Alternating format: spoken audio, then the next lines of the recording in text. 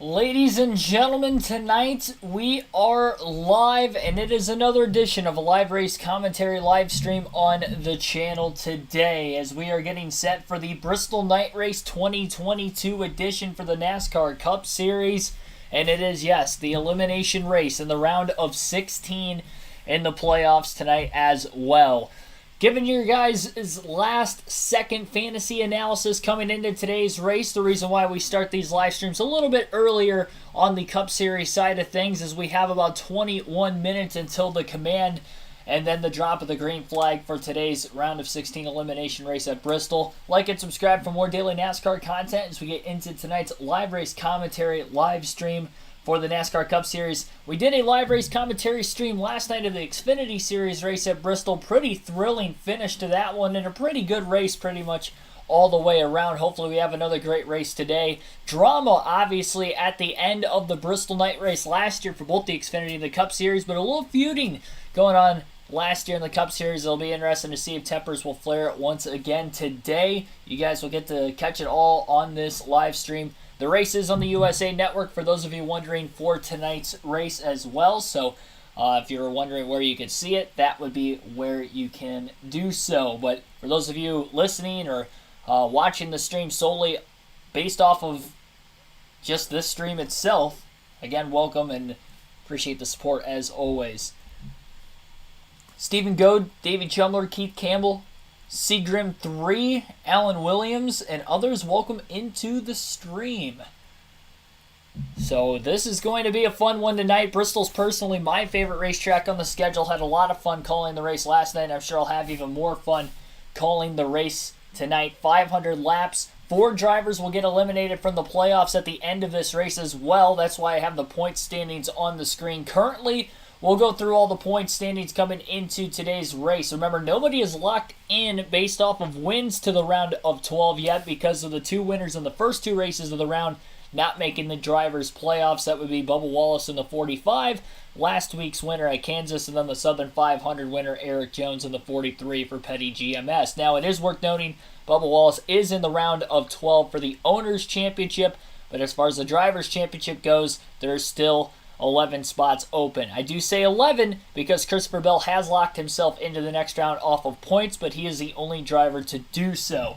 So Bell, he is locked in. Next closest driver behind Bell as far as points go would be William Byron. He's pretty comfortably above the cutoff line, 48 points to the good. Denny Hamlin just 1 point behind him as he's 47 points above the cutoff line. Joey Logano also plus 40. Ryan Blaney plus 36. Alex Bowman plus 30. It gets a little bit tighter on down the list for the next few drivers, but as long as they have decent nights as far as their finish goes, it really doesn't matter where they score in the stages or score a bunch of stage points early on. You won't have to really worry about where you finish. That would be for Chase Elliott as he's 28 points to the good. Kyle Larson is 27 points to the good, and Ross Chastain is 26 points above the cutoff line. Though for the final 3 drivers above the cutoff line, this is where the standings really get tight. As we'll scroll towards the top of the screen now, Daniel Suarez comes in as the number 10 seed into this race.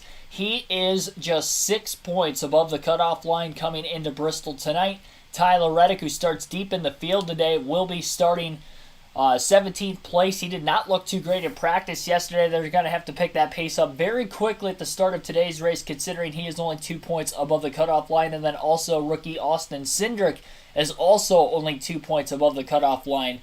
The Bristol basher, I would like to call him, Kyle Busch, is minus 2 points below the cutoff line. He's probably going to be one of the heavy favorites tonight. If he can score a bunch of points early on, I think he's got a very good shot of potentially even winning this race. But he's going to need a lot of points considering that he is below the cutoff line. Although the 2 drivers that start, really the 3 drivers in points ahead of him, I feel confident in Busch being able to outrun those guys. More on that in a little bit. Austin Dillon is 3 points below the cutoff line. Not a bad start to the playoffs for Austin Dillon, at least in comparison to some other playoff drivers who have had a lot of struggles in the first 2 races. Dillon's kind of kept his nose clean, has made it to the end of the race. He hasn't really scored any stage points, which has been the determining factor why he's still below the cutoff line, but he's got a shot today to point himself in. Chase Briscoe is only 9 points below the cutoff line despite sitting 15th on the grid. And Kevin Harvick, after 2 DNFs in the first 2 races of the round, likely in a must-win situation tonight. He could point his way in mathematically. He's 35 points below the cutoff line, but the chances of him doing so, very slim to none. He's going to have to try to go for his 3rd Bristol night race win and his 4th win at Bristol overall, likely if he's going to want to make it to the round of 12. Terry Lewis, thanks for tuning in. Daniel Powers, Patrick Shadley, also welcome in. Saya Z, I see you in the chat as well. Already over 30 people watching as we are just minutes into the start of the stream. So again, be sure to hit that like button, subscribe for more daily NASCAR content, as this should be a fun race today. Live race commentary for next Sunday's race at the Texas Motor Speedway will be right here on the channel as well. That is another race on the USA Network next week. So for those of you that maybe don't have cable, unable to watch it, you can listen live here on the channel just like you are tonight. So I'm going to get into my predictions for who I think is going to get bumped from the playoffs before I get into my race prediction. Actually, let me get into the race predictions first, only because I think the fantasy closes pretty soon. So I'll give you guys my last-second fantasy predictions first, and then I'll go with the predictions for who I think is going to be eliminated today in the playoffs, and then also look at who I originally had eliminated in the playoffs coming into this round at the start of Darlington. Waiting on the live leaderboard, by the way, on the screen. Once it becomes available, then I will be able to give you guys the usual raw feed leaderboard as normal. So I'm going to have to get my... Well, hang on. I want to make sure I get my fantasy lineup in. I don't have it in yet.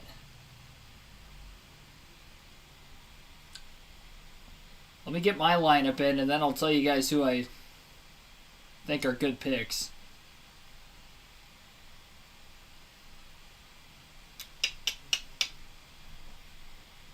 All right. Bear with me for a second. I did not have this ready to go. I should have done this earlier. I was at work earlier, though, so I'll give myself a little bit of a pass.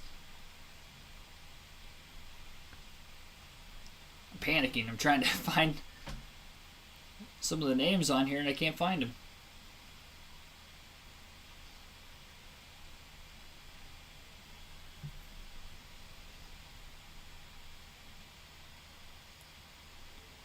Oh, jeez.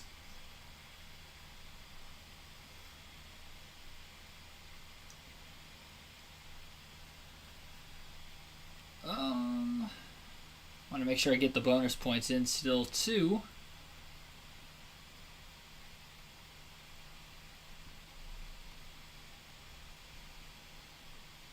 Oh, well, it already locked up on me. Well, that stinks. I had my lineup set, except for the fact that I didn't have my bonus points picked, so that stinks. Well, crap. I'll still give you guys my fantasy. I'm sorry for that. I didn't realize I didn't have it set. Good luck in fantasy. Well, I didn't quite get... I got my starting 5, so my garage driver I was going to put in was going to be Ryan Blaney, but I didn't get him in time, so I have Reddick in my garage instead, which I'll tell you in a moment, I don't like that. So we're going to start off with the drivers who I don't think are going to run particularly well today, or at least not finish well at the end of the day with these predictions on the don't-haves. They're basically just drivers who I think are going to finish outside the top 10 at the very least. And because we're in the playoffs, I'm trying to stick with the playoff drivers for these picks. So I'm going to start off with Tyler Reddick in the 8 car. I think Tyler Reddick is going to get off to a early exit. Yes, I think Reddick is going to not only finish outside the top 10 today, but he is my pick for one of the drivers being eliminated in the round of 16. Now, coming into the playoffs, I actually had Tyler Reddick. As I scroll on my screen real quick, that is the wrong way. So I actually had Tyler Reddick going to my championship 4 coming into the playoffs, but I do think he's going to get eliminated today. And the reasons why right now is, honestly, he has not ran well on short tracks this season. 31st, 21st, 30th, 18th, and 12th in the last 5 races on 1-mile racetracks or shorter. That would include 2 Richmond races in that stretch, a Martinsville race, and then a race at Dover and New Hampshire. So not great finishes for Reddick on these shorter racetracks. And in his Bristol points-paying race career, 12th, 4th, 36th in those 3 races. The 4th place finish was in the summer race in 2020. So at least he does have one Bristol night race, at least, that he has a good finish on. But if we're looking at this year specifically, RCR as a whole hasn't ran well in the short tracks outside of Austin Dillon at Martinsville. Was really the only time I can really remember RCR even running good on short tracks this season. Reddick does have a third-place finish at Phoenix at the start of the year, too, but the last 5 races on short tracks haven't gone his way. And I will say that Phoenix is nothing like Bristol, so I wouldn't even consider that necessarily a reason why you should start Tyler Reddick today. He didn't unload very quick yesterday. Both the RCR cars were pretty far back, but in fact, Austin Dillon actually looked like he had a bit more pace than Tyler Reddick in both qualifying and in practice. Reddick qualified 17th for today's race, was 28th fastest in practice yesterday. So pretty slow, obviously bottom half of the leaderboard. He's starting a little bit further back, and as I just mentioned moments ago, that he is sitting barely above the cutoff line, only 2 points to the good into this race, basically tied for the final spot above the cutoff line. So because it's so tight, and because I do think Kyle Busch is going to be one of the favorites today, I think Tyler Reddick, if anybody above the cutoff line is going to get knocked out, it's probably going to be him as far as who I would probably lean towards.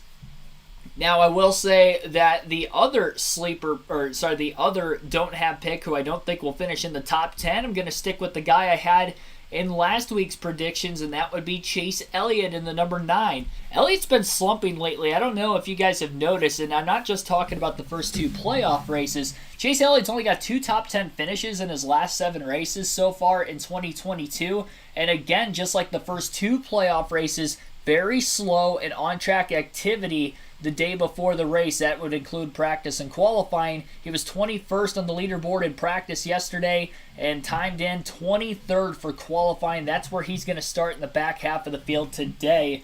So Chase Elliott struggling out of the gate in the playoffs. The good news is for Chase Elliott is that he is somewhat comfortably above the cutoff line, 28 points to the good.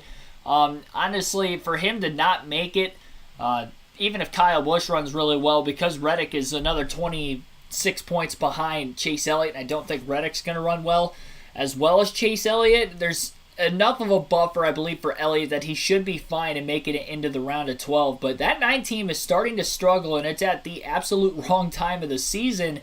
And for back-to-back races, I think he's going to finish outside the top 10. I was right on my prediction last week. He ran outside the top 10 pretty much all day, and hopefully I'm right this week as far as the prediction standpoint. So, yeah, I just don't have a lot of faith in Chase Elliott today. Now, I will say Chase Elliott has been pretty good in recent years at Bristol, so if there is a track he could bounce back on, you would think it would be today. But also, if I look at the short track races so far this season, he has also ran well. I think it's just mainly in recent races in general, the 9 car and the 9 team has not looked that strong. And it's strange because the other 3 Hendrick Motorsports Chevrolets, especially the 24 and the 48, these first 2 playoff races have really picked it up. And Chase Elliott, the number 1 seed, could be in trouble of missing the playoffs today if we have drivers below the cutoff line scoring a lot of stage points and obviously getting a good finish. I don't think that's going to happen, but I do think he isn't a safe lock as of tonight's race, as most people might think. Kevin Clark, thanks for tuning in. Kimmy Kerr, thanks for tuning in as well. Hopefully I said your name correctly. What is my top 3 driver finish? I will wait on that for a quick second. I don't usually predict the top 3 necessarily, but I'll give you guys my personal favorites who you probably should have had in your fantasy lineup for today, and then obviously my pick to win the race. Jeremy Oglesby, thanks for tuning in also. He's got the in-car camera tonight on YouTube. I have no clue, honestly. I usually don't know that. Favorite driver in NASCAR? My favorite driver is Ryan Blaney. Got his gear on once again as usual for these Cup Series live race commentary streams. Well, the races in general, whether I'm at the track or right here giving you guys the coverage. So Chase Elliott, Tyler Reddick are the 2 drivers who I don't think are going to get good finishes in tonight's race. At least going to finish outside the top 10. I do think Reddick gets eliminated from the playoffs. 2 sleeper picks, though, that I have getting top 10s, and one of them is based off the points and how the playoffs have started, and that's going to be Kevin Harvick.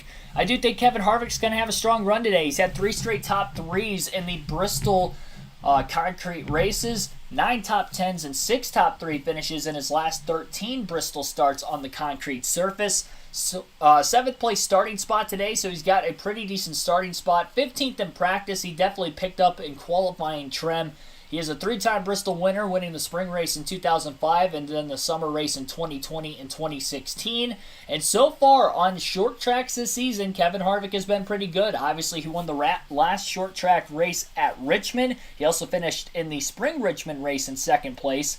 Martinsville is the only finish he's had outside the top 10 on a track that is 1 mile in length and less. Finishes of 6th at Phoenix. Also had a 9th place finish at Dover, 5th at New Hampshire, and again, I mentioned Richmond 1st and 2nd in those races. So he's been really good on the short tracks. I think SHR as a whole, for the most part, has been good on short tracks. Look for Kevin Harvick to potentially compete for the win today. I would not be shocked if that will be the case. And what a clutch performance it would be if he could get the win and make his way into the next round. I do think he'll have a shot. And depending on, maybe how catastrophic drivers could drop out of the race, especially if it's early on, and some drivers just slightly above the cutoff line or also below the cutoff line run into early trouble like we saw in the Xfinity race last night, there's a chance Kevin Harvick can capitalize on that and maybe even point his way into the playoffs still.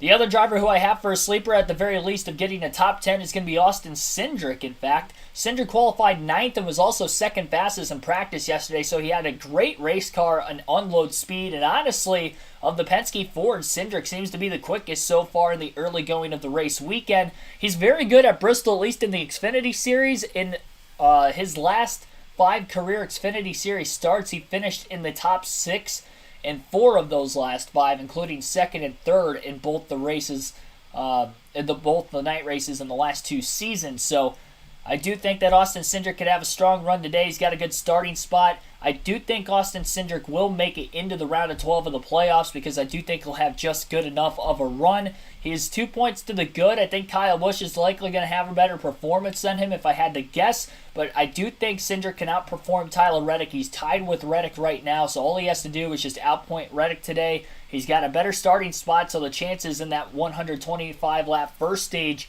or 130 laps, I believe, is the first stage. Whatever the length is of stage 1, it's either 125, 130 like it usually is. It's going to be very, very short, so I would probably lean towards Syndrick potentially getting some stage points there. And if he can just get stage points in stage 1, all he has to basically do is finish ahead of Reddick from there on out the rest of the race. I definitely think he can do so. He seems to have the better car coming into the race weekend. Obviously, it's going to be interesting to see if they can keep up with the change of the racetrack, is obviously in practice and qualifying because of the limited time. Wasn't really much of a chance for the groove to widen out quite a bit. Jack Lukey, thanks for the 99-cent super chat. Greatly appreciate it. And thanks for everybody else who's just tuning in for the first time as well. Two Dogs, Brooke Quack Gaming, thanks for tuning in. He's pulling for Daniel Suarez. Oh, better watch out for Ross, LOL. Wonder who he's going to wreck tonight. Oh, boy.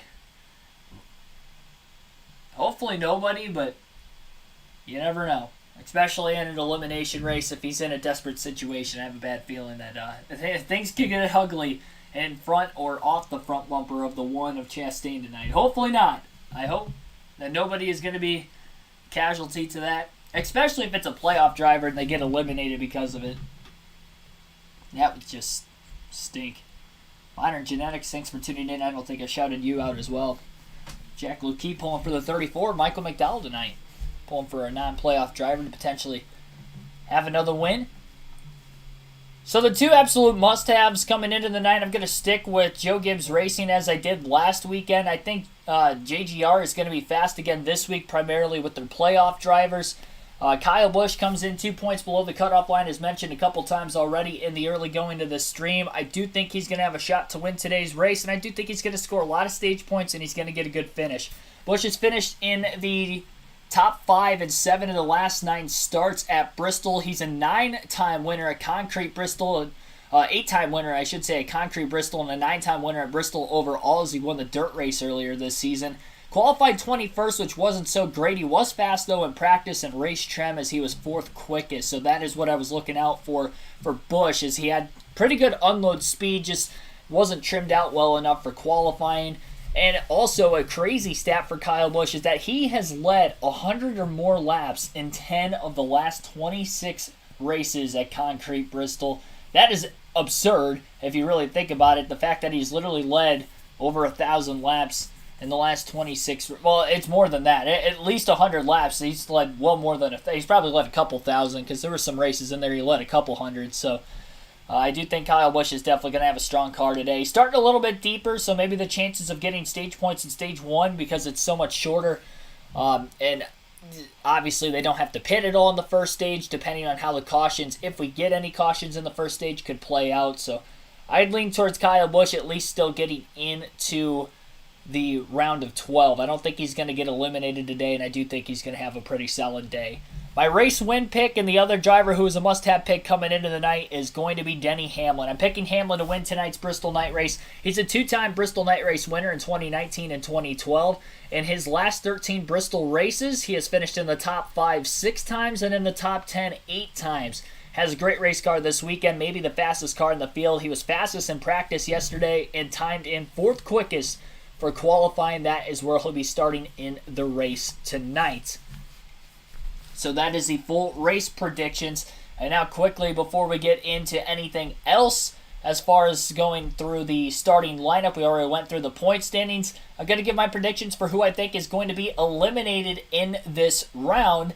As far as my predictions coming into the playoffs with the 16-man playoff field, I originally had Austin Dillon, Chase Briscoe, Austin Syndrick, and Alex Bowman getting eliminated. That will be adjusted, as of tonight at least, just a little bit.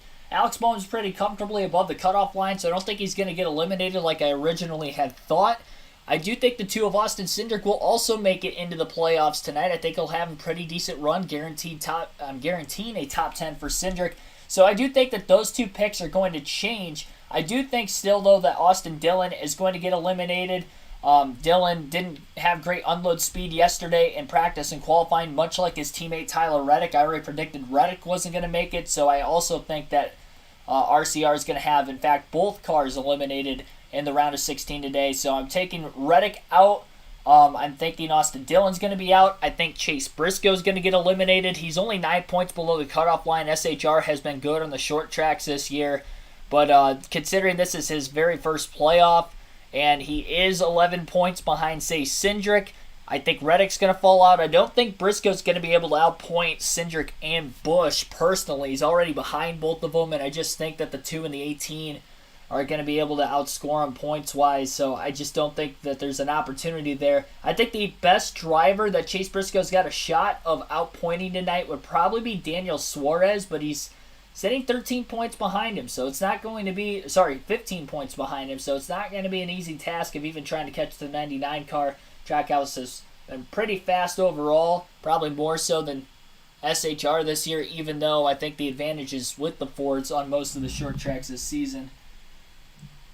So those are 3 of the drivers. I'm going to say Kevin Harvick is that 4th driver that's going to get eliminated today.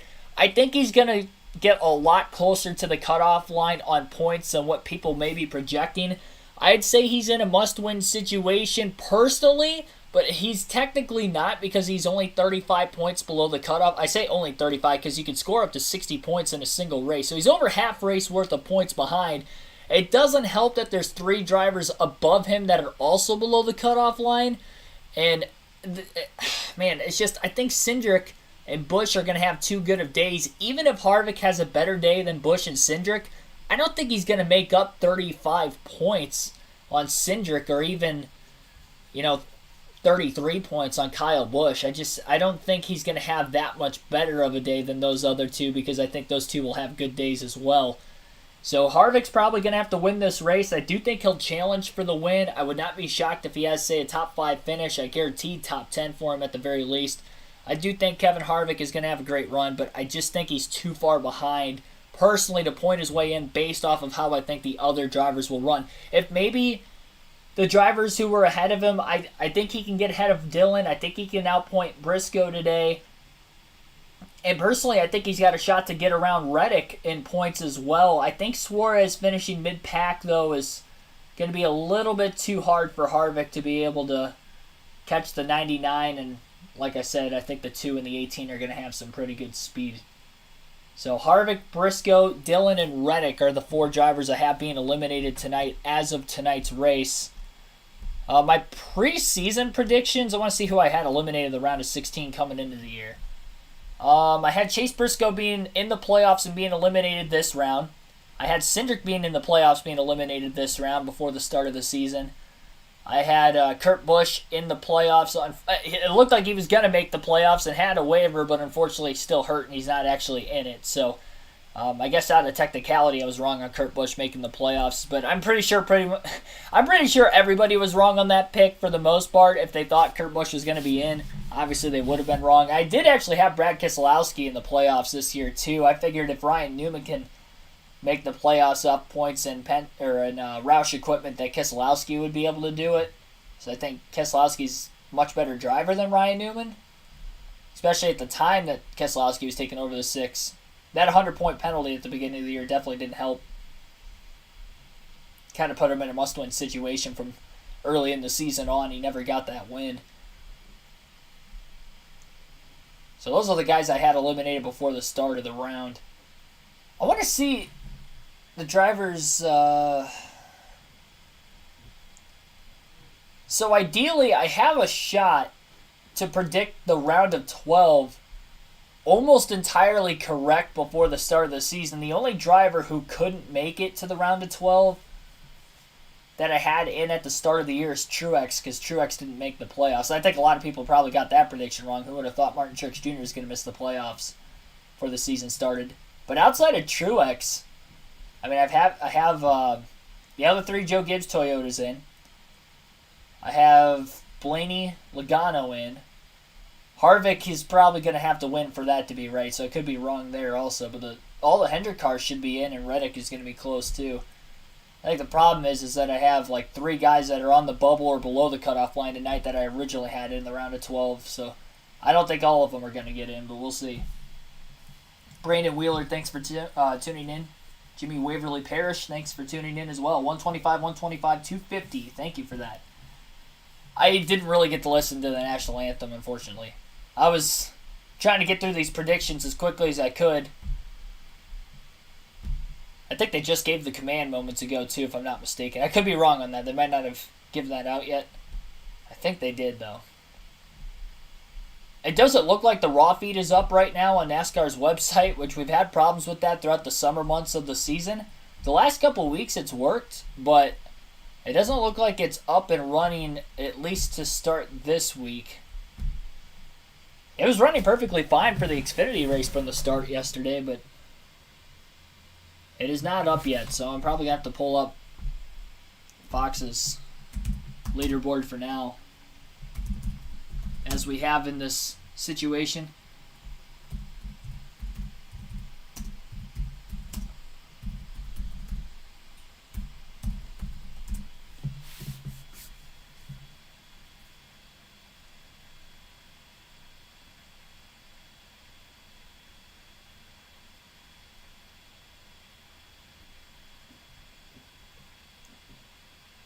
My laptop can run it. Would I ever do an NR 2003 season on the channel?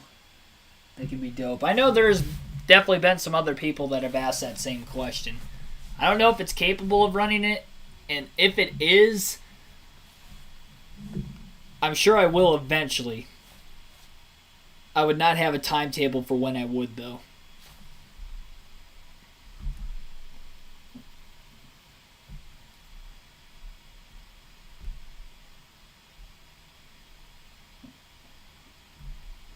Here's Chase Elliott with a pre-race interview with Dale Jr. This is one of those events as a kid that made me want to be a race car driver. So this atmosphere is unmatched, and just a real thrill to be a part of this event this year. Talked in the media a little bit about some of the challenges of this track, some of the bumps down in 1 and 2. What are some things you're thinking about?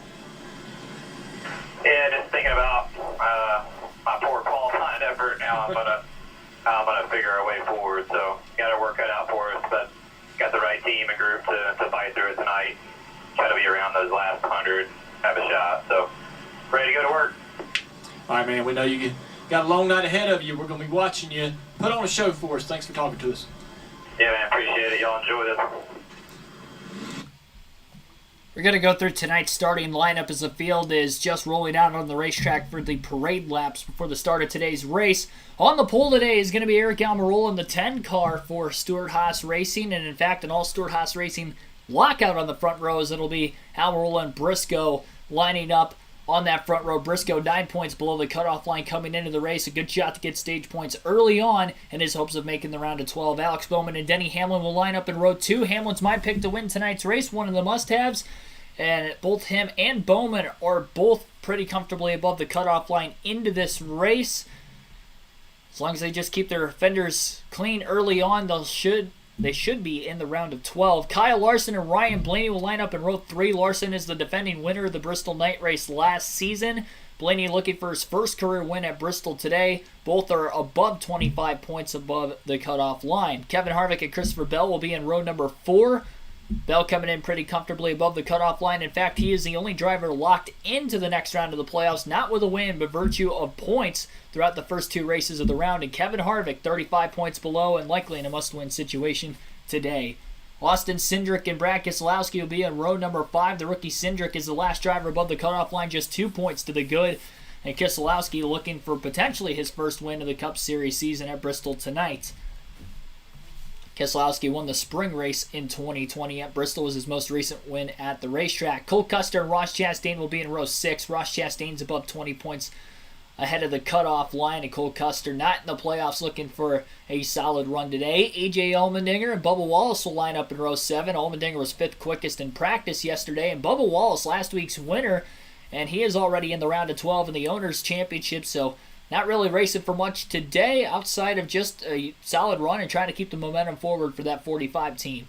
Joey Logano and William Byron will be in row number 8. William Byron is above 40 points above the cutoff line, much like Joey Logano. They're in good shape coming into the race. Tyler Reddick and Michael McDowell will be in row number 9. Reddick is coming in just also 2 points above the cutoff line. Again, he was one of my predictions to not have a good finish today and to be eliminated in the playoffs. We'll see if that prediction will be true by the end of the race.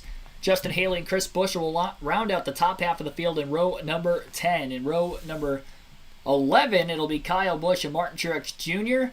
Announced earlier in the week, Kyle Busch will be taking over full-time in the 8 car at RCR next year. And in his final season, trying to make it out of the round of 16 in that 18 car today. He's 2 points below the cutoff line and starting in the back half of the field. Chase Elliott and Eric Jones will line up in row number 12. Elliott was the winner of the 2020 All-Star race at Bristol. No points paying wins at Bristol for him. He comes in as the number 1 seed, but on a slow streak lately. Just 2 top 10s in the last 7 races, looking to bounce back today. Ty Gibbs and Ricky Stenhouse Jr. will be in row 13. Gibbs is going to have hard work cut out for him his first 500-lap race at the Concrete Oval today. Harrison Burton and Austin Dillon will line up in row 14. Dillon starting deep in the playoff field, also below the cutoff line coming in. He's going to need a solid day if he's going to make it into the next round. Daniel Suarez just 6 points to the good above the cutoff line. Will start inside of row 15 alongside rookie Todd Gilliland. Corey LaJoie, Cody Ware will line up in row 16. Row 17 will be BJ McLeod, Ty Dillon. Landon Castle, J.J. Yaley will round out the field in row 18 today. That is your 36-car lineup. And they'll be ready to take the grain here in a matter of moments as the teams are checking pit road speed right now. Frank Powers, thanks for tuning in. Billy Carjoy, thanks for tuning in. James Moore as well, welcome. Hit that like button. Again, subscribe for more daily NASCAR content. As soon as the raw feed becomes available on NASCAR's website, we'll have the full leaderboard on the screen as we usually do. But for the start of the race, it looks like it is still down. So we're only going to be able to show the top 10 and a lot less stats on the right side of that as well. Stage lengths are 125, 125, and 250 today. Move that out of the way for you guys so you can actually see the bottom of the leaderboard. 500 laps, the scheduled distance for today's race, as usual at Bristol. Trying to get up to 200 likes at least on the channel today. Already more people watching this than what we had in the Xfinity Series live stream yesterday, so great for all of you guys tuning in on this Saturday night. Who doesn't like Saturday night short track racing? Whether it's local tracks, local shows on the race weekend or NASCAR, it's always great to see. Lights are not out on the pace car yet, so at least one more lap after this current lap before the field goes green, as they're rolling at a very slow 35 miles an hour on the racetrack as of right now. David pulling for the 48, 45, and 9. Down in the chat, I want to see who you think is going to win today's race. Put the number down in the chat below. I'd like to see who you think is going to win tonight's race at Bristol. My personal pick is Denny Hamlin. See what you guys think as well. Weather expert, thanks for tuning in. Dark Crypto, also welcome. Son took Bowman, you took Harvick in your pool. I have nothing to lose. Yeah. Harvick could still point his way in. I mentioned that earlier. I don't think he will, but I wouldn't be surprised. Maria Carnesis, thanks for tuning in.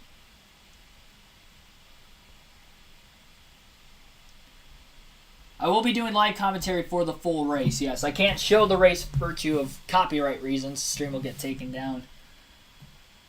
But I will give the full in-depth analysis throughout. Smokey in the pot, thanks for tuning in. I see Patrick Chadley pulling for Harvick, or at least picking Harvick. Billy Carjoy going bold with a Ty Gibbs win. Davey picking the 48.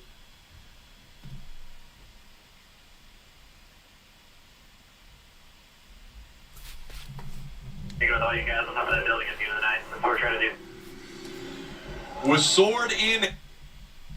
That was the end of the speech that Chase Briscoe and his crew was having before the start of today's race, as he comes in with a good starting spot, looking for redemption from the Bristol dirt race earlier this season. Almirola on the outside lane as the field will take the green. We're underway, night racing at Bristol for the NASCAR Cup Series.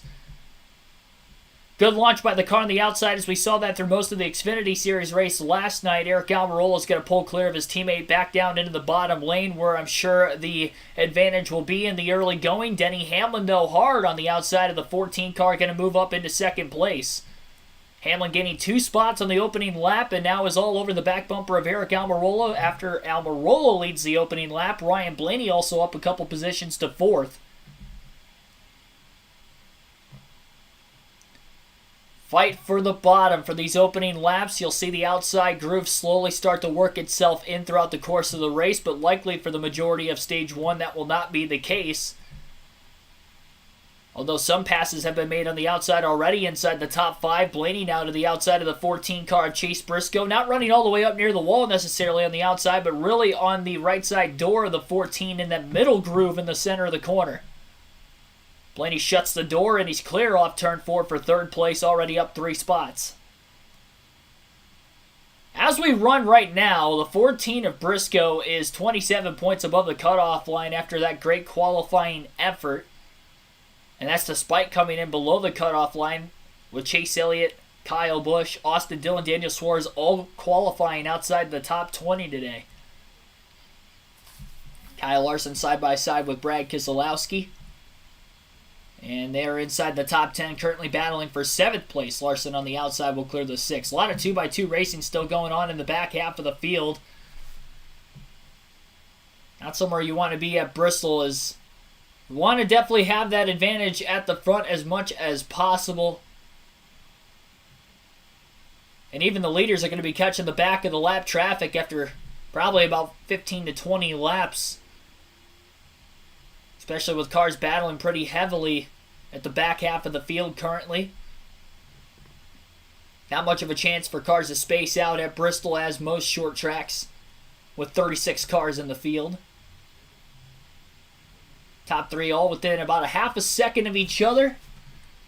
And it's only about a 3.4 second difference between 1st and 10th.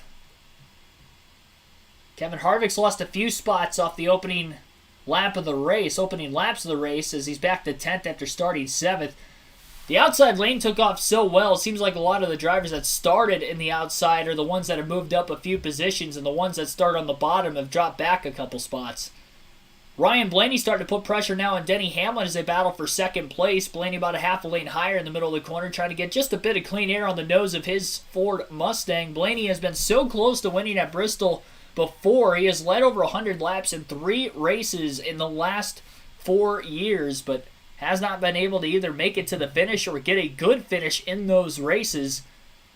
So although he's looking fast early on, we'll see if he can actually keep the speed later in the race and, of course, stay out of trouble. His trouble seems to find him a lot at this racetrack. Both Hamlin and Blaney are sitting about 38 points above the cutoff line. Blaney has to lift off turn 4 to keep it off the left rear corner panel of Denny Hamlin. About made contact, and that's going to allow Hamlin to gap him by about a full car length now in the back straightaway into 3 and 4. Hamlin going to move all the way up to the outside as he goes closer to the wall than pretty much anybody else has tried. Blaney has put a lot of pressure on the 11, so the 11 trying to change his line already. Almirola not really pulling away from these two despite the battle for second going on. They're only 0.4 of a second behind the 10 car. Blaney's still rounding the bottom of the racetrack as Hamlin is running the outside. Now Hamlin moves back down to the bottom again. So he tested it just a couple laps, couple of corners, probably didn't like it. I will say the outside seems to have a lot more grip with these cars today versus in the early going of the race last night. Matt Hunter, Dave Hughes Farm, Jason Hefner, thanks for tuning in.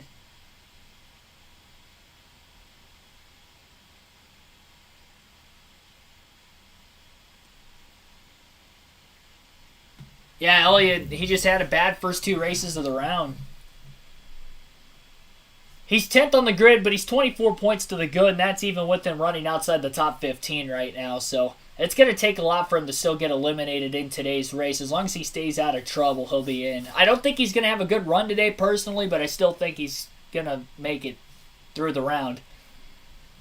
There are a lot of other playoff drivers that qualified around him too, which definitely helps him. And a lot of the drivers that did were already below him in points.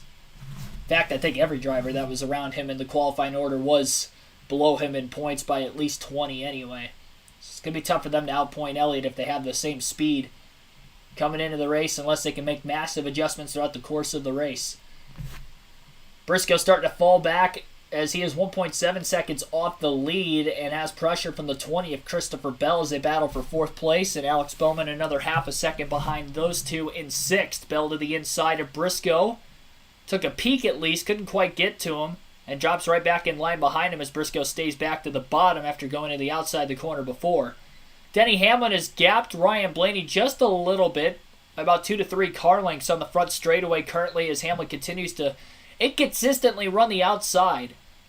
It's very interesting that he's changing his line from time to time, that he'll go to the outside for a lap or two and then he cuts down to the bottom just trying something different. Probably just trying to get a good feel for the race car as well as trying to close in on the 10 of Eric Almirola. Almirola went to the outside that last corner, maybe trying something a bit different with Hamlin slowly closing in, and Almirola was not able to work the outside as well as the 11 of Hamlin behind him.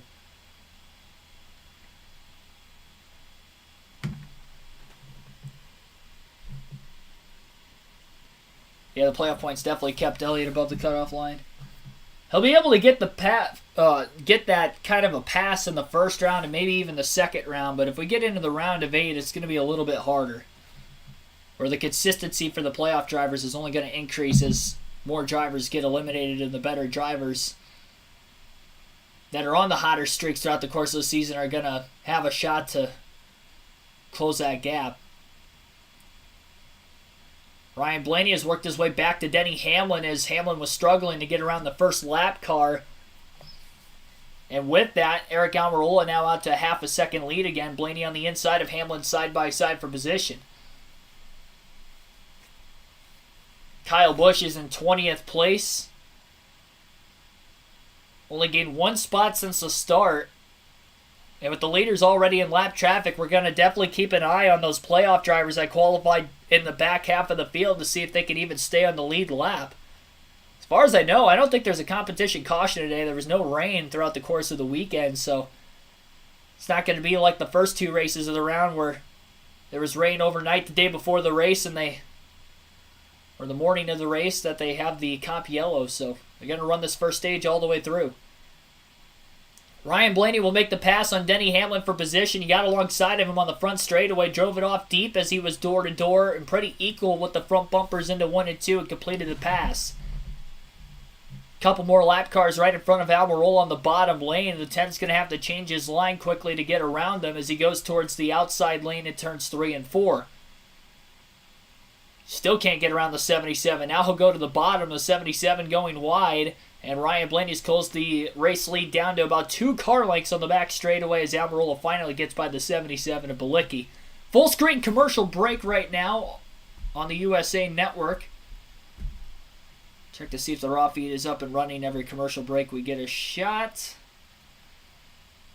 And it is working. All right, so we only had it out for the first 20 laps or so. But the raw feed is now available on NASCAR's website, so we'll get our normal leaderboard back up and running here. For those of you that are returning viewers of the channel, this is obviously what it looks like. New viewers as well. It looks like Ryan Blaney during the commercial break is just taking the race lead away from Eric Almirola in lap traffic, so Blaney will lead his first lap after Almirola leads the first 36. Full field running order through 35 green flag laps so far would have Ryan Blaney in the race lead, Eric Almirola in second, Denny Hamlin in third. The lead is not even a tenth of a second also for Blaney over Almirola. But again, Hamlin in third, and actually Hamlin up to second place now. Almirola back to third. Chase Briscoe in fourth. Christopher Bell rounds out the top 5. Alex Bowman in sixth. Kyle Larson in seventh. Brad Keselowski in eighth. Ross Chastain 9th, Kevin Harvick is 10th, Bubba Wallace up to 11th, William Byron 12th, Austin Syndrick 13th, Cole Custer in 14th, Michael McDowell 15th, AJ Allmendinger in 16th, Mark Truex Jr. 17th, Joey Logano 18th, Chris Buescher 19th, Kyle Busch is 20th, Justin Haley in 21st, Tyler Reddick now in 22nd, Chase Elliott 23rd, Eric Jones 24th, Ty Gibbs 25th, Ricky Stenhouse Jr. 26th, Harrison Burton 27th, Ty Gilliland in 28th, Ty Dillon in 29th, Daniel Suarez in 30th right now, Austin Dillon 31st, Corey LaJoie 32nd, Cody Ware is the last car in the lead lap in 33rd, and then 3 cars are a lap down already, J.J. Yeley in 34th, Landon Castle 35th, B.J. McLeod 36th. Caution is out, it looks like for the first time on the racetrack as the USA Network just coming back from the commercial break. I don't know if that's on my end or not. Hulu's a little bit delayed. They look like they're under green flag race. We're going to get a caution here any second. That kind of stinks. That spoiled it for me, but it's usually not the case. Yeah, there's a car in the wall right now. I just saw it on the aerial shot, but the caution hasn't come out yet. Now the caution lights are on. Looks like Harrison Burton got into the wall. Well, no caution yet. Hang on. Oh, there's another car in the wall. There's 2 cars. Caution's out now, yeah. J.J. Yeley was up near the track very slow. And then Harrison Burton was on his way onto pit road when the caution came out. Harrison Burton's got a right front tire down. I have to wait for the replay. But Harrison Burton had a right front tire down. I'm not sure if that caused the incident between him and Yeley or maybe there was contact. But the right front tire is also down on J.J. Yeley's car as well as the 21 of Harrison Burton. Alex Bowman Facts, thanks for tuning in. Diana Wilson, thanks for tuning in also.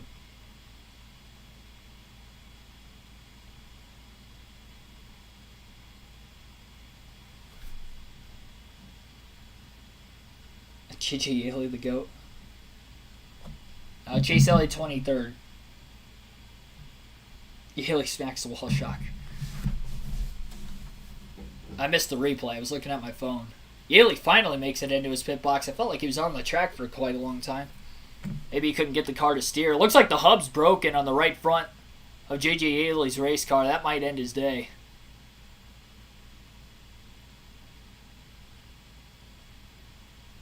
So there's some damage on the hub of the 15.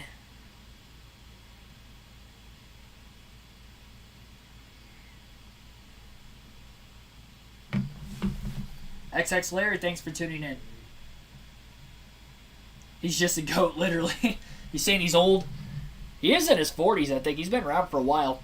Here comes the rest of the field to pit road right now, and you'll get to listen to the pit reporters through pit stops all night long. Are you fairly happy with the handling of it, though? He did say, though, the brakes are shaking like crazy. They have a definite wobble to them. We'll certainly keep an eye on that, Kim. And in the middle there, Kyle Larson told crew chief Cliff Daniels he needs help on the entry, just 2 free. It's going to be 4 tires and Sunoco fuel right there on the bottom. Chase Briscoe said he was just way too tight, couldn't do anything with it. The last 7 laps, he told his team it felt like his power steering went out, Dave. Leader Ryan Blaney all the way around turns 3 and 4. Hard left turn into his stall. He'll get 4 Goodyear tires and Sunoco fuel, just a little bit loose. As for Denny Hamlin, his car was migrating to the tight side on the exit of the corners. You get an adjustment for that, Dillon. Christopher Bell started off a little bit tight on this run, but by the end of it, he said, we are really, really good. No changes, 4 tires and fuel for Bell, and here's the race off pit road. Denny Hamlin by inches will win the race off pit road on Ryan Blaney. Eric Almirola will slide out in third. So Blaney loses the lead to Hamlin on pit road, and then also the 5 and the 48 will swap spots inside the top 10 as well, right around 6th or 7th place. Stu Isaac, thanks for tuning in. Only 12 on the lead lap. No, there's more than 12 on the lead lap. I think it was just our leaderboard because of the caution, because there's pit stops on the back straightaway and front straightaway, so our timing and scoring is a little weird under the caution periods, but green flag, it'll be normal. I don't think anybody stayed out. I could be wrong. That was a big caution for Daniel Suarez and Austin Dillon, who were both 30th or worse on the leaderboard, and there were only 32 cars on the lead lap when the caution came out. Cody Ware will get the free pass in the 51, by the way. Harrison Burton is a lap down. Looks like Elliott is 2 laps down after they have both had right front tire issues. We're under caution for the first time. Hopefully we don't see too many tire issues throughout today's race. It's the first race on this surface at this track with the next-gen car. So you just never know. When will league playoff points be reset? So it reset it. You have to go to playoffs. So if you go into the fantasy league where it says league standings, if it's not already preset to playoffs right now, you go to the playoffs section to find your playoff leaderboard.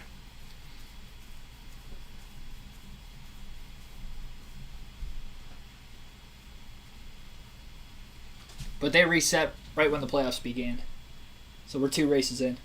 They don't reset like the actual playoffs. It's just, there's no knockouts or anything. It's just the highest scoring of the 10 races will win the playoff championship.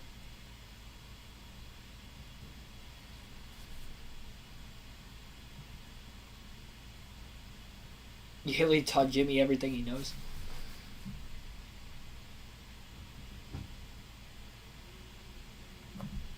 Yeah, Chase Elliott looks like he lost a spot on pit road. Austin Dillon gained about 7 spots on the pits, up to 23rd it looks. So it looks like the top 6 stayed out. That's going to give Brad Keselowski the lead. Keselowski was in 8th before the caution came out. Bubba Wallace stayed out as well. He was in 11th prior to the caution. Reddick was outside the top 20. Daniel Suarez was in 30th when the caution came out. All those guys will be in the top 5. Corey LaJoie also stayed out of the pits. So Hamlin in 7th will be the first driver on fresh tires. He'll be on the outside of row 4 on the restart.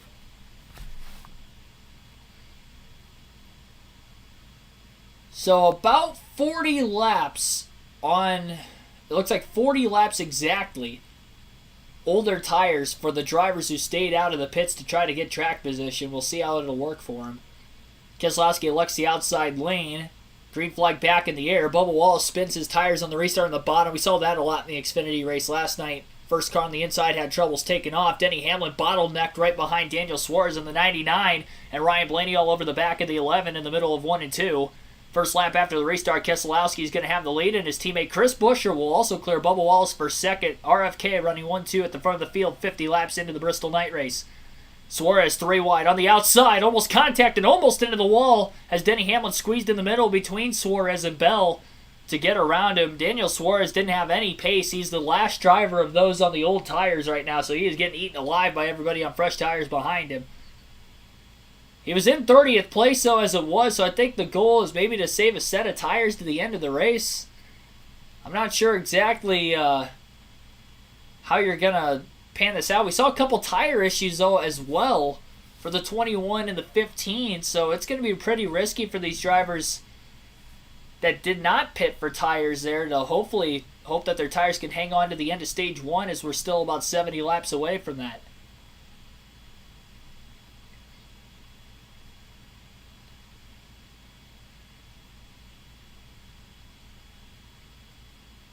So the goal for stage 1, it sounds like from the crew chief of Daniel Suarez, is they want Suarez to finish top 15 in the stage. He's 10th, but he is, I don't know if he's going to be able to do that. He didn't have a great car, so you have to assume the handling on the 99 is not great. And now he's on older tires by 40 laps compared to everybody else around him. Noah Gragson was able to hold on to about 100 lap older tires at Bristol to win the race last night, but it also helped that the battle for second was pretty intense for about a half a dozen laps, maybe a little more than that allowed Gragson to get away, for Brandon Jones tried to run him down in those final closing laps in the battle for the win. A little different when you're in the mid-pack and in dirty air. On top of the fact you have a bunch of drivers on fresh tires already around you and not battling for position necessarily around you, but with you. He's holding on pretty well on the outside for the most part. The 14 of Chase Briscoe down low and has been side by side for about 3 straight laps with Suarez battling him for the 10th place position. Corey LaJoie also starting to fall back of those that had not pitted during the last caution. He is in 9th place right in front of the 99 and 14, and Harvick's kind of trapped behind the 2 cars side by side of Suarez and Briscoe right in front of him. Kyle Busch up about 5 spots to 15th. Keselowski continues to lead by about a half a second. Bubba Wallace still holding on to 3rd for the time being as well. And the first car on fresher tires of those that just pitted would be Eric Almirola in 5th, 1.8 seconds off the race lead. 60 laps complete so far tonight at Bristol, just the 1 caution. Harrison Burton, J.J. Yaley bringing out the yellow.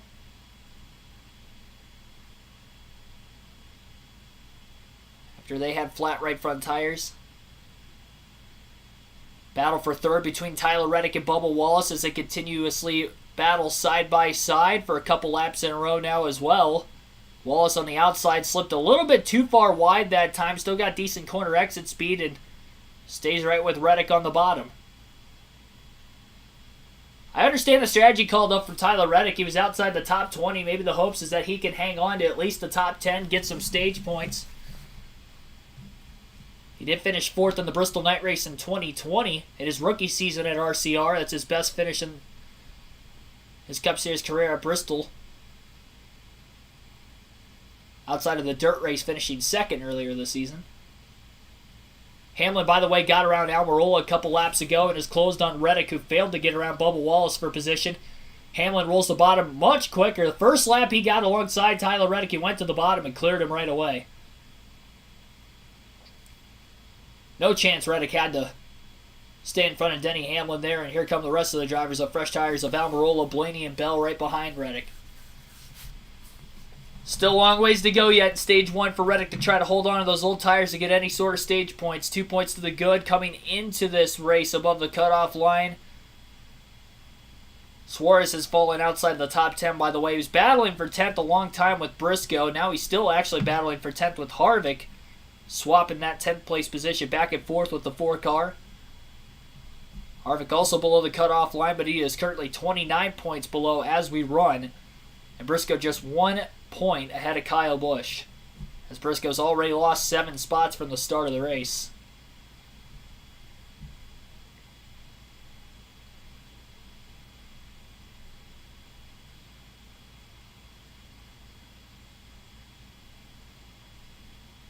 Couple other playoff drivers outside the top 10 battling side by side. Austin Syndrick, Austin Dillon battling for 22nd. Chase Elliott right behind those 2 drivers.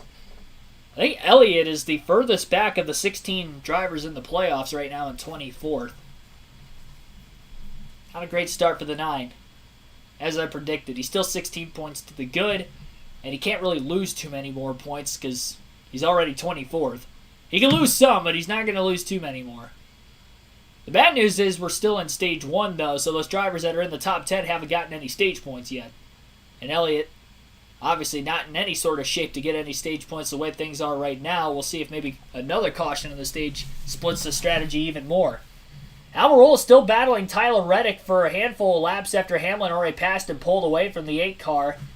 10 has been down on the bottom, but he's not able to get it done. It sounds like he's dealing with tight conditions right now. It would be Almirola in the 10, which is not going to help that he's trying to roll the bottom of the racetrack to pass Reddick. If he's too tight, he's probably having to lift a little more in the corner to try to get the car to rotate.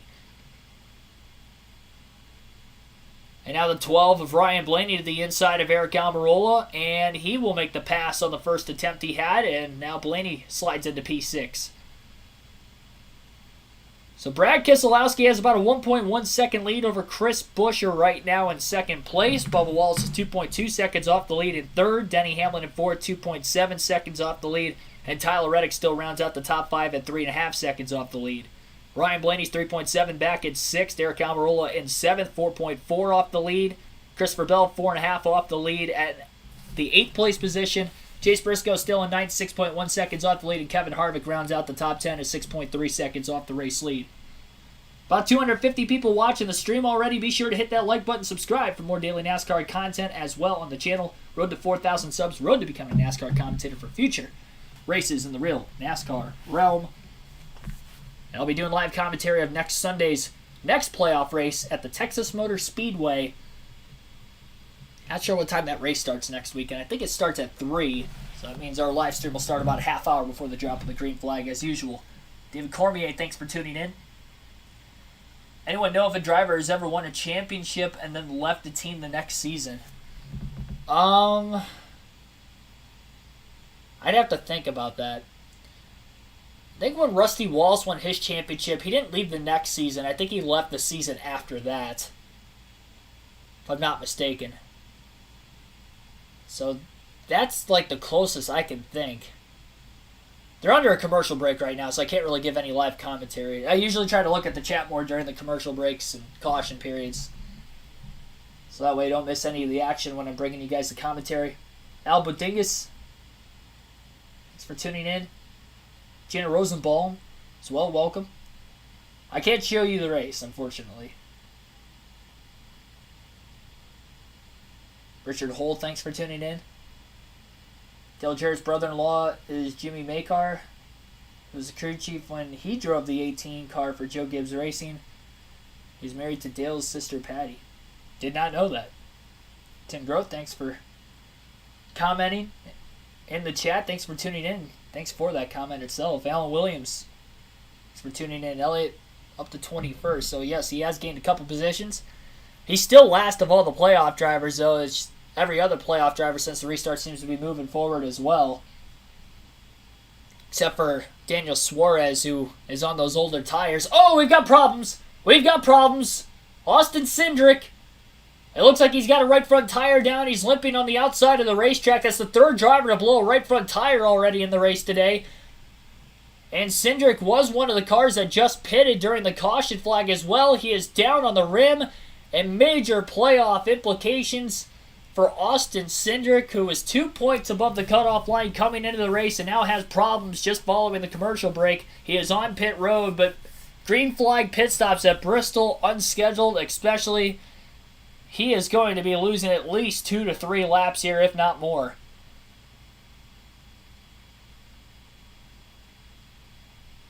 Pretty good job by the crew getting that right side of the race car up, getting the tires on, trying to pull the fender out to make sure there's not going to be a tire rub, but the new tires they pull onto the car. Syndrick did get into the wall on the outside after blowing the right front tire.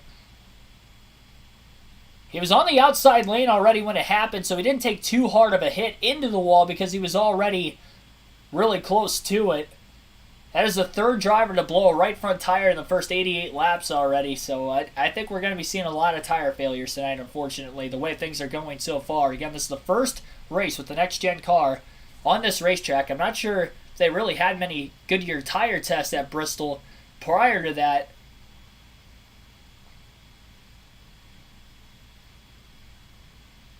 Syndrick is now 22 points below the cutoff line to chase Briscoe as the last driver in, and Briscoe also tied with Busch as of right now. And actually, Busch is 3 laps to the good. It looks like it. No, that's not right. I don't know. It keeps updating. It's like 3 points to the good and then 0. I don't know what's accurate right now, but looks like Briscoe, Busch are right on the cutoff line. Anyway, we do know that Syndrick's 22 points below now after that issue. Oh, and Ryan Blaney's got problems now. Another right front tire flat. Eric Almirola's in the wall on the outside. This time the caution comes out. And I think the caution that time is more for Almirola spinning, but Ryan Blaney's also got a right front down. 4 drivers to blow a right front tire already in 92 laps at Bristol, and Blaney and Syndrick both pit. 2 Penske cars having problems within a couple laps of each other. And there might be a rear toe lake issue on the 12 because it does look like the 12 is moving around quite a bit with the rear suspension of the race car. It might just be because the right front is down on the rim and it's bouncing, but hopefully there's no rear suspension issue after Blaney hit the wall. Blaney took a much harder hit into the wall than Syndrick because Blaney was on the bottom lane at the time of him blowing a tire, and then Almirola was already on the outside right in front of the 12, so he was slamming on the brakes trying to check up, and that's what caused him to spin out, trying to keep it off the 12 car. He did keep it off of Blaney, but he ended up backing it into the outside wall after locking the tires. Yep, Dale Jr.'s in the booth. And now more problems for Ryan Blaney on pit road as he has lost a wheel leaving his pit box. And that is going to be likely a suspension. I don't know if it's going to be a suspension for his... Oh man, it might be. I don't know.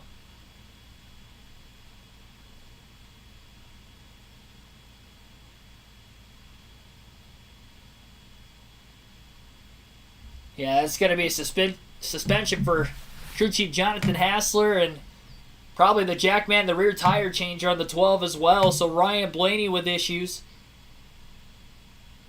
Syndrick with issues. Both right front tires going down on some playoff drivers.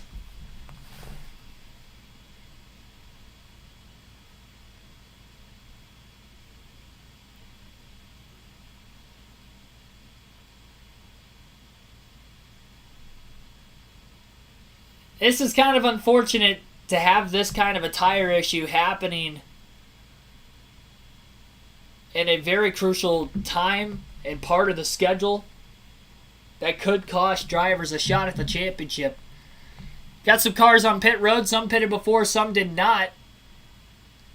And let's listen in. Some sort of air pressure adjustment. Well, Joey Logano, right? He's the last guy on standing, Marty.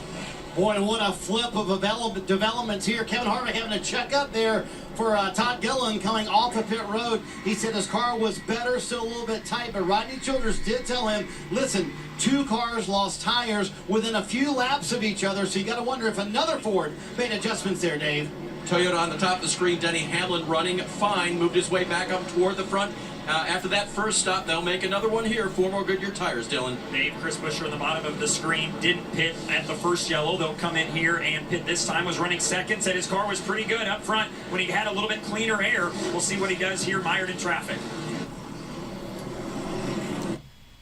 10 team is underneath the hood of Eric Almirola's race car. He was having power steering issues at the start of the race, so I think they're trying to figure out the issue there. Good time to do so under the yellow flag, and it doesn't help also that he spun, which was probably another reason he spun out, locking the brakes up as hard as he did, is because he was already without power steering. Had even less control of the race car at the time of him trying to miss Ryan Blaney. Dark Shadows, Sunshine, Cool Water, thanks for tuning in. Yeah, I am nervous as a Blaney fan. You guys probably saw me put my hands on my head when that happened. This is Daytona all over again. I was anxious at the end of that race when you guys heard the live commentary at the time, and now I'm going to be constantly looking at that playoff cutoff line for about the next 400 laps. The good news for Blaney, he was 38 points to the good coming into the race. So he might not need that much help. It looks like Blaney's 2 laps down right now, which is going to be tough to get 2 laps back at Bristol. 1 lap is manageable, 2 is very difficult. Syndrick is 5 laps down and still in this race. And like I said, the 12 took a lot harder to lick into the wall than Austin Syndrick, considering Blaney was on the inside when his tire gave way. And actually, it looks like our leaderboard is updated. Potentially. I don't know. We're under caution. Again, the cautions are kind of weird with the scoring in general on the raw feed, so they're not completely accurate. It doesn't help that we have 2 separate pit lanes. Probably going to jack it up a little worse because now it's showing Blaney 1 lap down and Syndrick 4 down instead of 5. I'll just have to wait for the restart. Yeah, now it's back to 2 and 5 again. I'll just have to wait for the restart before we find out for sure exactly how many laps the 2 and the 12 are down. Inside Uranus, thanks for tuning in. Finally a race on Saturday. Yeah, we don't get too many of them anymore. We were supposed to have Daytona on our Saturday a couple weeks ago, but it got rained out and moved to Sunday.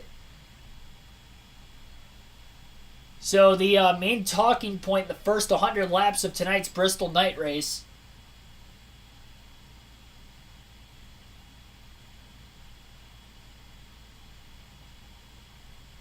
Another issue for another Penske driver, it sounds, is Joey Logano had to come back onto pit road. He's going to lose even more track position after his left rear tire might not have been secured. Ryan Blaney just had an issue with that on pit road, and that was under the caution after Blaney blew a right front.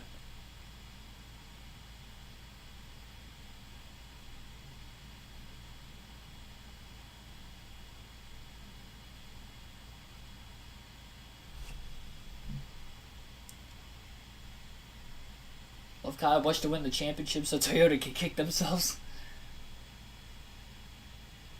That would be pretty funny, I'm not going to lie.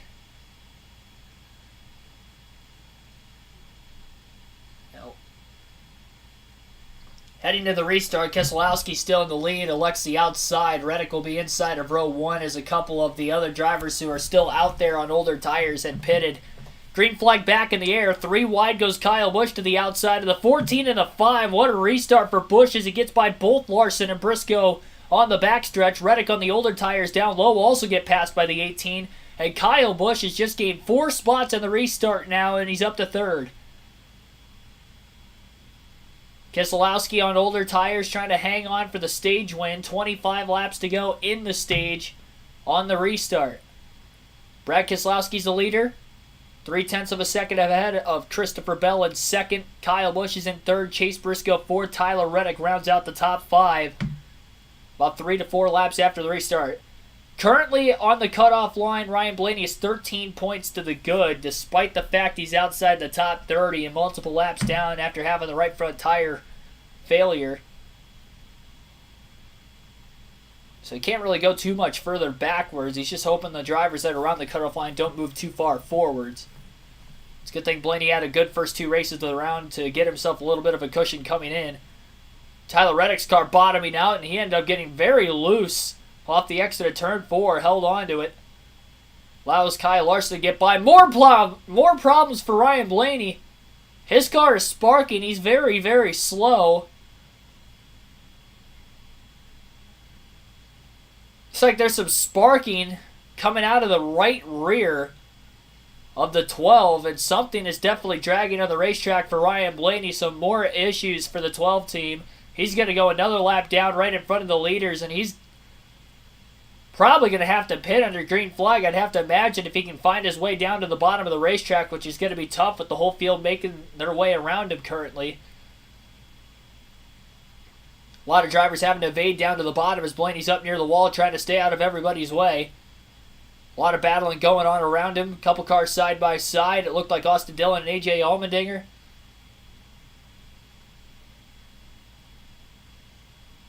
Oh, 43. Eric Jones just about ran into the back of the 12 car as well now. Also, he's so slow. If he just stays on the racetrack to the end of the stage before they try to fix it, I feel like he's going to get black flagged.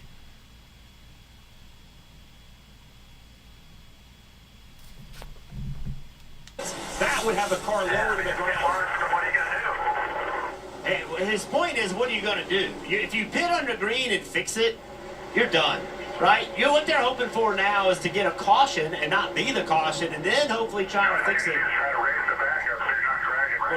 Now the left side's dragging as well. Yeah, so, I mean, they have a big issue they're going to have to fix. The real question is, I believe they're off the DVP. They've definitely run a 17-second lap.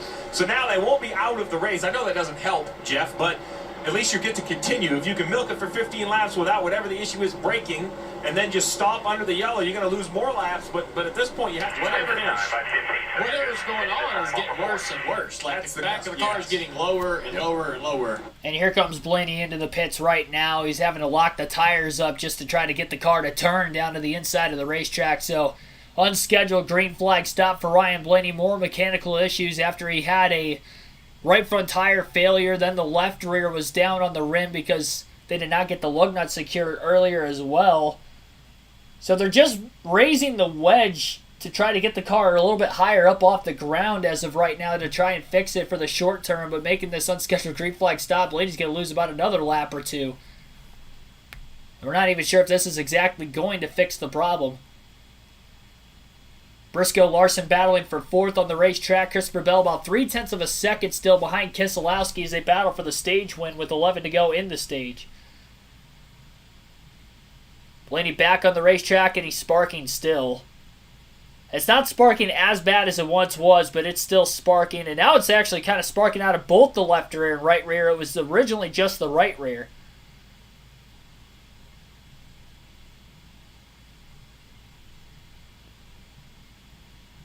A lot of struggles for Ryan Blaney so far tonight in stage one. After leading laps early in the race, again in another Bristol race, and he is very slow on the top of the racetrack right now, and he's trying to get the car likely down to pit road again. 8 laps to go in the stage. Blaney is dangerously slow. He's got to bring it into the pits here.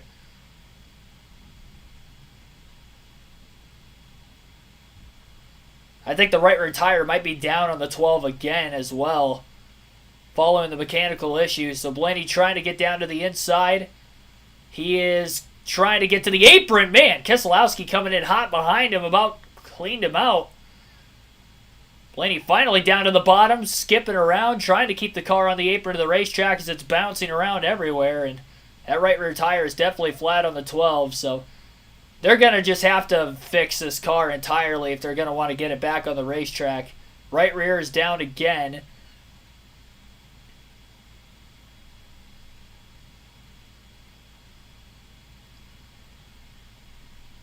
Want you guys to listen in to maybe some of the problems, some of the communication with the 12 team a little bit ago as well, because they'll be able to do a little bit better job than me in explaining everything of what's going on. As far as the damage underneath the race car and the underbody. Christopher Bell looking for another playoff point. He's locked into the next round on points as of right now, but he's battling Keselowski for the stage win. Just 3 more laps to get around the 6. Bell on the outside, he's charging hard. Lost a little bit of ground, though, in that outside lane in turns 1 and 2. Keselowski, who was running the bottom, now moves to the top, and Bell goes to the bottom to switch his lane up. Keselowski slowly pulling away, though, from Christopher Bell over the last lap and a half or so. 2 to go in the stage. Couple lap cars right in front of the 6. BJ McLeod down low. Keselowski up high. White flag, final lap, stage 1. Christopher Bell, 0.3 of a second still behind Keselowski. A little bit higher was Bell than Keselowski through 1 and 2, but he's going to be too far back into the final corner to catch the 6. So Brad Keselowski's going to surprise and win stage 1 tonight at Bristol. Christopher Bell will end up second, Kyle Busch third, Chase Briscoe fourth, and Kyle Larson rounds out the top 5 in stage 1.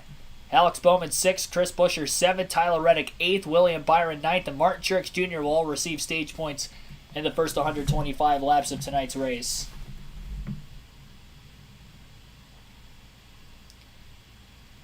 Yeah, Ryan Blaney's day is pretty much done. They're going to try to change the rear suspension on pit road right now. They might have to put it into the garage to do so. He's cleared the damaged vehicle policy clock, so they can kind of take as long as they really want to fix this, but he's going to go many laps down, and the hopes for Blaney is that more cars just essentially get knocked out of this race throughout the course so he can pick up more points. He is still currently about 12 points above the cutoff line at the end of stage 1, but we still have more stage points to be received in stage 2, so that cutoff line's probably going to get a bit tighter if there's drivers around it that are able to get stage points, because obviously Ryan Blaney will not get any stage points today and is currently scored in last place, about 10 laps behind Syndrick, and will continue to lose laps, whether it's under green or under caution, until they get that 12 car completely fixed for him to be able to run at minimum speed on the racetrack.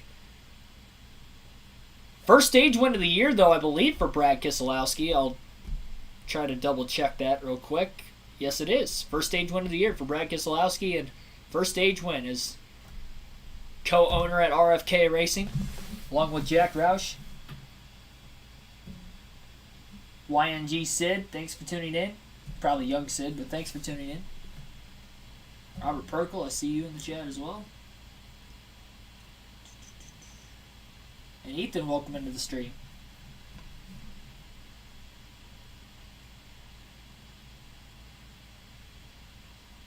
Yeah, that's true too. As long as nobody below the cutoff line wins the race, that would be the big issue for Ryan Blaney. Because he is about 12 points to the good.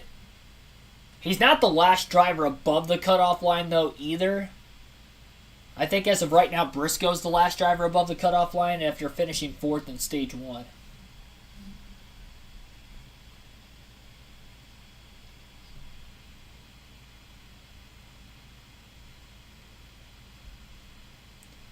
And the field will be on their way to pit road this time. And you'll get to listen in again. Field making their way onto pit road, Marty. Rick, I'm sure if Ben Bayshore drew up a play in the dirt earlier today, it would look a lot like this. Kyle Busch started 21st, 8 stage points. That's huge for this 18 team who came in below the cut line. He said, I can feel it starting to hurt the right front really bad. I need a big adjustment for a longer run, Kim. First stop of the night for Brad Keselowski. Just said it's a little bit tight and his front tires chattering over the bumps. You see then finishing service there. Oh, Keselowski slow getting out of the box. 3 and 4, he's pretty good. He needs to work on 1 and 2. It just bottoms out sometimes, Dave. Tyler Reddick stayed out the entire stage. 3 stage points for him. He needs them as well. He'll get 4 tires here. The left rear he felt was bottoming out. Dillon. In the middle of your screen, Christopher Bell still pretty happy with his race car. Just said he was a little bit loose off the top. They were debating an air pressure adjustment, but no major changes on the 20. Alex Bowman at the bottom of your screen, no changes for him. He was just sliding over the rubber on that run. It's Briscoe gaining 3 spots. Logano taking 2 tires will move up 13 spots, moving inside the top 3. Briscoe won the race out of the pits, gaining 3. Brad Keselowski lost a handful of spots on pit road. He had to stop and kind of adjust his way getting out of his box with the car pitted in front of him at a diagonal direction, and made it tough for the 6 to get out cleanly, and that was the costly time on pit road. His pit crew had a fast stop themselves, but Keselowski's slow out of the box for that reason, and I think he'll be restarting outside the top 5. There were some drivers that pitted during that last caution.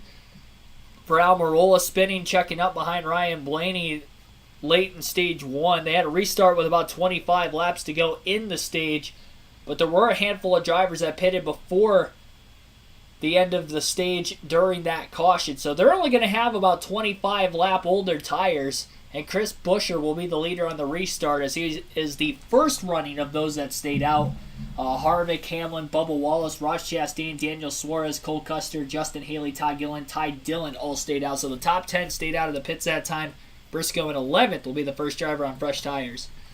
So even though Logano gains some spots with right side tires only under that last stop, unfortunately he is still in 13th. Well, inside Uranus, you do get to pick what race you want to go to next year, so if you do end up picking Bristol, well, you get any pick outside of the Daytona 500, but you were the regular season champion. Again, congrats on that.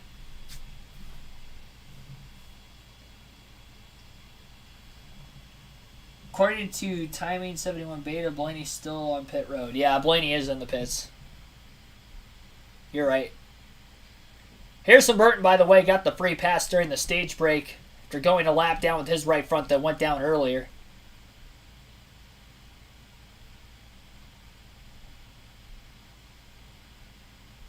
Blaney is 20 laps down as we speak as well. Still working on the 12 car.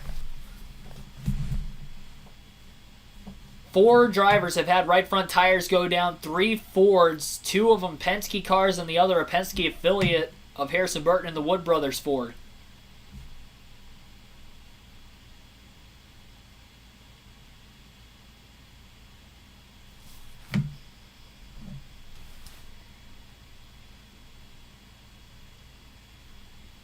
Wonder what he'll pick when you win the playoffs. Yeah, you might get 2 races.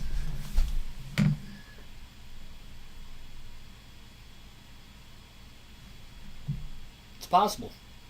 You said that last year, though, and I ended up winning the playoff championship, so we'll see. Well, good thing I didn't get Blaney in my lineup earlier today. He would have been in my garage to start, but at least I don't have to worry about him. Chris Busch on the outside of row 1 on the restart. Kevin Harvick will be on the inside of row 1. Row 2 will have Chastain down low and Hamlin up high. Uh-oh. Green flag back in the air. Briscoe gets the launch. Harvick does not take off well on the bottom, as we have seen all race weekend so far, and Buescher is clear for the race lead. Well, Wallace almost went 3 wide middle, trying to get underneath the 11 car. He had the 41 of Cole Custer underneath him, and that kept him from getting inside the 11. Chastain, not that great, though, off turn 4. Had to lift to keep it off. Denny Hamlin, he's going to go up the racetrack right in front of the 41 of Cole Custer now. Cut the momentum of Custer's car off, and Chastain holds on to 5th. Tight battling 2x2 throughout the field, just outside the top 10 for those that just took 4 fresh tires. But those that just pitted only on about 25 lap fresher tires than everybody else. Kyle Larson sandwiched 3 wide middle between Todd Gilliland and Alex Bowman. Had to lift to keep from making contact with the 2 cars and completely getting sandwiched in. Brett Keselowski, after winning stage 1, is now right around 20th place.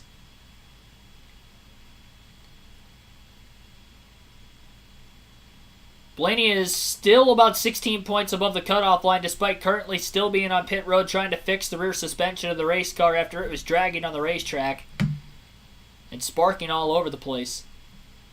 Buescher's pulled out to about a half a second lead on Kevin Harvick in the 4.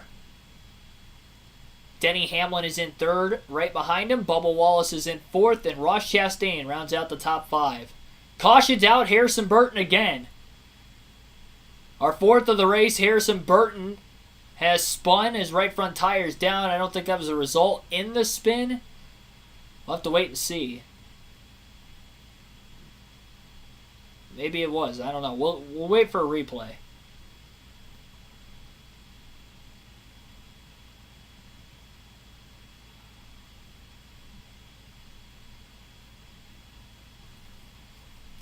There's a spin off the exit of turn 4 from Harrison Burton.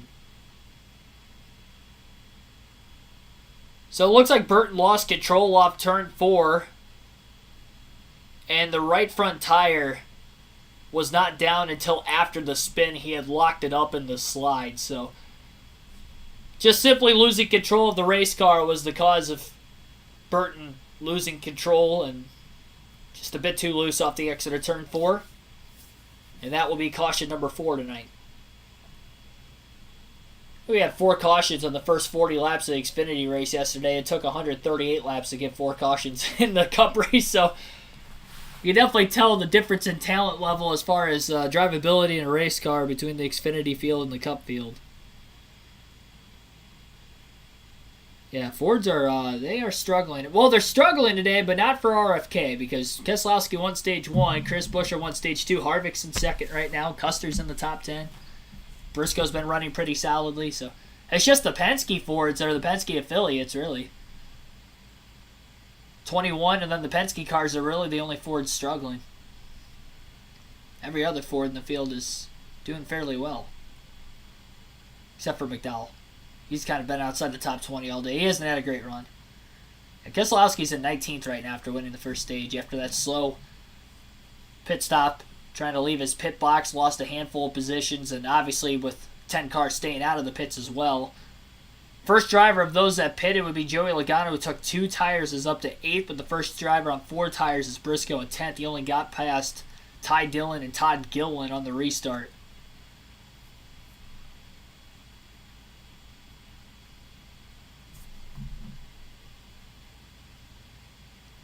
Yeah, damaged vehicle policy clock is 10 minutes. They didn't get rid of it. It's 10 minutes, though. Blaney wasn't on the damaged vehicle policy clock because he didn't bring out the caution with the suspension issue. He was on the clock originally when the right front went down, but he cleared the clock before having the suspension problems because he had met minimum speed before he ended up having the mechanical problems. So that's why he is still technically in the race if they could get that suspension fixed, which I think they will be able to at some point in time. But it's just a matter of how many laps is he going to lose before that happens. And just, again, he's basically just going to have to hope more cars end up getting out of this race before the end so he can pick up more positions. Each position is worth 1 point in the finishing order. For first, getting 40, and then 35 in second, and then 35, 1 point per position from second on back to last getting 1.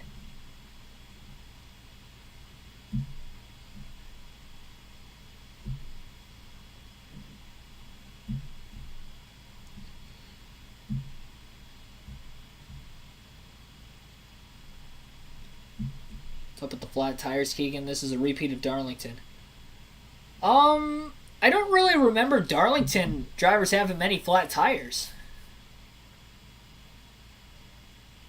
It's not really like Darlington. Honestly, it's been a while since we've had a race like this. I think Gateway was the last race I can remember where there were tire issues pretty much periodically throughout the course of the race.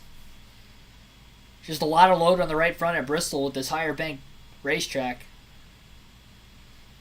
Or a lot of tracks at the very beginning of the season where that was the case, but some of the tracks we've gone to more than once this year, especially of the playoff races, this Bristol concrete surface, so we've raced here on dirt, but no race on this concrete surface yet with the next-gen car. This is the first time, and it's showing its flaws with the right front tire, just a little too much load causing the right front tires to go flat if the air pressure is not tall enough or high enough.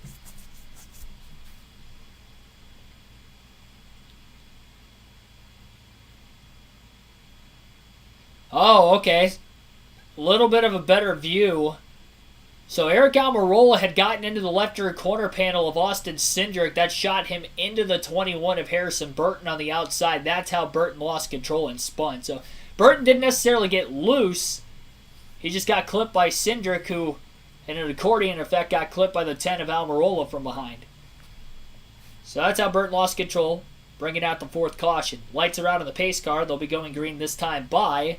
Again, it'll be Busch on the outside of row 1, Kevin Harvick on the inside. Row 2 is going to have Denny Hamlin and Bubba Wallace, with Hamlin up high and actually rather Cole Custer down low on the inside of row 2. Green flag back in the air. Harvick gets to try to redo the inside line on the restart. He is going to hold on to second place. 3 wide, nearly again behind between Hamlin, Wallace, and Custer. Hamlin up to P3 as he restarted on the outside of row 2. All over the back bumper of Harvick right now, and Harvick is currently 17 points below the cutoff line as we run, with him being in second place. And need more drivers above the cutoff line or right around the cutoff line to have some issues today.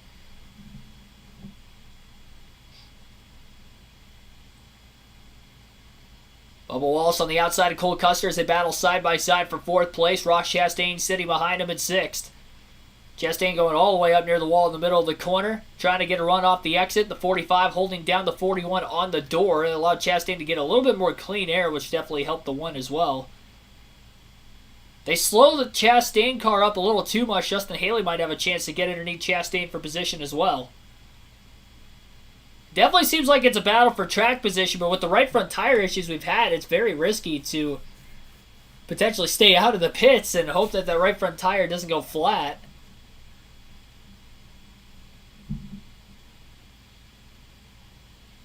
Waiting to see if we're going to see any right front tire issues out of Joey Logano, just because he's the only Penske affiliate to not have some sort of a tire problem on the right front. Chris Buescher looking very sporty, though, after the restart. He's pulled Kevin Harvick quite a bit already, out to about a 7/10 of a second lead. Harvick trying the outside lane. Buescher just hanging it right on the bottom. Haven't gotten into super heavy lap traffic so far. The longest green flag run is right around 40 laps. 28 laps into stage 2. Again, 125 laps in the second stage, just like what was in the first. Chris Buescher fastest lap with a 15.204. It does look like that. Yeah, Buescher's got a really fast race car. And he's got 25 lap older tires than those who pitted during the stage break.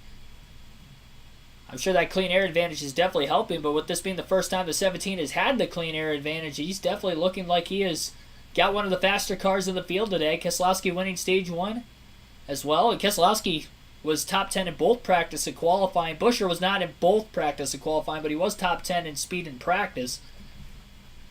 So yesterday on-track activity, both the RFK cars are doing pretty well. Ross Chastain is closing in on Bubba Wallace for 4th. Wallace on the bottom, Chastain on the outside. Wallace trying to take Chastain's line away. Chastain's about a half a car length or so behind Wallace on the front straightaway. Lap 32 of Stage 2, Chris Buescher leads by 1 second over Kevin Harvick. Denny Hamlin in 3rd, 1.3 seconds off the lead. Bubba Wallace 4th, 2.7 seconds off the lead. Chastain, as mentioned, in 5th, 3.1 seconds back. Cole Custer's 3.5 seconds off the lead in 6th. Justin Haley up to 7th, 3.9 seconds off the lead. Chase Briscoe is in 8th, 4.7 seconds back. 4.8 seconds back is Daniel Suarez in 9th, and Joey Logano rounds out the top 10. He took 2 tires under his pit stop during the stage break, gaining about 13 positions. Logano 5.6 seconds off the lead. And in fact, Logano is under heavy pressure right now from Alex Bowman in the 48 car as well. Bowman, Logano side by side for 10th. Still 90 laps away from the end of the stage, but again, stage points awarded for the top 10 at the end of the first 2 stages of the race. Michigan State's down 22-0. Mark Morris, thanks for tuning in. Have to run delay to keep it legal? No, YouTube's just a little delayed in general. So there's going to be delay from what you guys hear from, you know, what I'm actually seeing. Like, I'm calling the race as I see it, but there's a bit of a delay, and at Bristol it's probably going to be a couple laps versus at the bigger tracks it might only be like a half a lap at Daytona or something of that nature.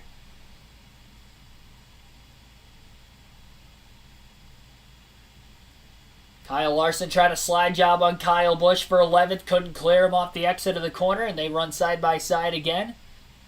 The 5 deep into the corner. Got it to stick a little better through turns 1 and 2. Pulls more so alongside Busch than when he did the corner before. Had a little bit more straightaway speed to go with it.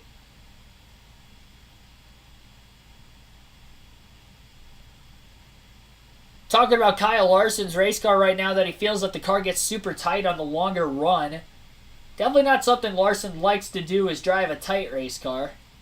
Not necessarily in his wheelhouse.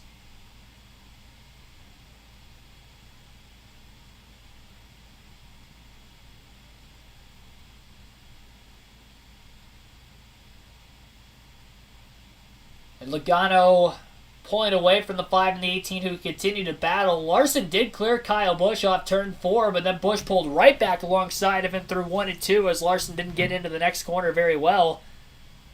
Logano kind of running the outside, though. That's going to put Busch in a little bit more dirty air versus Logano running the bottom before that. May help Larson back out again, as Logano is also, I believe, battling the 9th place car, or 10th place car rather, of Daniel Suarez right in front of him. So Suarez starting to hold Logano up, and 10th through 15th really starting to bunch tighter and tighter together. Lowest running playoff drivers right now would be the 2 RCR cars of Austin Dillon and Tyler Reddick. I mentioned they didn't have a lot of speed in the pre-race. As of yesterday's on-track action, Reddick was only in the top 5 because he had stayed out to gain track position towards the end of the stage. He was able to get a couple stage points as a result, so it did work out considering he was only 2 points above the cutoff line coming in, so that was crucial. But now he's back in 23rd and sitting about 13 points below the cutoff line on Chase Briscoe. It doesn't help Briscoe's now inside the top 10 in 8th place, as he has been for most of the day. Kevin Harvick on the longer run, slowly starting to close in on the 17 car of Chris Buescher, as Buescher's getting into the lap traffic at the tail end of the field. Harvick is starting to get the outside working well for him, and the 17, who was running the bottom and pulling away from Harvick, is now starting to fade on this longer run. Even Denny Hamlin only 0.7 of a second off the lead in 3rd, also closing in on the 4 and the 17. And hopefully we can get a really long green flag run here at Bristol, as we usually see at least once in these 500-lap Bristol races, as we're going to see lap traffic really become more of a factor, and this is where you start to see comers and goers at Bristol as virtue of the lap traffic, because maybe some drivers' cars handle a bit better on the top than the bottom and vice versa. But because this is a multi-groove Bristol Motor Speedway, it's harder to pick exactly where the lap cars are going to run, and having to find a way to get around them, you might have to go out of your comfort zone running a lane that you don't feel your car is great in.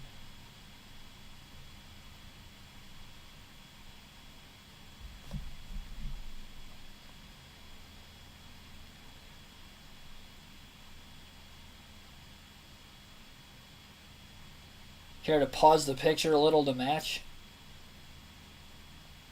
If you're talking about like the screen on the leaderboard side of things, I cannot, unfortunately. Oh, right front tire going down on the 45 of Bubba Wallace. That is going to be the 5th driver to have a right front tire going down if that is the case. And it sounds like it's a power steering issue for the 45, not a right front tire going down, but there's some heavy smoke pouring out of the 45 of Bubba Wallace's race car, and he's going to have to make an unscheduled pit stop. It's a good thing he got the win at Kansas last week to lock the 45 car in the round of 12 for the owner's standings.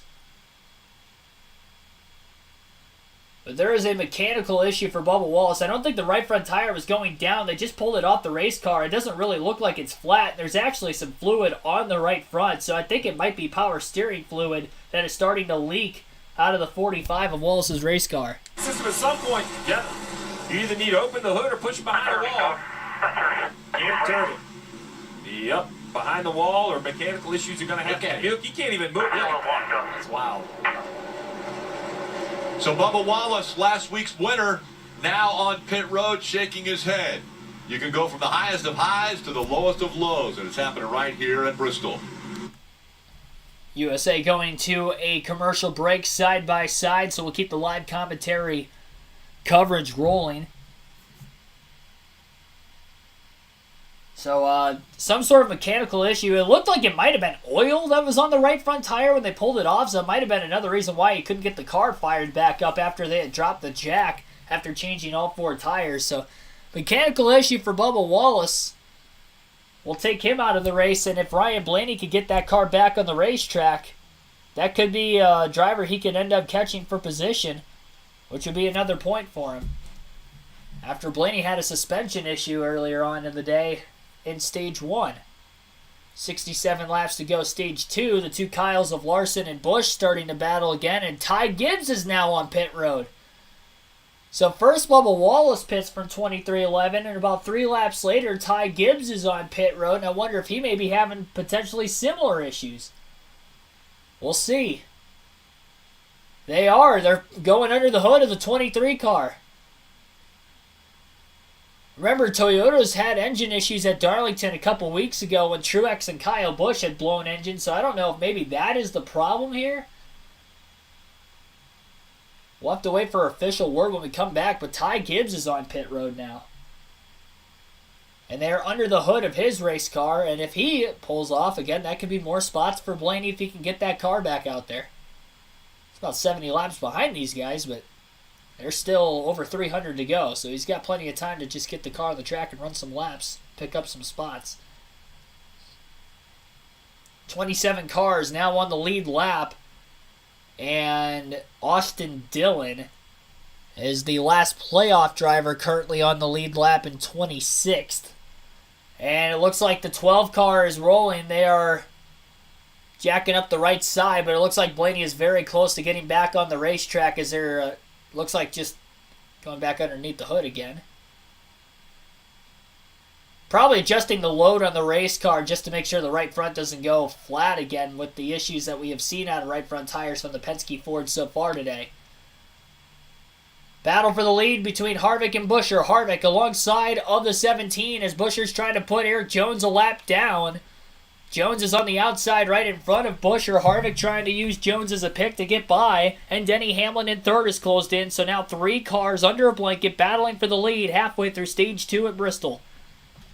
Buescher able to get down to the bottom as Harvick now goes to the outside. Buescher trying to get by the 43 of Jones. And Harvick on the defense now with Denny Hamlin in close pursuit behind. Top 3 within a half a second of the lead in our Bristol night race for the NASCAR Cup Series. Elimination race of the round of 16 of the playoffs. You're watching it live on KRC. Hit that like button, subscribe for more daily NASCAR content. Try to get up to 200 likes at bare minimum on the stream tonight. Appreciate the support you guys give me on the road to 4,000 subs currently on the channel. Harvick still holding on to second. He did get around Erik Jones. Hamlin trying to do the same.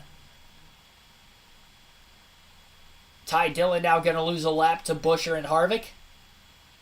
Busch getting through these last couple lap cars just a little bit faster than Harvick. Once he got by Erik Jones, he's starting to pull away from the 4 again. Got Fords running 1, 2, and 5 in the top 5. In fact, you have 4 Fords in the top 6 right now, running 1st, 2nd, 5th, and 6th.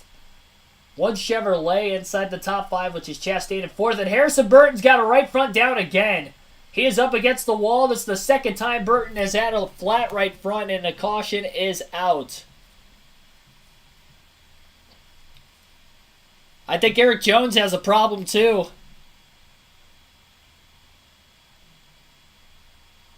.50-lap green flag run was the longest of the race. Leading up to that caution, Erik Jones having a problem.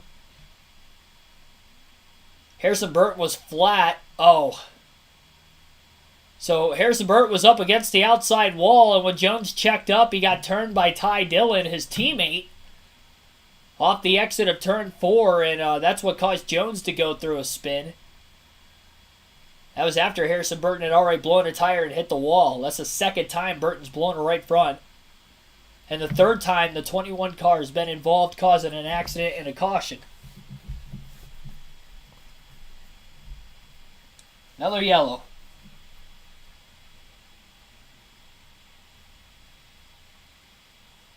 Bubba Wallace is back on the track.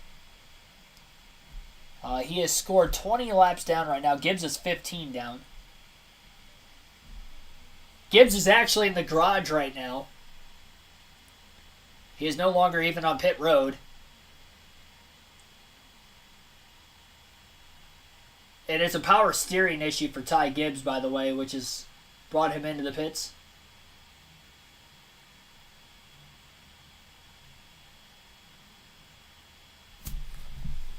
They brought it behind the wall. Billy Scott told the team, find every extra part and piece you have for the steering wheel. Likely are going to have to replace it all. So that was an update on Ty Gibbs.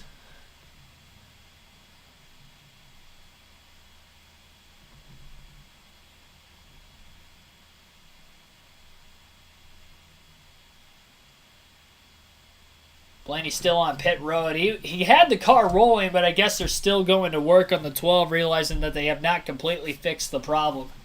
So Blaney is still in the pits. Steve Reed, thanks for tuning in. Zachary, thanks for tuning in also.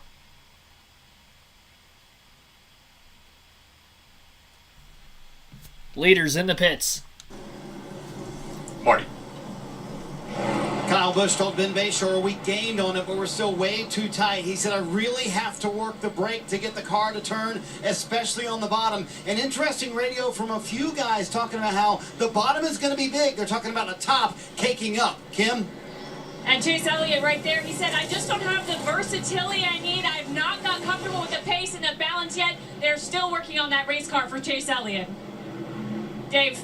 Remember, Joey Logano early took 2 tires, then 4. They will come down. It looks like they'll take 4 here to keep Logano in the game. Dillon? Daniel Suarez at the bottom of your screen, still trying to get that balance of that race car a little bit better for him. It was tight center that run, but still struggling with the bounce. Big chassis adjustment for him. Christopher Bell still pretty happy with his race car, just trying to get some track position back that they lost here in this second stage. Kyle Busch won the race off of pit road, but there were a lot of cars that stayed out of the pit, so these guys are not going to be restarting anywhere close to the top 10.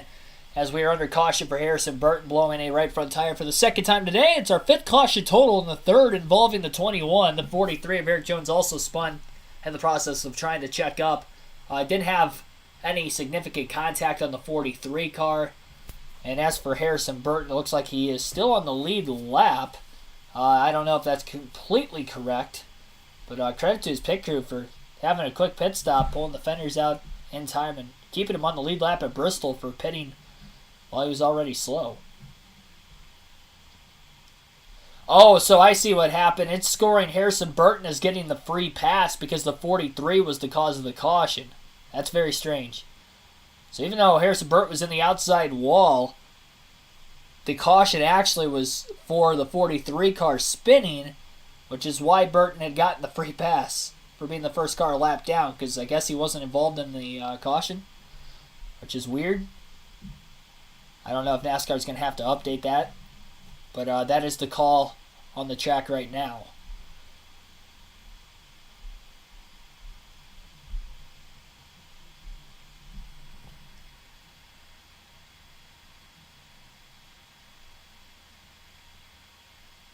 Burton has now stopped 7 times, my goodness. 7 pit stops and 200 laps at Bristol. They still have over half the race left. He's pacing himself for over 15 pit stops today. On average. Kind of a wreck fest is this? It's not really a wreck fest. 5 cautions and 200 laps at Bristol's not bad. I mean, it's not a great pace, but it's mainly just the right front tires going down. If we didn't have any right front tire failures, I don't think we would have had any of the cautions we've had. Well, no, we did have one caution without a right front going down when Syndrick got clipped from behind by Almirola on one of the restarts in Stage 2. I think it was the first restart to Stage 2. And then clipped the 21, which caused Burton to spin out. Tough break for Harrison Burton, the rookie, in his first career Cup start in a 500-lap race at Bristol. Martin Truex Jr. is also on pit road, and they're under the hood of his race car under the yellow. Yeah, we're hearing power steering issues was what we heard over the radio. When he comes by right here, just look out the right front. You're going to see just a little wisp of smoke. See, it just kind of pops out of it right there, Marty.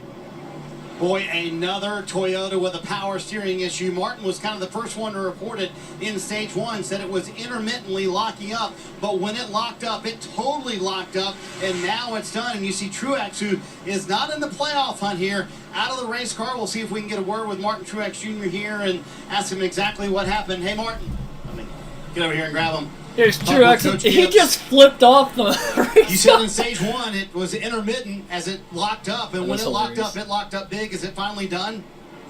Yeah, it blew the seal out, pushed all the fluid out on the right front tire. So,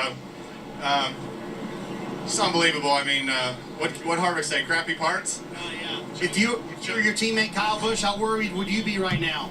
Well, he's not going to worry. He's going to drive until it stops working. I mean, at the end of the day, that's all you can do. It's another one, huh? I don't know.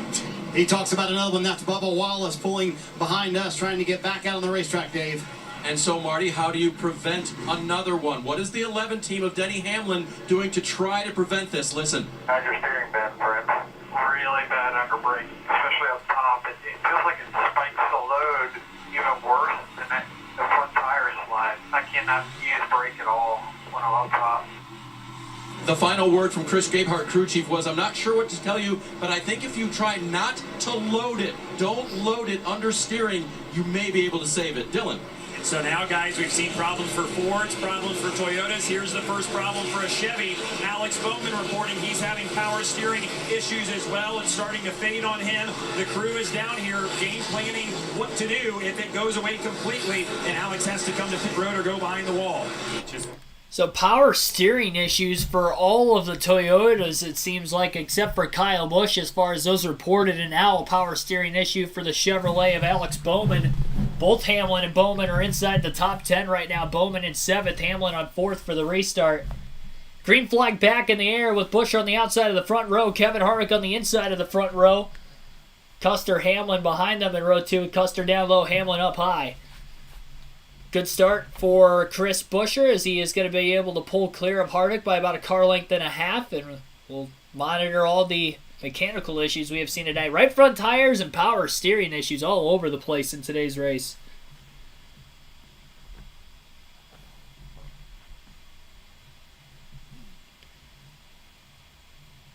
That was hilarious seeing Martin Truex Jr. flip his car off, though, by the way. The face that went along with it. That was hilarious.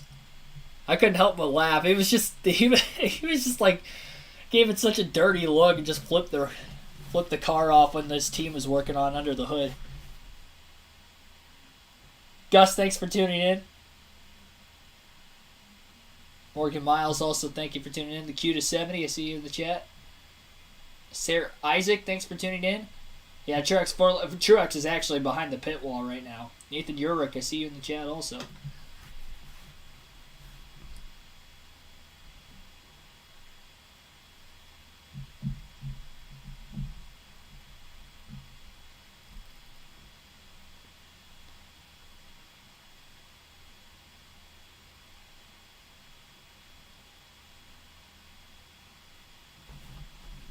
Got a car sparking, a little contact, that's probably why. Kyle Busch and Justin Haley getting together as they were nearly 3 wide off the exit of turn 4. Contact between them. Christopher Bell was underneath both race cars at the time. Busch has battled back up to 8th as he clears Haley for position now on the back straightaway.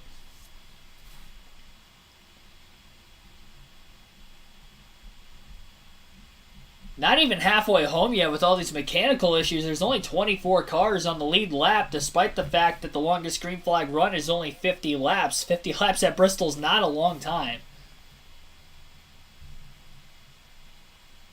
40 to 50 laps seems to be the consistent green flag runs for the most part in today's race as well. Before a right front tire seems to go down for somebody or power steering becomes an issue. We'll see how long we go in this green flag run. We have 37 laps left yet in stage 2 as they cross the start-finish line this time.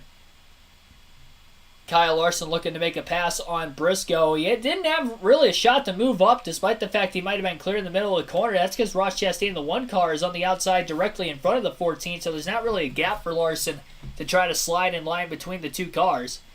Chastain seems to be maybe holding everybody up in this battle for position. Kyle Busch sitting 21 points above the cutoff line for any Busch fans that are watching the stream. I know it seems like there's quite a few of them in these live race commentary streams throughout the course of the year. Came in 2 points below the cutoff line, but again, a lot of the Toyotas have had power steering issues. The only ones we have not really heard reported as far as a power steering potential problem would be out of Christopher Bell and Kyle Busch's race car. Both the 2311 Toyotas are out. Truex is out, and Hamlin had radioed into his crew that he's having problems trying to turn both the front tires when there's a lot of load on the race car, seemingly when he's on the bottom of the racetrack.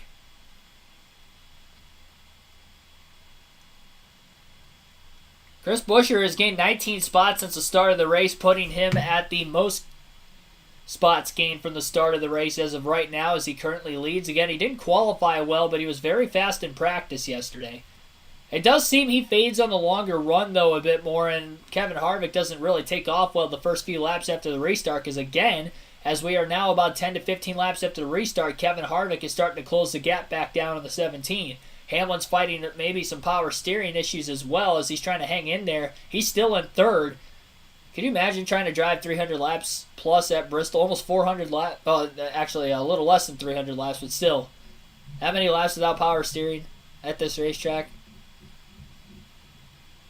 Your arms would probably be like jello for about a half a week, maybe more. Might not have any feeling in your arms until next week at Texas. Going Vince Scully today. Yeah, Kyle Busch having a good day so far. Our spotlight drivers, I haven't really spotlighted them at all in today's race. The 2 sleeper picks coming in were Kevin Harvick and Austin Syndrick. Syndrick had a right front tire go flat on him earlier in the day, which has caused him to go many laps down. Unfortunately, he's in 31st, 5 laps down as of right now as a result of that. But Harvick's in 2nd, having a good run.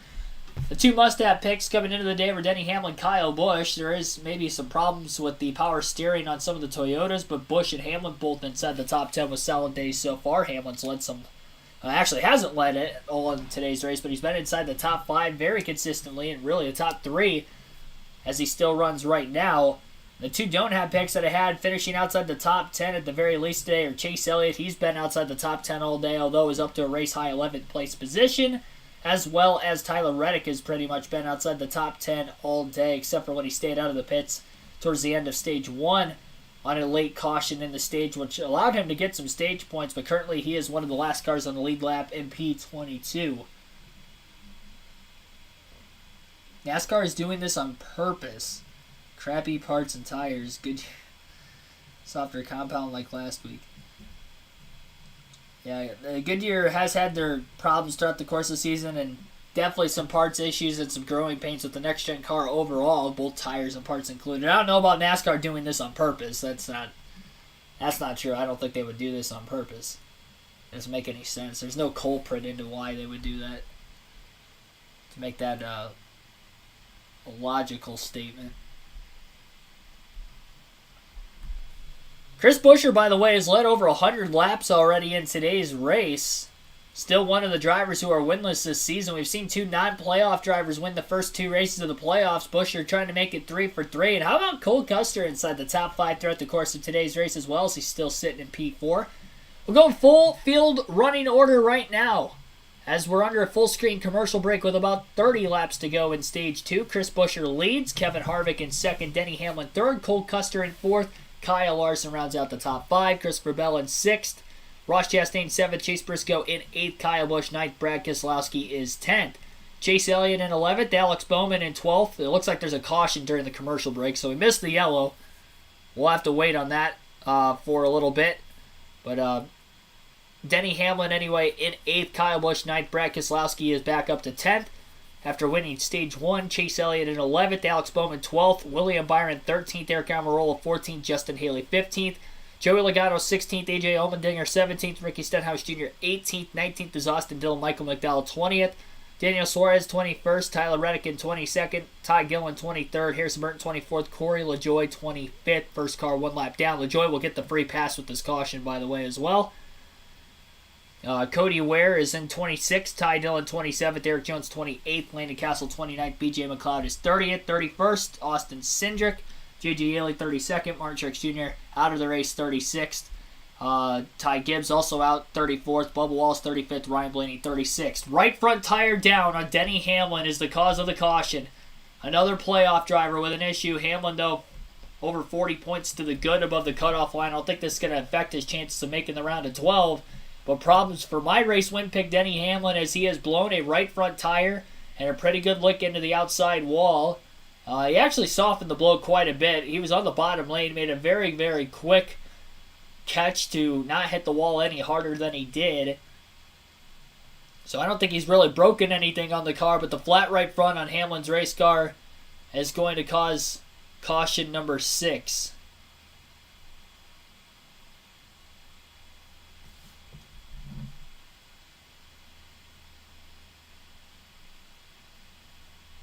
Bruce Samdot, thanks for tuning in. Yellows for Denny Hamlin. They were under the commercial break when it happened, so that's why I wasn't sure exactly why the caution came out. Brendan Halfhill, thanks for tuning in. Earl Arnold Jr., I see you. Any track you want to drive over half the race? Yeah, that is very true. There's no track you would want to drive, but Bristol might be the last of those. I feel like Bristol and Dover would be the 2 hardest without power steering.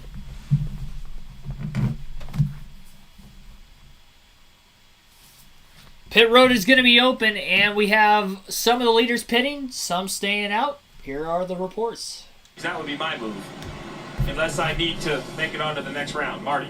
And Steve, that's the move Rodney Childers makes, and they countered that with Ross Chastain's team, who was coming, and then they saw the 4 pit and said, hey, we want the stage points here. Harvick saying his car's just a little bit too tight. 4 going stage points here in stage 2, Kim.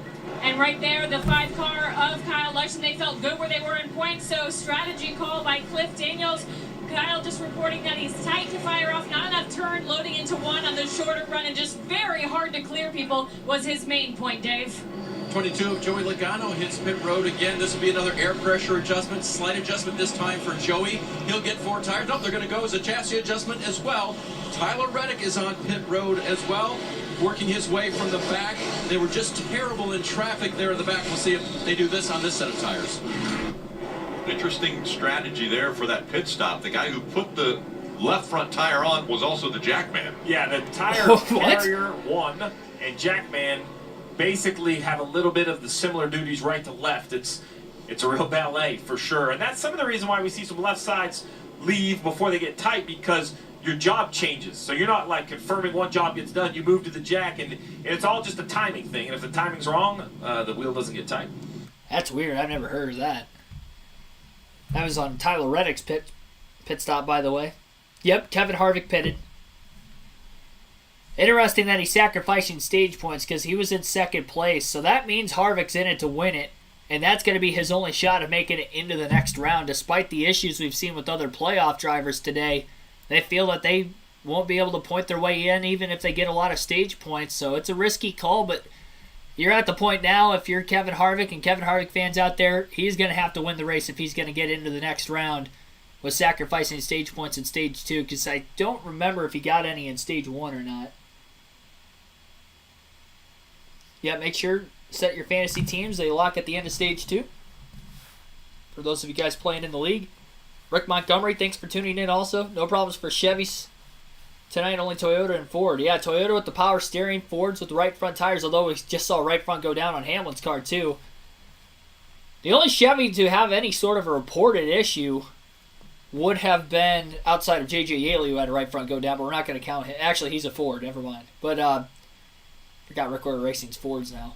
Anyway, Alex Bowman reported an issue potentially with the power steering, but he's still inside the top 10, currently in 6th, and as far as we know, I mean, nothing else has transpired. He's still on the racetrack, so.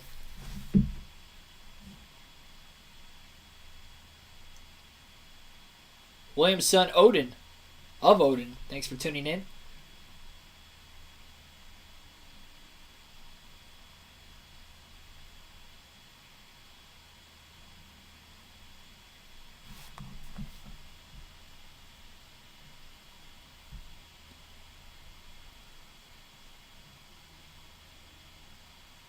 Christopher Bell trying to go for the playoff point here. He'll restart in the lead with Chase Briscoe on the inside of row 1. Green flag back in the air. 10 laps to go, stage 2.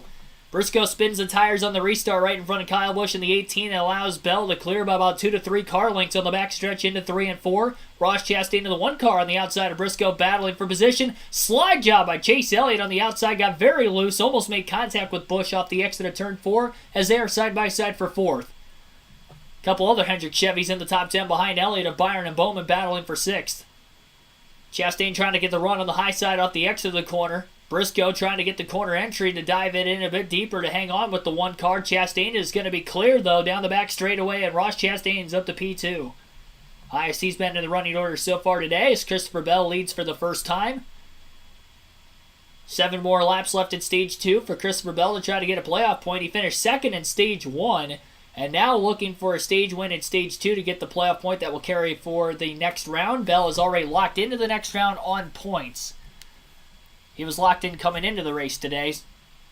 Great start to the playoffs for the 20 and another great race so far going for him today. He may have a shot to win by race end. I picked him to win last week. Maybe I was a week late. We'll see. Toyotas have had problems though, so that's definitely a concern out of the 20 and the 18 pit box, I'm sure.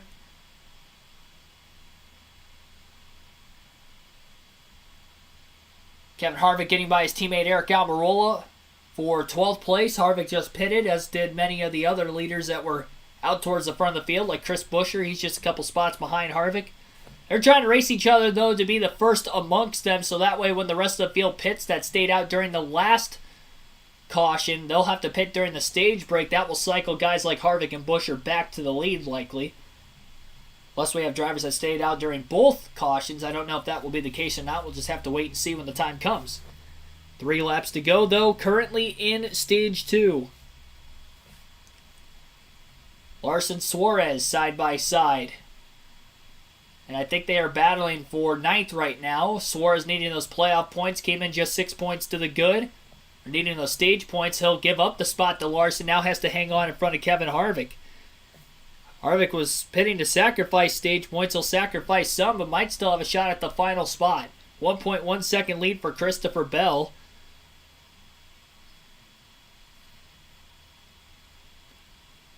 And Bell will win stage 2 at Bristol. Ross Chastain is going to end up in 2nd. Chase Briscoe 3rd. Chase Elliott 4th. And Kyle Busch rounds out the top 5 in stage 2.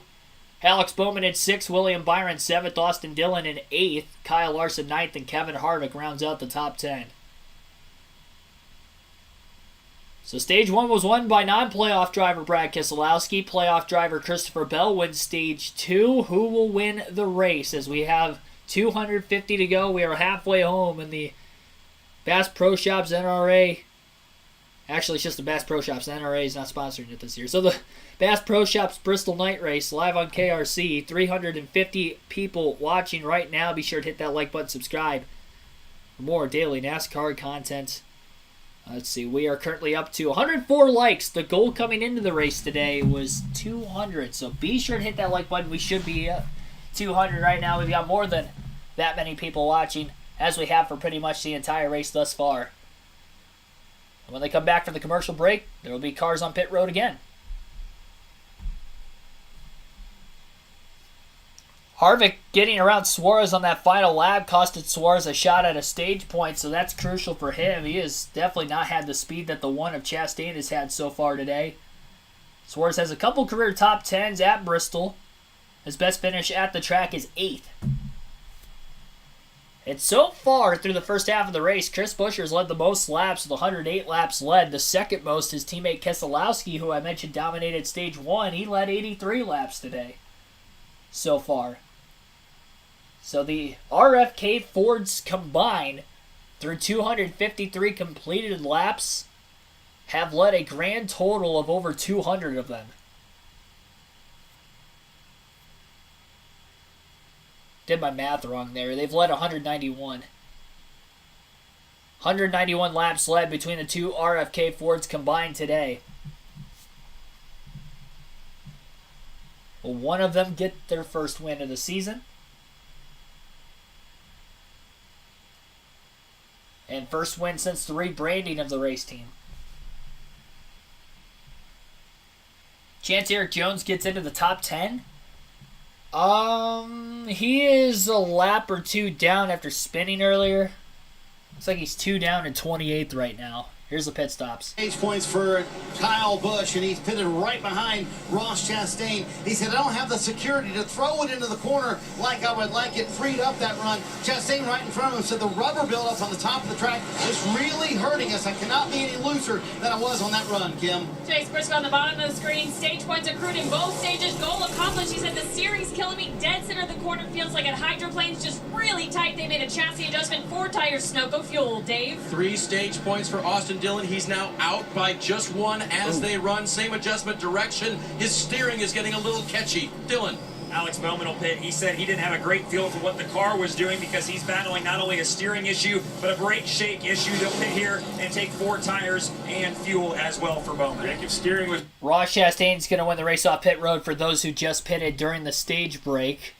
Dillon gains a spot on Alex Bowman inside the top 5 of those who exited pit road, but very few drivers were actually in the pits that time, as most of them had pitted during the last caution of stage 2.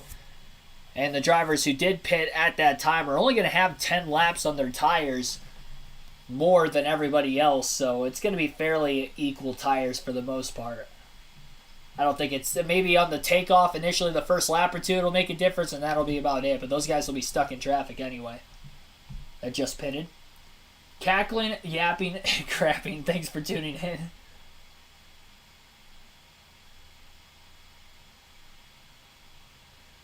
Wild ending, we'll see. I think Christopher Bell stayed out again.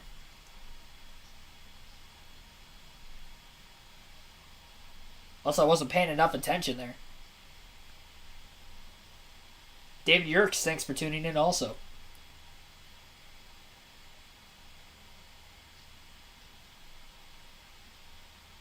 Why the heck is Dillon closer to the cutoff line than Reddick? Dillon's ran better than Reddick today. Austin Dillon's actually had a slightly better average finish than Tyler Reddick overall this season. Coming into this race. So, I mean... It's just Austin Dillon's more consistently running like around 15th versus Reddick. He's either out there competing for a win, or he's running 20 at some races. So it's that, and Austin Dillon's probably scored more stage points than Tyler Reddick this season too. Could probably be another reason. But even still, though, still slight. They're pretty equal on average finish, but I think Dillon had a slight edge over him through the first 28 races of the season. Patrick Ellison, thanks for tuning in. Thinking Harvick's going to win. Put in the chat down below who you think will be eliminated in this round of the playoffs as we go into the final stage. We've had some issues with a lot of playoff drivers today. Pretty much all mechanical issues, nothing of those drivers doing.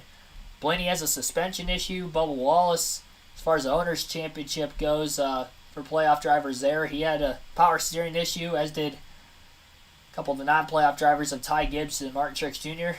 They've already loaded the 19 car up. He's out. Syndrick had a flat right front tire that has costed him. No stage points for Syndrick today after starting top 10 and running just outside the top 10 at the time of him blowing the tire back at stage 1. He was the first driver to blow a tire today, too. But he's still a couple laps down, unfortunately. He's probably not going to have a shot to get back on the lead lap. Patty, thanks for tuning in. What app is that? As far as what I'm showing on here, it's the raw feed on NASCAR's website, actually, for the live leaderboard.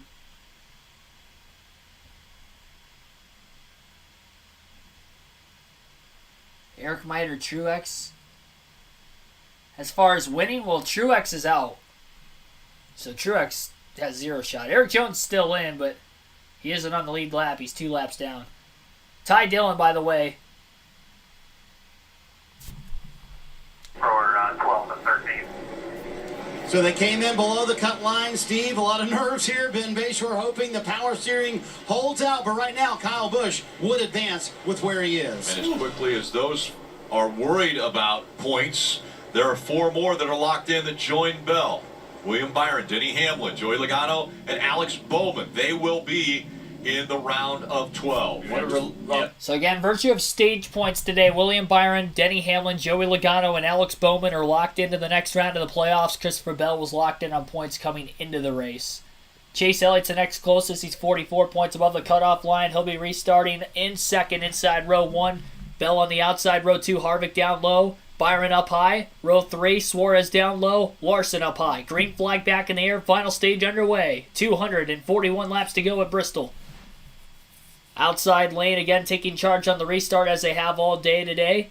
No car on the bottom has won I don't think one car on the bottom has won on any of the restarts all race weekend, let alone in tonight's race as well.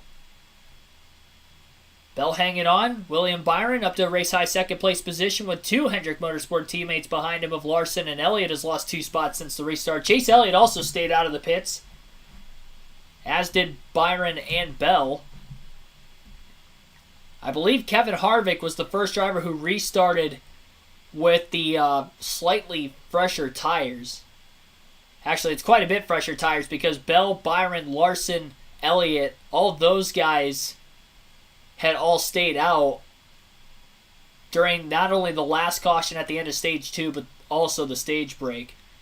Ryan Blaney coming back out onto the racetrack. He is currently only 11 points above the cutoff line, so he's looking to outlast some of those Toyota drivers who have DNF'd with the power steering issues, which would include Bubba Wallace, Ty Gibbs, and Martin Truex Jr., who are all out of the race.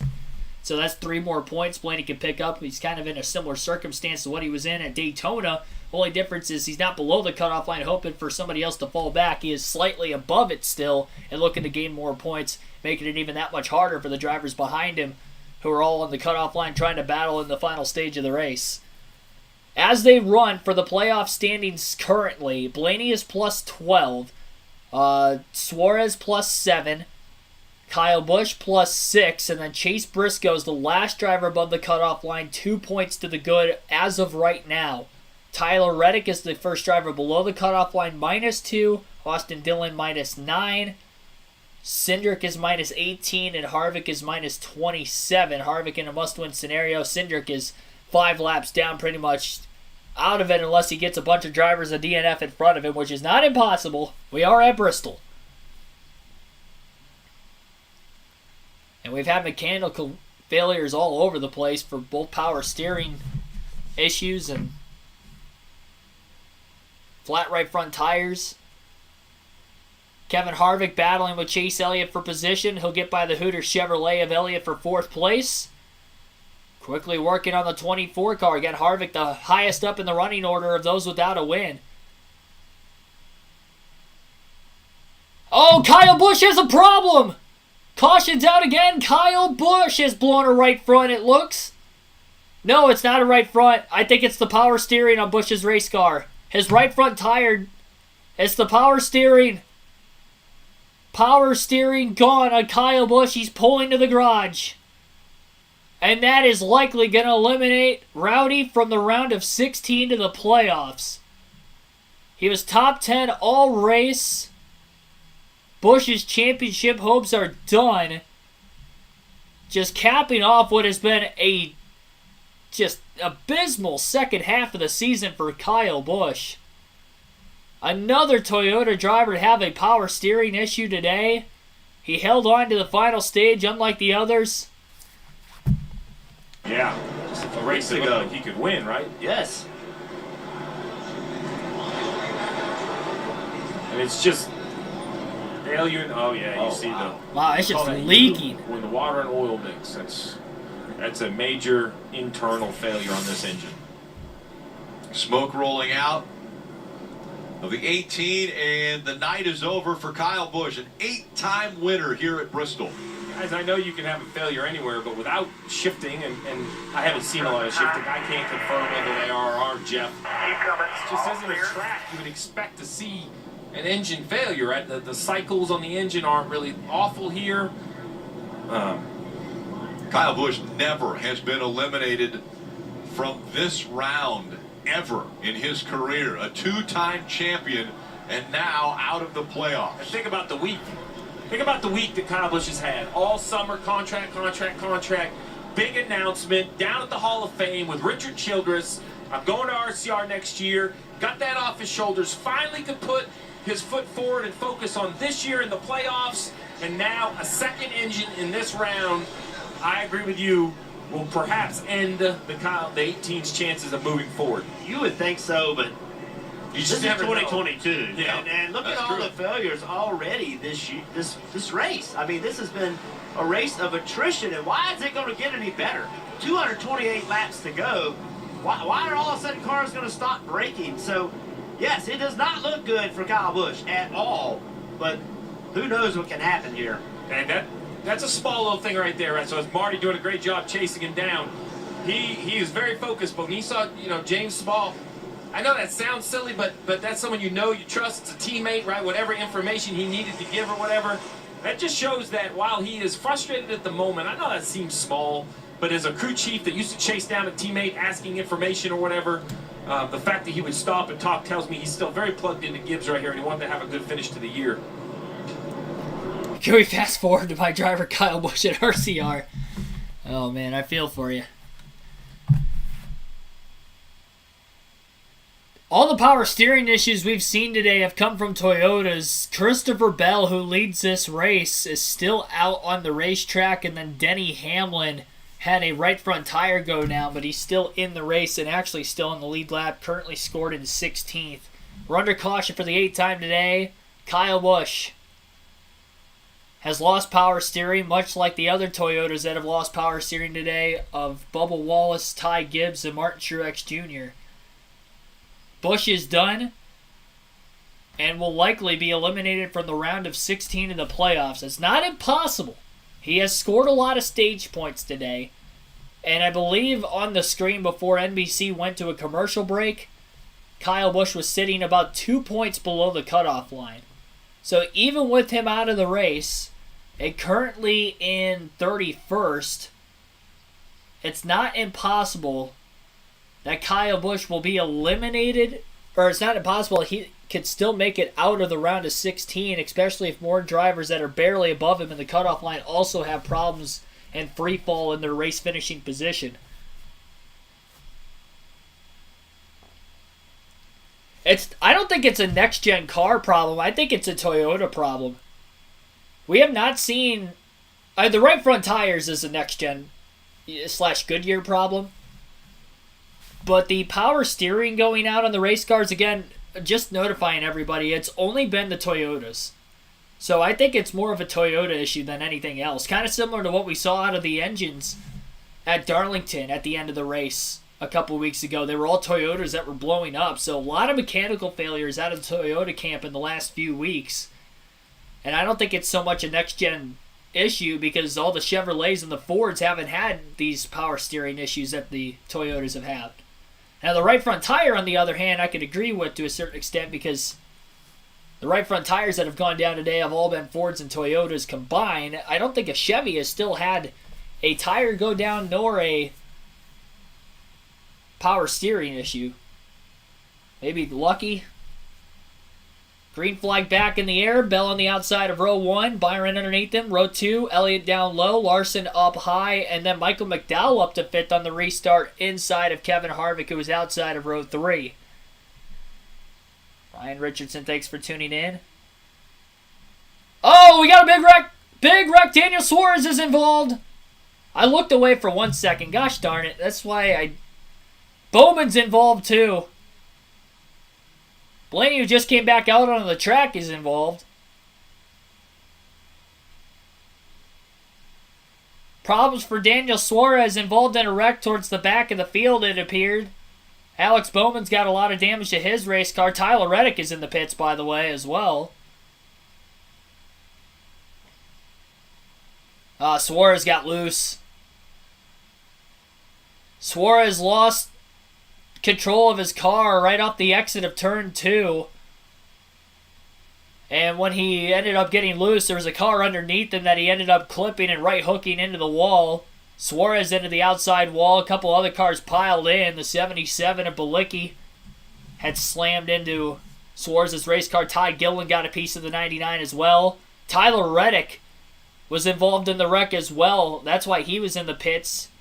The entire right front fender of Reddick's race car came off his car after running into the back of the 38 who had ran into Suarez.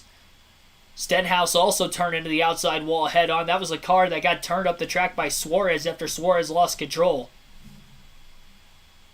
First caution for a legitimate, second caution for a legitimate accident today that has not been because of mechanical failure. Daniel Suarez loose off of turn 2.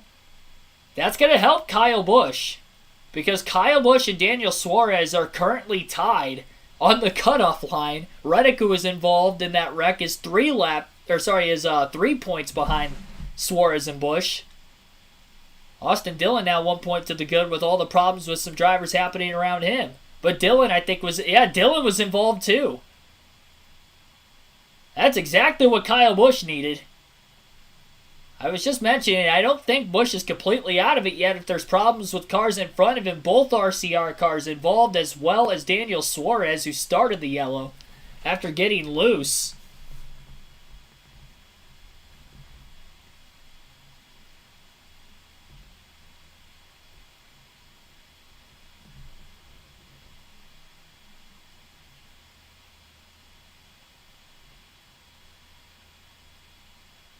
Fastest lap by Bell was a 15.180.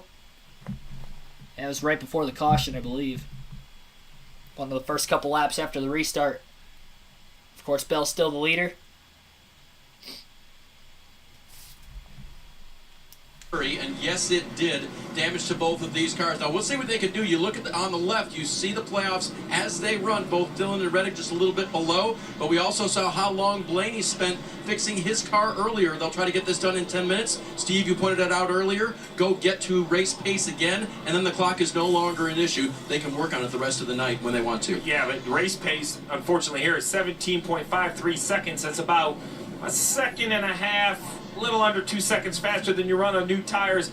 I've never run a lap at Bristol, but guys, I can't imagine 17 seconds is easy to accomplish with something broken on your race car. We have to at least get the car off the racetrack and the tires pointed in the right direction. There's RC looking on. Both of the RCR cars on pit road, like worst case scenario. A year ago, they battled and couldn't seem to get 2 in. This year, they got both of them in. And now here they are, both below the cut line. Austin Dillon and Reddick continue to fall. Kyle Busch, we know he's not moving. He's blown up. Yeah. +4, currently in 12th. Okay. we still have two. There you have it. Kyle Busch currently 4 points above the cutoff line after being just a couple points below with his mechanical issue. That wreck from Daniel Suarez sparking other playoff drivers around the cutoff line of Tyler Reddick and Austin Dillon also involved. So Kyle Busch, despite being out of the race, is 4 points to the good. And currently the teams are working on those two RCR Chevrolets of Reddick and Dillon. And obviously Daniel Suarez's team is going to work on that 99 car as well. It's going to be a race of who could get their car on the track and under minimum speed. About 5.5 minutes left on the damaged vehicle clock policy clock for Tyler Reddick. They're trying to repair the control arm on the right front side of the race car. I'm not sure if that's the same issue with Austin Dillon or not. But that is the issue currently with Tyler Reddick, and this has got to be the fastest, in a bad way, 10 minutes of Richard Childress' season as an owner.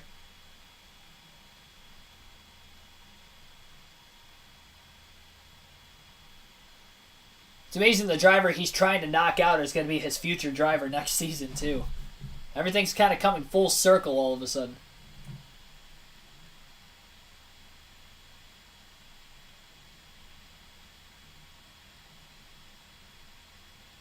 Happened to Bowman. He was just caught up in the wreck. Bowman is locked into the next round, though, off the stage points he had collected earlier in the race. So if Bowman is going to be out of the race at all, if he can't get his car fixed, he is still in the next round. We're more worried about the two Richard Childress cars as well as Daniel Suarez. Those guys are all off the lead lap after being involved in this accident on the backstretch. Every car that was involved in the accident would include Daniel Suarez, Ricky Stenhouse Jr., Austin Dillon, Tyler Reddick, Todd Gilliland, and Alex Bowman. Austin Syndrick was involved. Chase Elliott had been involved in the accident. I don't think he had any severe damage. Josh Bilicki. Ross Chastain, I guess, was involved as well, but I don't think he had hardly any damage on his car either. Briscoe pretty much got away unscathed with the 21 of Harrison Burton. Pretty much the cars with damage from that wreck would include Harrison Burton, Josh Bilicki, potentially Austin Syndrick, Alex Bowman, Todd Gilliland, Ricky Stenhouse Jr., Daniel Suarez, Tyler Reddick, Austin Dillon. All involved in a caution with just over 200 laps to go on the restart. Our 9th caution of the race today. Waiting to see who gets the free pass also. And Cody Ware might have gotten the free pass. Actually, he got the free pass to caution before that. War of attrition at Bristol tonight.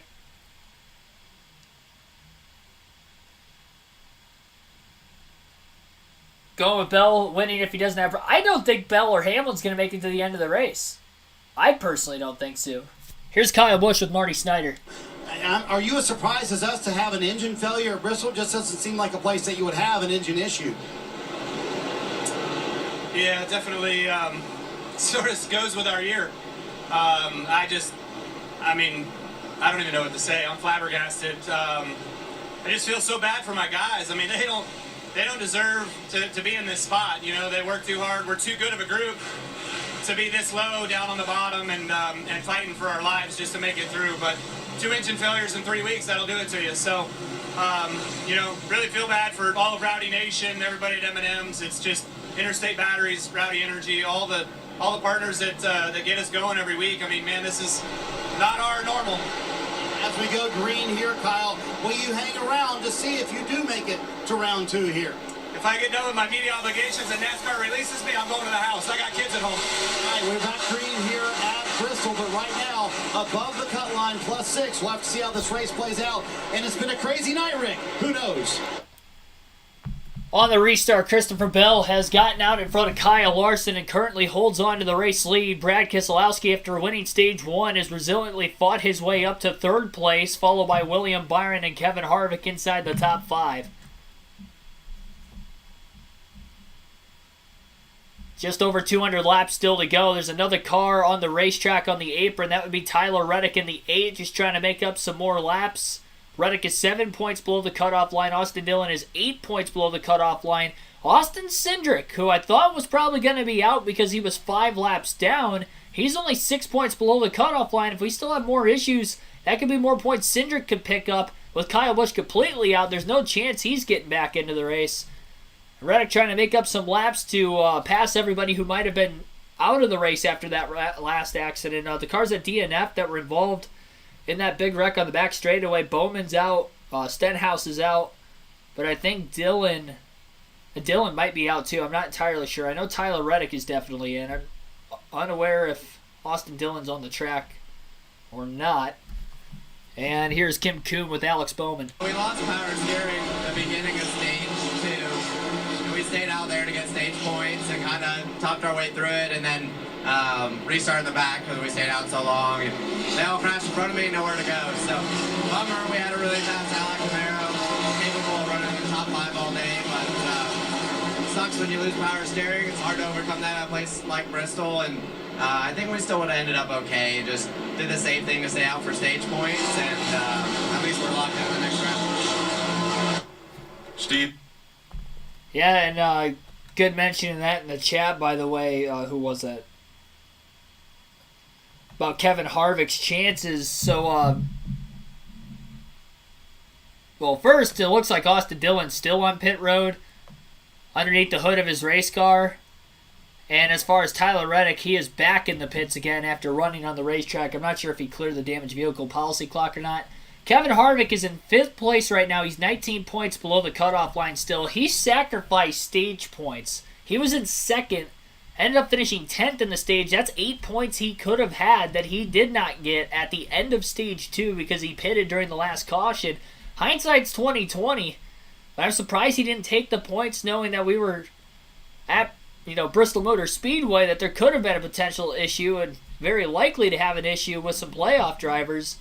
As exactly happened, and they were all drivers right around the cutoff line, so Harvick could be single-digit points behind. Instead, he is not, and likely still in a must-win situation. But it's not out of the realms that Harvick could win.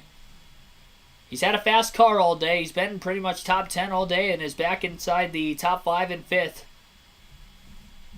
Chris Buescher battling Chase Elliott on the racetrack for 6th. Buescher on the bottom of the racetrack. Chase Elliott rounding the outside. I don't think anybody got the free pass, by the way, during that last caution. I think whoever would have been in the free pass position was caught up in the accident, which I believe was Daniel Suarez. Well, Suarez was on the lead lap at the time, so maybe Eric Jones in the 43. Suarez is 2 laps down as of right now in 22nd. Nobody is 1 lap down, leaving the 21 cars that are still on the lead lap as we run. Just under 200 laps to go now. Christopher Bell has about a 0.6 of a second lead over Kyle Larson. Again, followed by Brad Keselowski in 3rd, William Byron 4th, Kevin Harvick is your top 5. Spotlight drivers today, Kevin Harvick, Austin Syndrick, the 2 sleeper picks. Harvick in the top 5 right now in 5th. Syndrick many laps down, but has gained some positions. With all these wrecks happening, Syndrick's up to 25th, though. Not going to get the top 10 still, the way it's looking.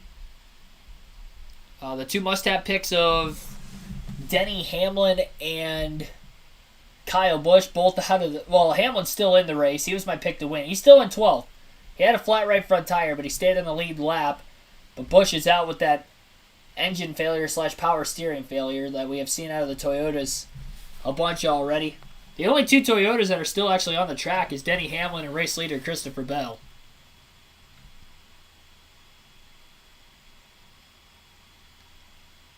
And I guess Bubba Wallace got his car back on the racetrack earlier. I didn't realize that was the case. And as of right now, Wallace is 91 laps down. Ryan Blaney, who came back on the track a while ago, he was caught up in that last accident. I think he's still on the track. He is 153 laps down. But for him to start picking up more points, Ty Gibbs is only 27 laps ahead of him.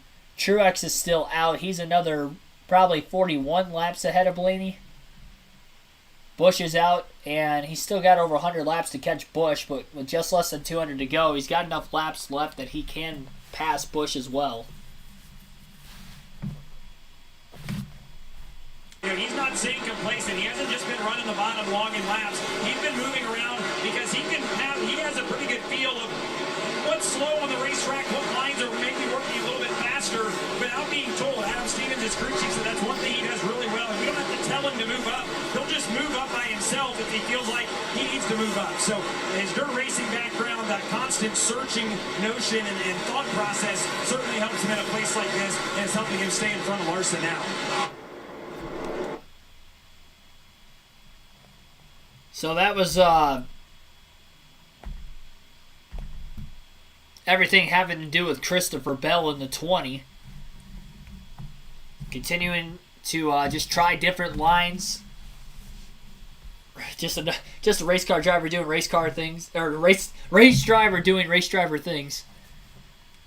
Blaney is 23 points above the cutoff line with the drivers having issues like both the RCR cars. I think that definitely does help him. Tyler Reddick is currently 21 laps down. Dillon is 37 laps down. I don't think Austin Dillon cleared the damaged vehicle policy clock. I think he is out of the race. He's only 2 laps ahead of Bowman, and they just interviewed Bowman. So Austin Dillon's out. It appears Reddick came back into the pits. I don't know if he cleared the damaged vehicle policy clock or not. I think he may have, because it's not showing him out. And yes, on NBC's, or USA Network's, I guess, leaderboard, Austin Dillon is scored out.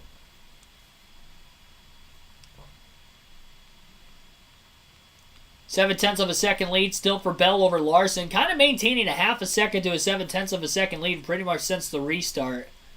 Long way still to go. At least one more pit stop guaranteed. We haven't seen a green flag run of 40 to 50 laps in a while where we've seen right front tires go down in that time frame. So it'll be interesting to see if we get a longer green flag run like that. And will we potentially see another tire failure? Ty Gibbs also back out on the racetrack, much like his teammate Bubba Wallace. So I wonder if there's a chance they can get the 18 car fixed. Bubba Wallace is 40 laps behind Kyle Busch. It's worth noting because Wallace is still on the track. That could be a point Busch could lose if Wallace just runs another 40 laps. Ty Gibbs, who's back on the track, is about 80 laps behind Busch. 180 still to go, though. So Gibbs could potentially pass him also.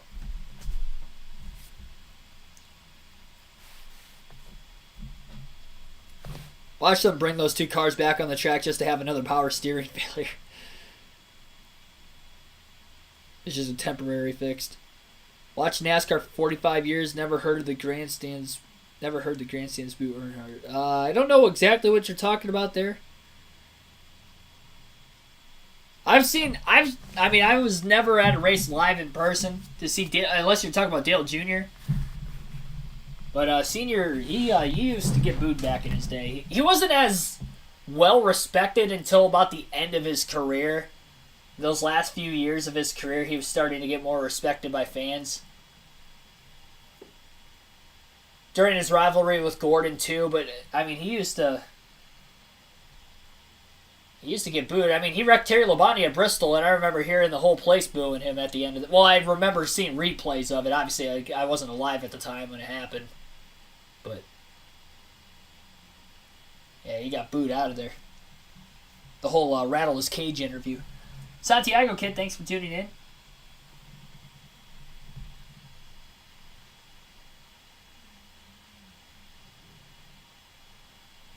Battle for position going on between 3 cars, 2 Fords and a Chevrolet. Brad Keselowski, William Byron, Kevin Harvick, all battling 3rd through 5th on the racetrack and just over a second off the race lead of Christopher Bell. Larson still only a half a second behind Bell. Larson just kind of slowly creeping through the field. He's quietly been in the back half of the top 10 all day, but he has made his way up on restarts and some fast pit stops to gain some positions and move himself into P2. Larson 1.3 seconds off the lead now all of a sudden as he lost 0.8 of a second that last lap to Christopher Bell. I don't know what happened that caused that to be the case. There's a lot of heavy lap traffic around the leaders. I'm sure that might have been the reason why. Full field running order real quick on the side-by-side commercial break. They're just now going back full coverage, so probably should have done that a couple laps ago. But regardless of the fact, full field running order. Christopher Bell is in the lead. Kyle Larson's in second. Brad Keselowski third. Chase Elliott fourth. Kevin Harvick is fifth. William Byron in sixth. Chris Buescher seventh. Joey Logano eighth. Michael McDowell ninth. AJ Allmendinger rounds out the top 10. Cole Custer in 11th. Denny Hamlin 12th. Ross Chastain 13th. Justin Haley 14th. Chase Briscoe in 15th. Harrison Burton 16th. Ty Dillon 17th. Corey LaJoie 18th. Cody Ware 19th. Todd Gilliland 20th. Eric Almirola 21st. Daniel Suarez 22nd. Eric Jones 23rd. BJ McLeod 24th. Austin Syndrick 25th. JJ Haley 26th. Landon Castle 27th. Tyler Reddick in 28th. Everybody from 29th on back out of the race. That would include Austin Dillon in 29th. Alex Bowman 30th. Ricky Stenhouse Jr. 31st. Kyle Busch 32nd. Bubba Wallace in 33rd. Ty Gibbs 34th. Martin Truex Jr. 35th. Ryan Blaney is last still, but he's only 19 laps behind. It looks like Martin Truex Jr. as Gibbs and Wallace have both gotten around Truex for position on the racetrack, with Truex still out and at least Gibbs and Wallace back in after power steering issues for all three of those race teams. But only two of the three are back on the track. Michael Pate, thanks for tuning in. Our heart was definitely moved, yeah. I've seen like replays on YouTube about it. Connor Farms, thanks for tuning in.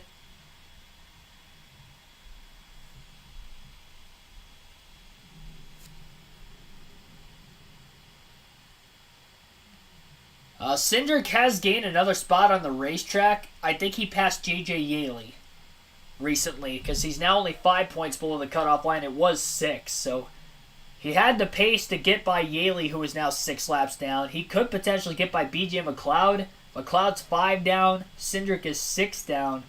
I think Syndrick's got enough pace to get by McLeod. Depending on how much damage Daniel Suarez and Eric Jones have from that last accident, they're 3 laps ahead of Syndrick. Maybe he can gain some spots there, and obviously any other DNFs going forward could help Syndrick. So, my prediction on Syndrick making the round of 12 still alive. Dave Burns standing with Austin Dillon. A spectacular crash took you out here. What did you see? Yeah, I think we were doing our job there. We had a pretty good Bass Pro Shop Chevy, and I haven't seen the replay, but I heard Daniel just wrecked the 47 and cost of England, so part of it. Wish we would have been in a little better spot. Just broke the suspension on the left run. We had gotten stage points, and really we had a pretty good race car, so feeling pretty good about it. We just needed to miss that one. Yeah, tough first round with a decent race car before all that. Yeah, that was the best car we brought. We put ourselves in a bind after the first 2 races and brought something that we could race with today and felt good about it. It's over probably for us. So, thankful for the opportunity. We'll just go try and win a race for the end of the year. Austin Dillon out of the race and presumably out of the playoffs, guys. Reddick is still in the race. He is 22 laps down, but he hasn't really lost any major laps over the recent laps, so Reddick is still in the race. As far as the playoffs go, he's 5 points behind Kyle Busch for the final spot.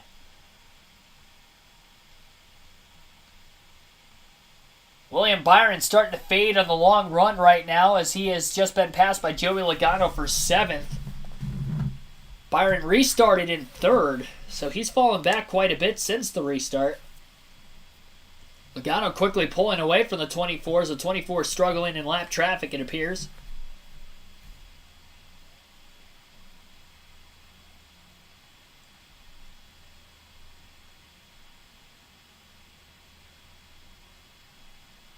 So Austin Syndrick on the same lap as BJ McLeod now could potentially gain a point really at any moment here.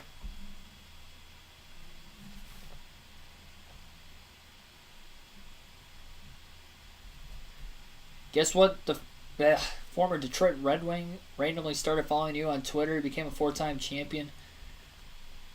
Detroit Now comedian. I have no clue. I have no clue that there was even a former Red Winger who's a comedian now.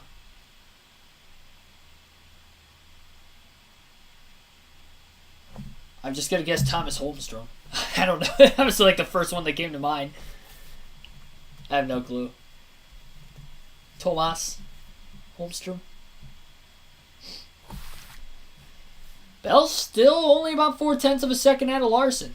I think the 20 and the 5 are just so equal with one another that Larson just needs to get a better restart one of these times and try to stay much closer to Bell, putting a bit more pressure on him. About 35 laps into the green flag run and counting.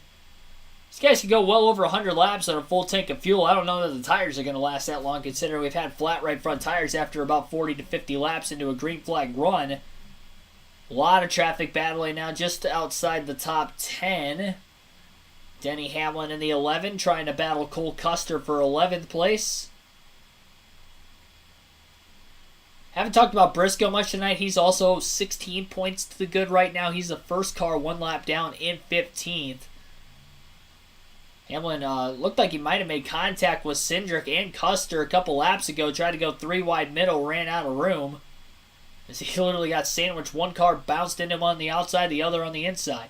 Ross Chastain 3 wide with Daniel Suarez, Justin Haley. He's going to make a pass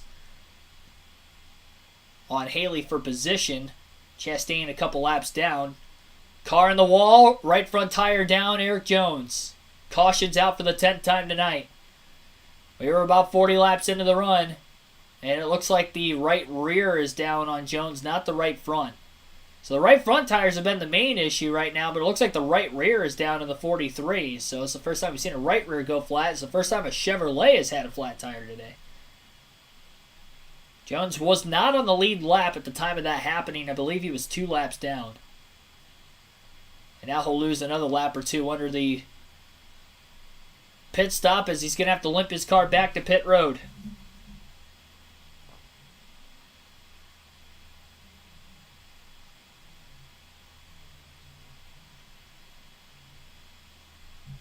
Tyler Reddick is back on pit road during the caution. They're going to try to get that control arm fixed a little bit more under the yellow flag while they have an opportunity to maybe make a little bit lengthier pit stops without losing too many laps. Probably just trying to center the steering column up maybe a little bit more, as there might be a little bit too much of an offset. Free pass going to go to Chase Briscoe. That's big for him. He's one of the playoff drivers. So he'll be back on the lead lap. We'll have 15 cars on the lead lap when we go back to green flag racing. It'll be interesting to see who pits and who stays out for potential track position, as we've had yet another tire failure about 40 to 50 laps after the green flag run.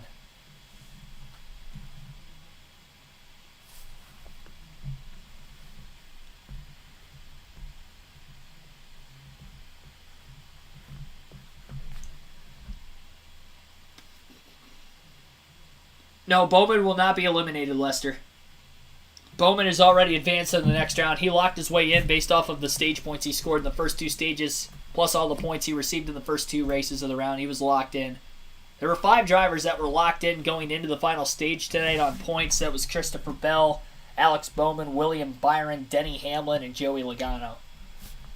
So even if Hamlin were to have a power steering issue like his other Toyota drivers today, it would not knock him out of the chances of making it to the next round. He's already locked in.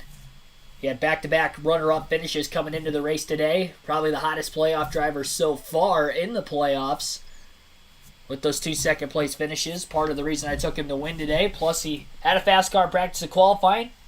Hasn't led yet today, believe it or not. Despite the fact he was in the top 3 pretty much all race leading up to his flat right front tire. And he hasn't really been back in the top 10 since. It's like Austin Syndrick had a flat right front tire prior to the caution coming out, so he's on pit road. That was a good time for the yellow to come out for Syndrick, as that was the second time he's had a flat right front today.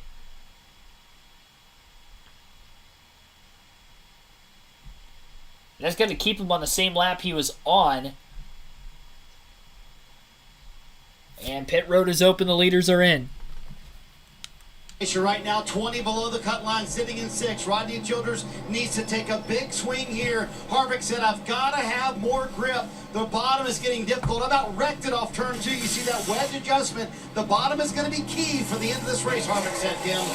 In the middle there, Kyle Larson, no big complaints for him. Cliff Daniels just saying, don't overdo it on pit road, meaning don't speed and put us behind. His teammate Chase Elliott on the bottom. Looks like a little bit of a slow stop there. No major issues on the balance, Dave, for for the 9-4 tires, Sunoco fuel, no changes. Locked in Logano will get 4 Goodyear tires and Sunoco fuel as well. Denny Hamlin. Hamlin's car, for its part, said he was a little bit tight late exit. Logano needed some security on entry, Dillon. Christopher Bell at the bottom of your screen said that he was sliding the fronts in the center of the corner. They made a chassis adjustment, 4 tires and fuel. By the way, Steve, they were plenty good on fuel. Not going to give away their number, but it wasn't a concern at all.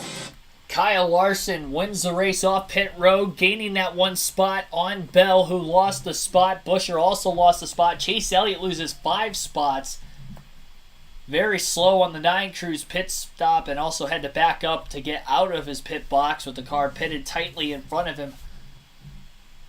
Seen that be an issue with drivers on pit road today, especially with a lot of pit stops taking place under the caution with other cars on the lead lap. Gonna have that on a short track. Heather Herman, thanks for tuning in.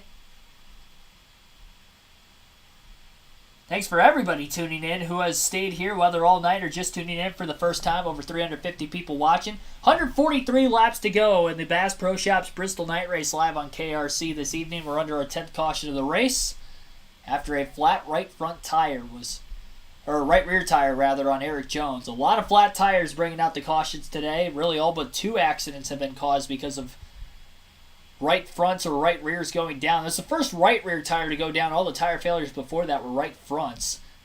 Jones's situation a little unique. He's also the first Chevrolet to blow a tire today. The other drivers that blew tires were mainly Fords, and then Denny Hamlin blew a tire earlier in the race as well for the Toyota camp. The main issue with Toyotas has been the power steering,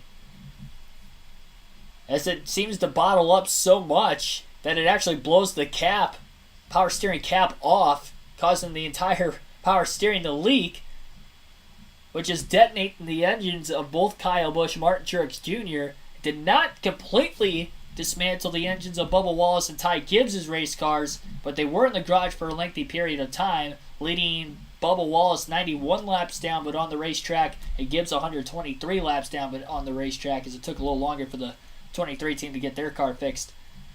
They only happened about a lap apart from each other. By the way, Bubba Wallace is only about another lap or 2 from getting around Kyle Busch, who is going to remain likely out of the race. That's going to lose Busch another spot. Busch is 5 points ahead of Tyler Reddick and Austin Syndrick as of right now. Reddick has damage from an accident earlier. He is many laps down. Still on the racetrack, but he's 27 laps down. And Syndrick is still on the track, but after having not 1 but 2 flat right front tires, now Syndrick is 5 laps down in 27th. Reddick still on pit road during the cautions to continue to go to work on the 8 car. Div Films, thanks for tuning in. Yeah, Busch might have a chance to still make it to the next round despite having not 1 but 2 DNFs in the round. One while leading under a caution with an engine failure. This one, combination of, I think it was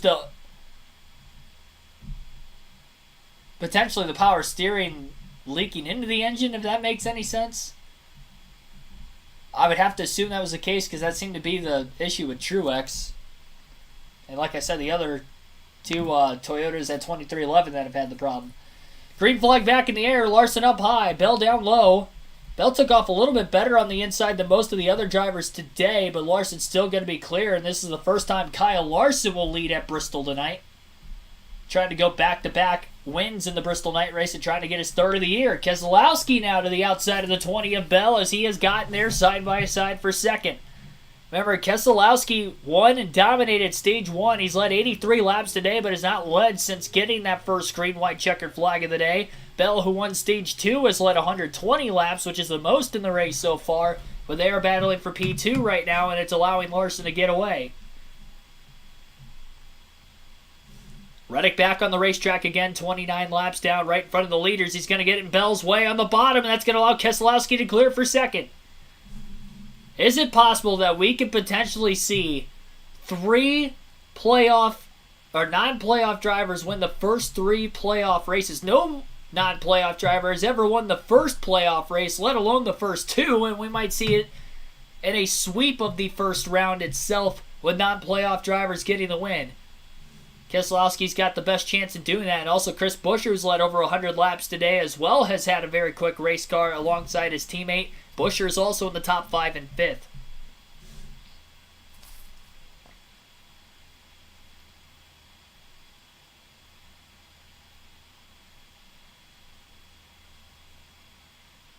Jeff Burton's lighting up Tyler Reddick about being in the way right now. 3 wide right around Reddick with Chastain and Justin Haley battling for position. Reddick is pretty slow, still on the track.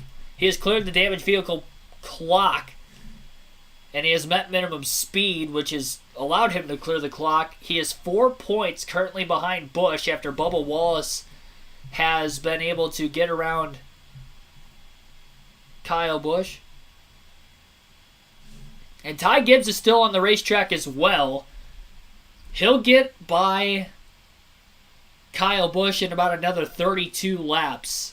So that would be another point lost for Busch once Gibbs gets by. And Ryan Blaney is still on the racetrack. He's 50 laps behind Busch. So if Ty Gibbs and Ryan Blaney gain and get by Kyle Busch, that means Busch is only going to be 2 points to the good on Tyler Reddick. Reddick is 30 laps down in 28th. But if he could keep his car on the track, get 2 more drivers to DNF, that allow Reddick to be able to finish ahead of, then Reddick is going to knock Kyle Busch out from the round of 16 to the playoffs. If Reddick can't gain 2 more spots, then it looks like Kyle Busch is going to hang on for this final spot. But also don't forget about Syndrick, who's also -4, along with Reddick, as Reddick and Syndrick are actually tied in points, and Syndrick's probably got a better opportunity to gain points than Reddick because Syndrick running a little bit faster of a pace, but is in 25th, only 6 laps down compared to Reddick in 30 laps down. Keselowski about 9/10 of a second off the lead from Kyle Larson, and it does seem like he's slightly faster than the 5 car who is leading the way. 127 laps to go at Bristol, lap 375 of 500. Harvick and Busch are battling for 4th on the racetrack. Oh, Kyle Busch is out. He is completely out of the race. He can't gain any more points. He can only really lose points. The drivers behind him. Truex is completely out, so Truex won't get by him. The only 2 points that Busch would lose would be to Gibbs and Blaney, which all those drivers need to do is last another 30 to 40 laps. They'll both get by him.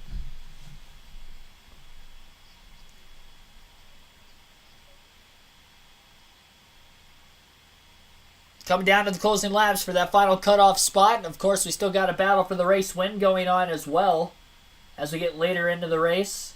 16 cars on the lead lap. I think Cody Ware took the wave around during that last caution to get back on the lead lap because Briscoe got the free pass. And he's in 15th, and Cody Ware's still in the lead lap in 16th.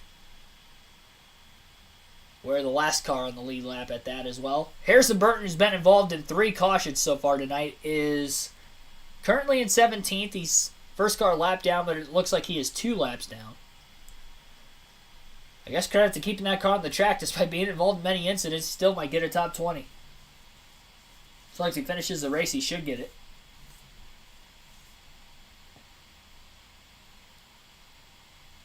Tom W., thanks for tuning in.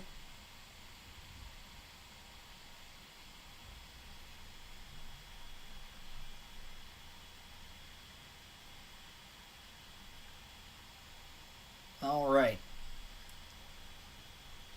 So Larson's lead now down to about 0.2 of a second as Brad Keselowski on the side-by-side commercial break on the USA Network is closing the gap, trying to take the lead that he had lost at the end of stage 1 on pit sequences. Doubt the tires are going to make it all the way to the end of the race, so still likely looking at one more pit stop for the rest of the field. Keselowski has a lap car between himself and Larson. He'll get by the 38 of Todd Gilliland. Larson up on the outside, no surprise there, but it's Keselowski rolling and getting down on the bottom of the track. Now Keselowski goes to the top. Leaders in lap traffic. Cody Ware about to go a lap down at the hands of Larson. And then Briscoe would be the next closest driver on the lead lap to him, as he's about 3 seconds of interval time away from Briscoe yet. Also, other cars that are already one lap down also in the way. Josh Bilicki losing another lap. Syndrick about to lose another lap as well. And Ware is going to be the first car lap down as Larson will pass him off turn 2 on the outside. Keselowski having to pretty much follow Larson's tire tracks in the middle of the corner on the outside lane as most of the lap cars seem to be staying right around the bottom. More lap cars on the outside, though, the further up through the field as they get to Eric Almirola, Eric Jones up ahead. So it'll be interesting to see where they go. And this is where it's going to be difficult now for Larson to navigate through the traffic.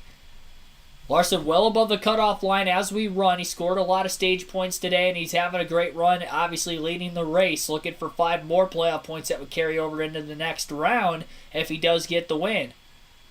It'll be his 3rd of the season, and it would give him a standalone 2nd most on the year. Keselowski to the inside off turn 4. Slide job from Keselowski in 1 and 2 and clear. Larson into the back of the 6 on the front straightaway. An aggressive move by Keselowski as he holds on to the lead. And Larson getting another run off the outside. He's going to dive to the bottom, but he's not close enough to try a crossover move. And Brad Keselowski is out in front for the 2nd different time tonight at Bristol. Getting around the damaged 10 car of Eric Almirola. Was involved in a couple incidences today as well.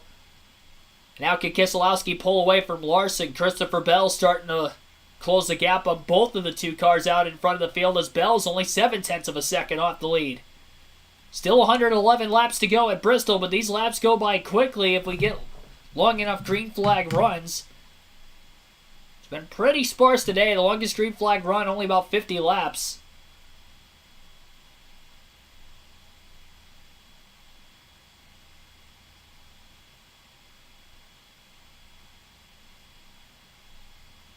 Larson still staying within close proximity to Keselowski as Keselowski's not quite pulling away. Brad going back to the outside, and now it's Larson who's trying to challenge on the bottom. Can't quite pull alongside the 6. He's lacking on the straightaways as he doesn't get the corner exit speed the 6 does off the banking of the racetrack, or the higher degree of banking. And now Daniel Suarez goes to the outside right in front of Keselowski, who has to cut to the bottom in the middle of the corner. Larson closes the gap by about another car length and a half or so into turns 1 and 2. He clears Suarez cleanly on the bottom of the racetrack as well. Suarez maybe a little bit more aggressive there because he's going to lose another lap. He's only about 6 points above the cutoff line, just a couple points ahead of Busch. Trying to maintain as many spots as he can. Doesn't want to lose too many more positions.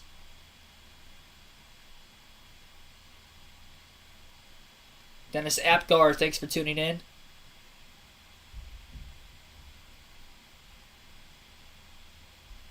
Chris Childers pulling for Chase Elliott. Got almost 400 people watching right now with about 100 to go.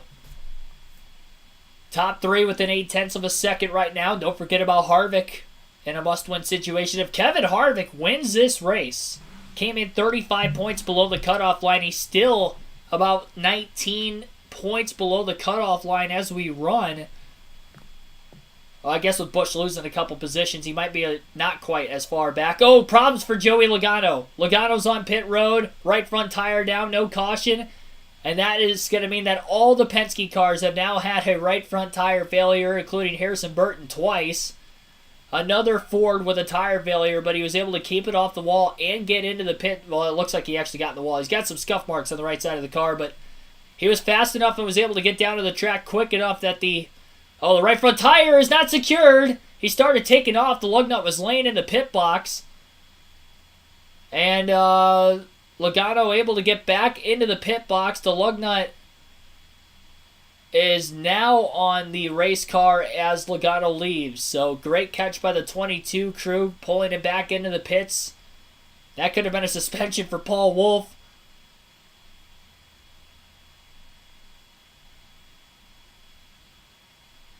And Bubba Wallace, by the way, is back on pit road again as they are under the hood of his race car a second time. He has already gotten ahead of Austin Dillon, Alex Bowman, Kyle Busch, Stenhouse, and Wallace has scored in 29th.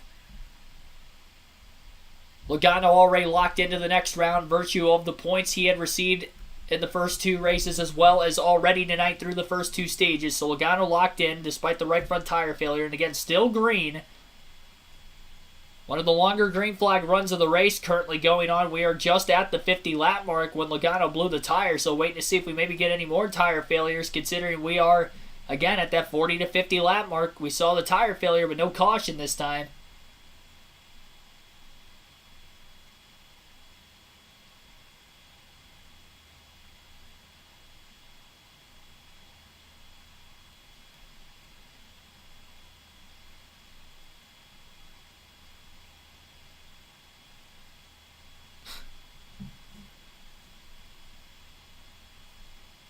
Bell now to the inside of Larson for second. As they battle for the second place position, Brad Keselowski pulling away. That's what he needs out of his rear view mirror. As those two cars battling behind him, and that has now allowed Keselowski to widen his gap out to a 1.8 second race lead. Bell trying to slice in front of the 5. The 42 of Ty Dillon, who is a lap down, was in the way. Bell is now going to clear Larson. Larson challenges down to the bottom. He tried to cross Bell over. Bell throws a block into the corner, almost making contact as they were nearly 3 wide, with Dillon still on the outside. Now it's Bell on the outside lane. Larson on the bottom again. Christopher Bell is clear. 2 seconds off the lead is Bell. Harvick's about another 0.3 of a second behind Kevin Harvick again. Ty Gibbs is now back on pit road with another mechanical issue. So Wallace pulled off, and now Gibbs is back in again. Gibbs, it's an interesting situation with Ty Gibbs because he did not get past Kyle Busch yet on the racetrack. Gibbs is 4 laps behind Kyle Busch. So Busch is still 4 points to the good over Tyler Reddick. Ryan Blaney can move past Kyle Busch, and as long as he stays in for another 13 more laps, he'll do so. That would put Busch just 3 points above the cutoff line. But that's going to save Kyle Busch 1 more point with Ty Gibbs not getting in, or not getting by the 18 for position. Denny Hamlin getting by Daniel Suarez in the 99. Hamlin's battled back inside the top 10, is currently in 8th. 2-second race lead for Brad Keselowski. Christopher Bell again in 2nd. Oh, Keselowski slow! Right front tire down on Keselowski's race car while leading. Another tire failure with 87 to go. A tough break for the 6 team. Right front tire is down on Brad Keselowski's race car. He's trying to get to pit road. We continue to stay green. He's in the pits. No caution. And Keselowski actually got into the wall, but I think it might have been because of the right front going down. Second.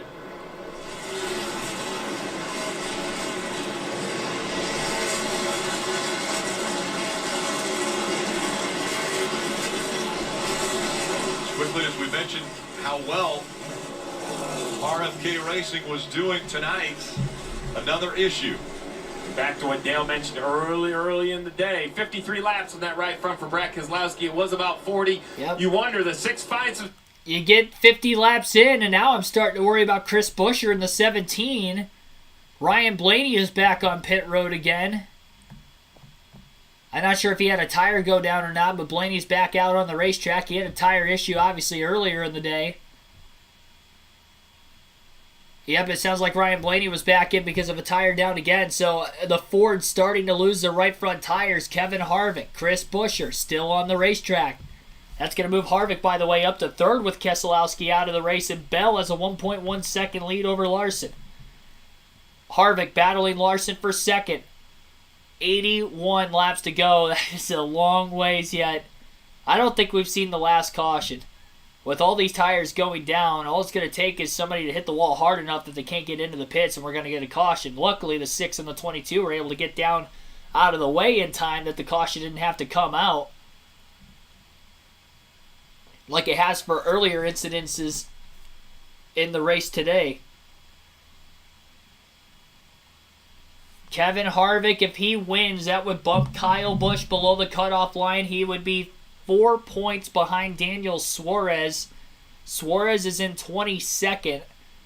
He was able to get ahead of Joey Logano, who had the flat right front, and he's about 2 laps ahead of Austin Syndrick yet, who is still on the racetrack. Suarez involved in an accident earlier today after he got loose off turn 4. That's what sparked the major accident. Almirola on the racetrack. So a lot of the Fords pitting, whether their tires are down and or to hopefully prevent tires from going down, considering that some of these drivers are already not on the lead lap like Eric Almirola. But he is in the pits. This could be potentially... Nope, they're pulling the 10 behind the wall now. That's a spot for Syndrick. Syndrick now only 3 points behind Busch. Almirola's out of the race. They have pulled the 10 car behind the pit wall. He is in the garage. So Austin Syndrick has now passed the 10. 2 points is the difference now between between Austin Syndrick and Kyle Busch. And Ryan Blaney still has to catch Kyle Busch for position, as it looks like they are on the same lap. So in another lap, Ryan Blaney will gain a point. Busch will lose a point. 73 laps still to go at Bristol. Kyle Larson starting to reel Christopher Bell back in again, as now the lead is cut down to about a half a second between Bell and Larson. Both cars up near the wall on the outside is the 20 and the 5 as the 5 continues to close. Side-by-side commercial break with just about 70 laps remaining. We'll take a quick rundown of the top 10. Christopher Bell is your race leader. Kyle Larson in second, 0.3 of a second off the lead. Kevin Harvick closing that gap in third, is 1.1 seconds off the lead. Chris Buescher also closing the gap. He's 1.6 back in fourth. Chase Elliott's in fifth place, 6.7 seconds off the lead. Hamlin back up to sixth place, 8.6 back. William Byron is in seventh, 9.2 off the lead. AJ Allmendinger, quiet but solid day in the top 10 in eighth, 10.1 seconds off the lead. Cole Custer in ninth, 11.9 seconds back. And Michael McDowell rounding out the top 10, 13.1 seconds off the lead as well. That is your top 10, 69 laps to go. Now down to 68 at the start-finish line as Christopher Bell leads Kyle Larson by a slim margin. Top 3 within 1 second, top 4 within a second and a half. A Toyota versus a Chevrolet versus 2 Fords. Fords have had a lot of right front tire issues in today's race. Outside of Hamlin, it's pretty much been all Fords. Maybe a concern for Chris Buescher and Kevin Harvick, especially Buescher, considering his teammate Keselowski was one of the tires that had gone down, or had one of the cars with the tires that have gone down in recent laps. About 400 people watching. Be sure to hit that like button as well. Again, subscribe for more daily NASCAR content as we are into this race. Bell and Larson continue to battle on the racetrack right now, down to 66 laps to go at Bristol. The laps are continuing to click by at a quick pace as usual at this racetrack.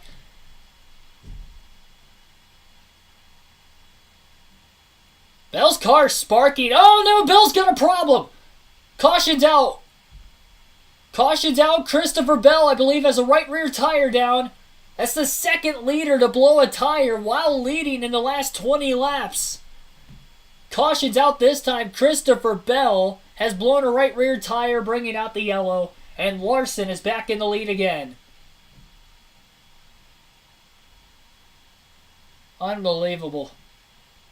Second right rear tire to go down now.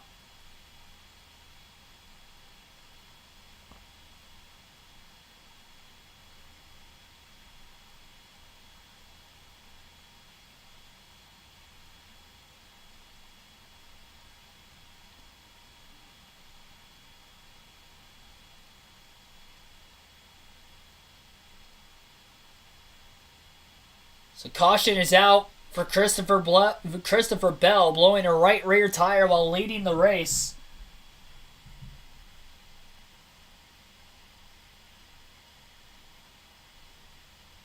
Just over 60 laps to go in the Bristol night race. That Greenwich, thanks for tuning in. Abel Zuniga, thanks for tuning in also. Every time I go to the restroom, there's a caution. Mark Norris, thanks for tuning in. Arizona Slot wins, thanks for tuning in. The closer will win this. It may be looking that way. I predicted he'd have a good night and have a shot to win, and it's looking that way as we get later. I would imagine everybody's going to pit with all the tire issues we have been having. We have had 3 drivers blow tires in about the last 30 laps. All in the top 10, and 2 of them were leading at the time of them blowing the tire. We're still going to have a long enough green flag run that we may still see tire issues to the end if it stays green. Leaders are in the pits. Marty. Steve, one of the questions we asked a moment ago, had they made enough adjustments on Kevin Harvick's car? Rodney Childers just said, how's the balance? He said, it seems okay. Front could be a little bit better, but happy with it. Now can he get the lead and put himself in a round 2, Kim? And you see Kyle Larson there in the middle. Oh, Harvick's got a problem. The left front tire's off the race car, and he's got to go backwards into pit road. Terrible mistake on the pit crew from Kevin Harvick as they have to secure the left front tire again. Able to win this race. Now the left front coming off on this final stop of the night. Oh, Could unbelievable. be for Kevin Harvick. Problems on pit road. So now we'll see between the other leaders who wins the race off pit road, because this could be the race for the win. Chris Buescher has won the race off pit road. Problems for Kevin Harvick. Denny Hamlin having problems with his pit stop. Left rear is loose on the 11 of Denny Hamlin. They didn't get the lug nuts secured. 2 drivers in the top 10 have just had issues trying to get the lug nuts secured on the race cars, Harvick and Hamlin. Harvick, though, in a situation where he has to win to get into the next round, and it looks like he's going to be in 10th place now. Harvick has lost 7 spots on pit road. Buescher is the leader. Chase Elliott will be second on the restart. And even Kyle Larson. Larson went in as the leader on the pit road after Bell and Keselowski had blown tires while leading. And now Larson loses 3 spots in the pits, and he'll have to restart 4th. AJ Allmendinger inside the top 5 for the first time. Part-time driver for Colleague Racing. What a crazy finish to this one.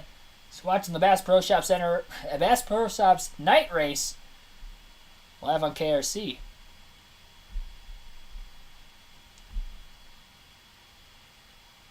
This is unbelievable. Well, it's definitely been a wild race at Bristol. Maybe not for the right reasons, considering all the mechanical issues we have seen today, and mostly tire issues. The mechanical and engine issues slash,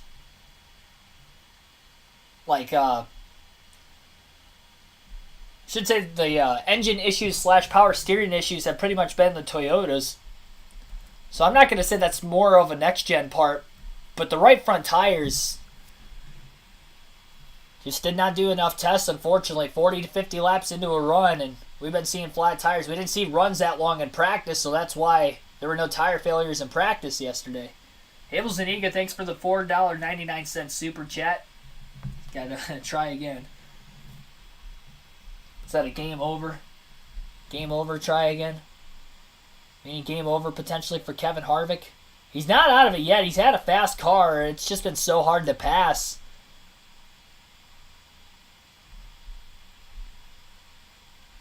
And now he's going to be back in 10th, and obviously the hardest cars to pass are going to be the ones at the front of the field where they're much faster.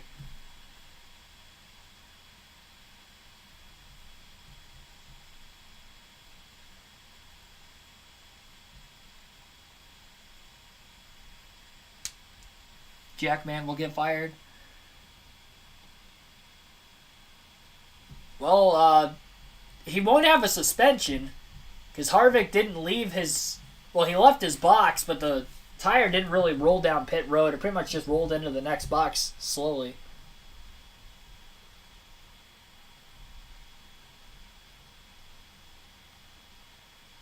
Joey Logano back on pit road again, by the way.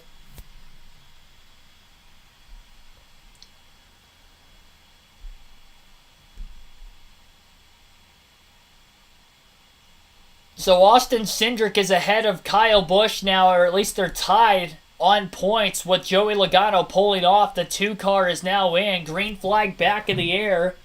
Buescher restarts on the outside of row 1. Byron on the bottom of row 1. Just 57 laps left, and Chris Buescher leads at Bristol. Chase Elliott to the outside of William Byron for second. He'll make the pass for second place on the back straightaway. Elliott trying to attack now on Buescher. Larson, who lost 3 spots on pit road, losing the lead now, is closing in on the 24 of William Byron.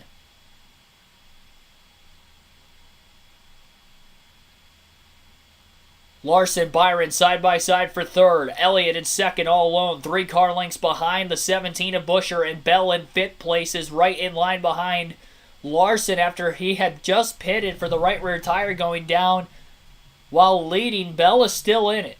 Chastain will make a pass for 6th place on A.J. Allmendinger, who lost a couple spots on the last restart. And Bell working to the inside of Larson. Larson takes his line away down to the bottom as Larson's still trying to pass the 24. And Bell is on the outside looking for a run, but he's trapped in line behind the 2 Hendrick Chevrolets that are side by side in front of him. Kevin Harvick lost a spot on the restart, is now back in 11th place. Just 12 cars on the lead lap, and the free pass went to Justin Haley during that last caution, so he is the 12th and final car in the lead lap currently.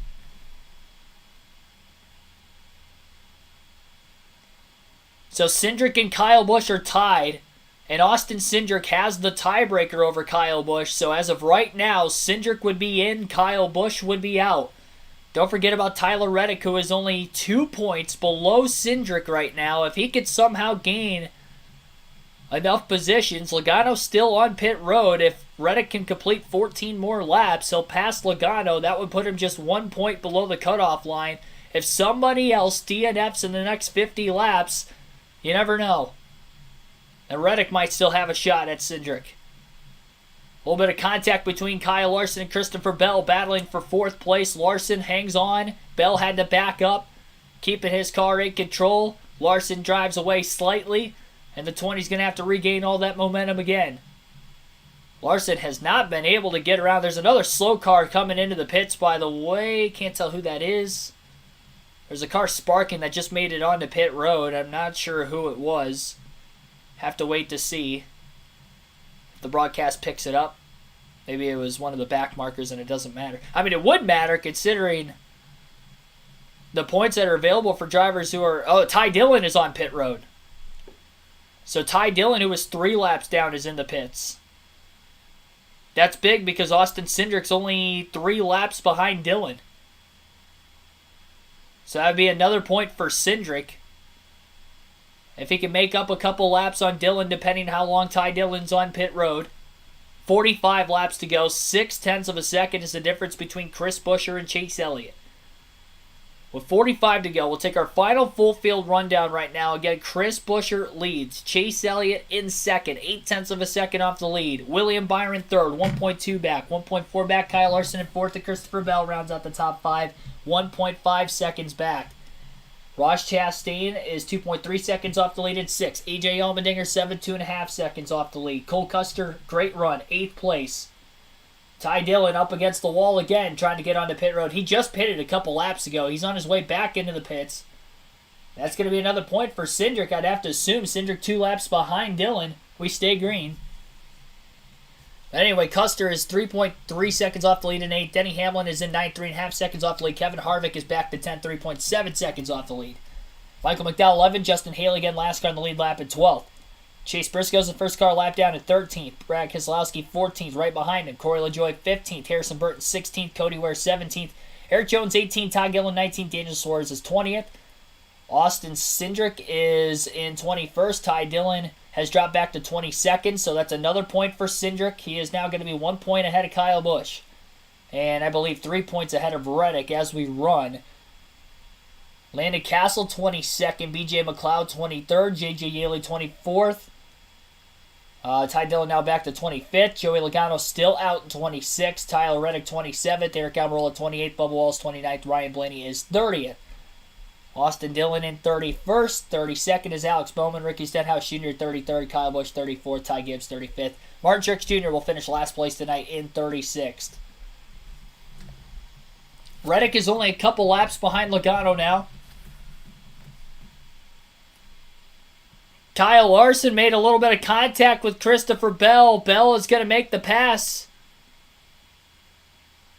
An aggressive move by Bell, a bump and run to Kyle Larson. He went down to the bottom of the racetrack. I should say, it looked like the 5 actually got loose. Bell was on the outside. Larson overdrove the corner. It looked like he slipped up a little bit. The contact was because the 5 had to hop out of the throttle to keep the car off the wall, but then the 20 ended up getting into him and sandwiching him into the wall as a result of Larson having to check up. So Bell up to 4th. It did slow both cars down a little bit, but not as much as the 5 of Larson getting slowed down.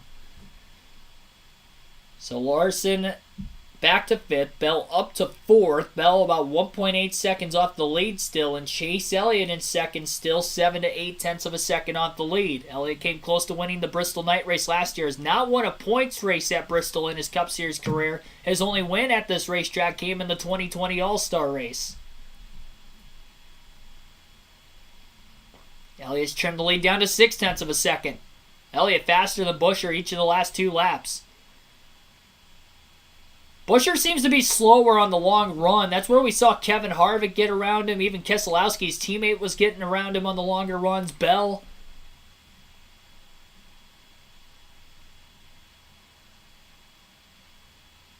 Yeah, and I mentioned that during the last caution, but the broadcast is just picking it up now as well, that we restarted with over 50 laps to go. And that 40 to 50 lap mark, we're going to have to hit that mark once again before the end of the race, so we may see another tire failure before the end. We'll hope for the best that that doesn't happen, but it is possible. Buescher gets a little loose, lost more time. It turns 1 and 2 the last lap, and now Chase Elliott's within 4 tenths of a second off the race lead. An abysmal start to the playoffs for Chase Elliott, but looking for his 5th win of the year. All of a sudden, after not running so hot, it took him the entire first 2 stages just to break the top 10 for the first time at the start of stage 3. A lot of issues with drivers in front of him, both mechanical for tires and engine issues. Drivers dropping out of the race, especially the Toyotas with power steering issues on top of the engine issues. And Chase Elliott has a shot, moving up all those positions, plus just slowly getting better throughout the course of the day. And now he's not only the highest running Hendrick car, he's the highest running Chevrolet. Buescher a little bit quicker than Elliott the last lap, though. Both Buescher and Elliott running the outside lane, so the closer Elliott gets to the 17, more dirty air he's going to have to deal with.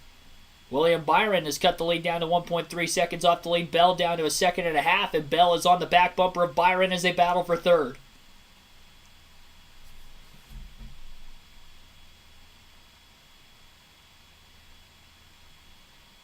Chris is going to win. We'll find out. 25 to go. Bell down to the bottom of the track, trying to pull out a line, do something different to try and find a way to get by Byron. Leader still dealing with lap traffic. And as far as the cutoff line goes, Syndrick is 2 points above Kyle Busch. Busch is out of the race. Syndrick is still in the race, but Syndrick 7 laps down. Tyler Reddick is 3 points below the cutoff line. He is also still in the race, but he is in 26th. If Ty Dillon's still out, Reddick will pass Dillon before the end of the race. That'll be another point for Reddick. That would put him 2 behind Syndrick. Eric Jones, Landon Castle are both on the same lap as Austin Syndrick right now. So if Reddick, or I should say if Ty Dillon stays out of the race, or stays off the track and is behind the pit wall in the garage, and Reddick picks up that spot, and somehow Eric Jones and Landon Castle can pass Austin Syndrick, Reddick would be in, and Syndrick would be out. Just over 500 people watching. Be sure to hit that like button, subscribe for more daily NASCAR content. If you have not already, road to 4,000 subs on the channel, road to hopefully becoming a commentator in the future. Real races for NASCAR down the road. Join me on the journey. Subscribe, like, comment in the chat. Helps the streams out. It's great talking NASCAR, watching NASCAR with you guys every weekend. We'll be doing live commentary of next weekend's Cup race at Texas as well on Sunday afternoon next week. Chris Buescher slowly pulling away from Chase Elliott these last couple laps as Buescher's starting to get through the lap traffic a bit quicker than Elliott. Byron and Bell are slowly actually running down Elliott for 2nd place, and there's just 18 laps to go. Time is running out for anybody to catch Buescher. His car's behind him, though, trying to put themselves in position. You never know if we have another flat tire. We've seen the leader blow 2 tires already in the final 80 laps. Kevin Harvick still back in 10th, right where he restarted. 6.4 seconds off the lead. He's 24 points below the cutoff line, needed to win into this final stage. Sacrificed stage points earlier for track position, was in 3rd. Larson had a slow stop, so you'd have to imagine Harvick would have been probably 1st or 2nd out of the pits. It was a 9.6 second stop, but they did not get the left front tire secured. He had to back into his box as it was starting to come off, and that costed Harvick a shot to win. Who would have thought at the start of this season that potentially Kevin Harvick and Kyle Busch would both be eliminated in the round of 16 in the playoffs? Get this, better yet, Kyle Busch, Kevin Harvick would both be eliminated in the round of 16, and Truex would miss the playoffs entirely. That is 3 former champions. Kurt Busch misses the playoffs this year due to injury. Keselowski missed the playoffs this year. That's 5 former champions that are not going to be in the round of 12 of the playoffs. Not to mention, Chris Buescher will be another new winner this season. Not only the 3rd different non-playoff driver to win in the first 3 playoff races, but he could be the 18th different winner this year. He won a dual race at Daytona back in February. Points were on the line, but it wasn't technical points race. Got 10 points for winning the race, but it did not count towards a career win, nor a win this season that obviously would have qualified him for the playoffs.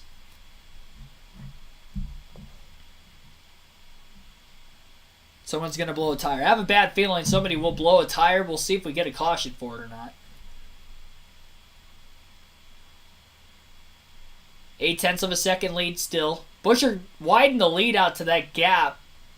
Elliott's kind of picked up the pace a little bit again, though, and is starting to close back on Buescher. Byron was within a 1.2 second differential of Buescher. Now it's back to 1.4. And Byron was only about 0.2 of a second behind Elliott at one point in time, and now is about 0.6 of a second behind Chase.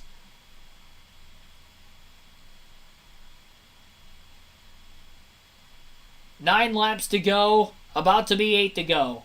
It is now. 8 laps left for Chris Buescher. Will the tires hold up to the end of the race? Most of the Fords have had the problems, but now we've started to see Chevrolets and Toyotas with tire failures as we get into the final stage as well.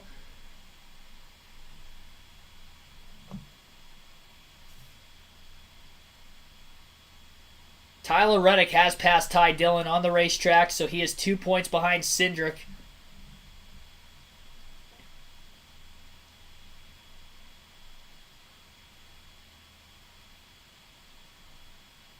So Reddick 2 points behind Syndrick. Again, Syndrick, Jones, Castle on the same lap. Reddick would need both Eric Jones and Landon Castle to get by Austin Syndrick in order for Reddick to get that last spot in. He's too many laps down if someone were to DNF now that he would not gain any more positions the rest of the race. All the positions he could have gained, he already did. 4 laps to go for Buescher. A 0.6 of a second lead over Elliott. Elliott is close to the gap by about 0.2 of a second over the last half a dozen laps. He's going to have to pick up the pace just a little bit more than that in order to beat the 17. 3 laps to go. Buescher just wants to see the white flag at this point, followed by the checker. Buescher's only career win was at Pocono in a fog-shortened race in 2014. He has never won a race in the NASCAR Cup Series in which he has actually received the checkered flag at the end of the scheduled distance. And who wouldn't want to win at Bristol under the lights? Buescher's going to have a shot right now. White flag in the air. 1 lap to go, sponsored by Credit One Bank. Chase Elliott has closed the gap slightly, but not enough. He's too far back into turns 3 and 4. He's 0.4 of a second off the lead. Buescher will make his way off turn 4. Our 18th different winner, Chris Buescher, has won at Bristol. Second career Cup win for Chris Buescher out of Prosper, Texas, has won. And again, 18 different winners in the NASCAR Cup Series season.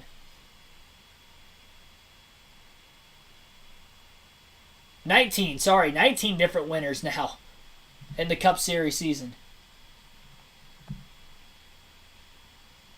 Keselowski has won as an owner. He was one of the drivers that blew a tire while leading, as well as Christopher Bell in the final 80 laps. A little bittersweet for Keselowski that his team has won. Unfortunately, it was not him getting the win, but Chris Buescher, snapping a 222 race winless streak. Unbelievable.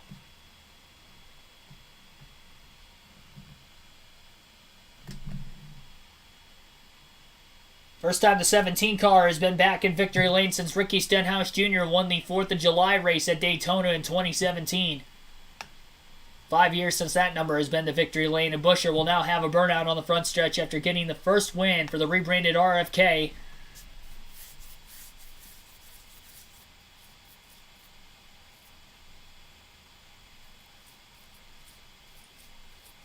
We say it almost every week, it seems like, NASCAR media-wise, but the parity in the field this season is just unreal.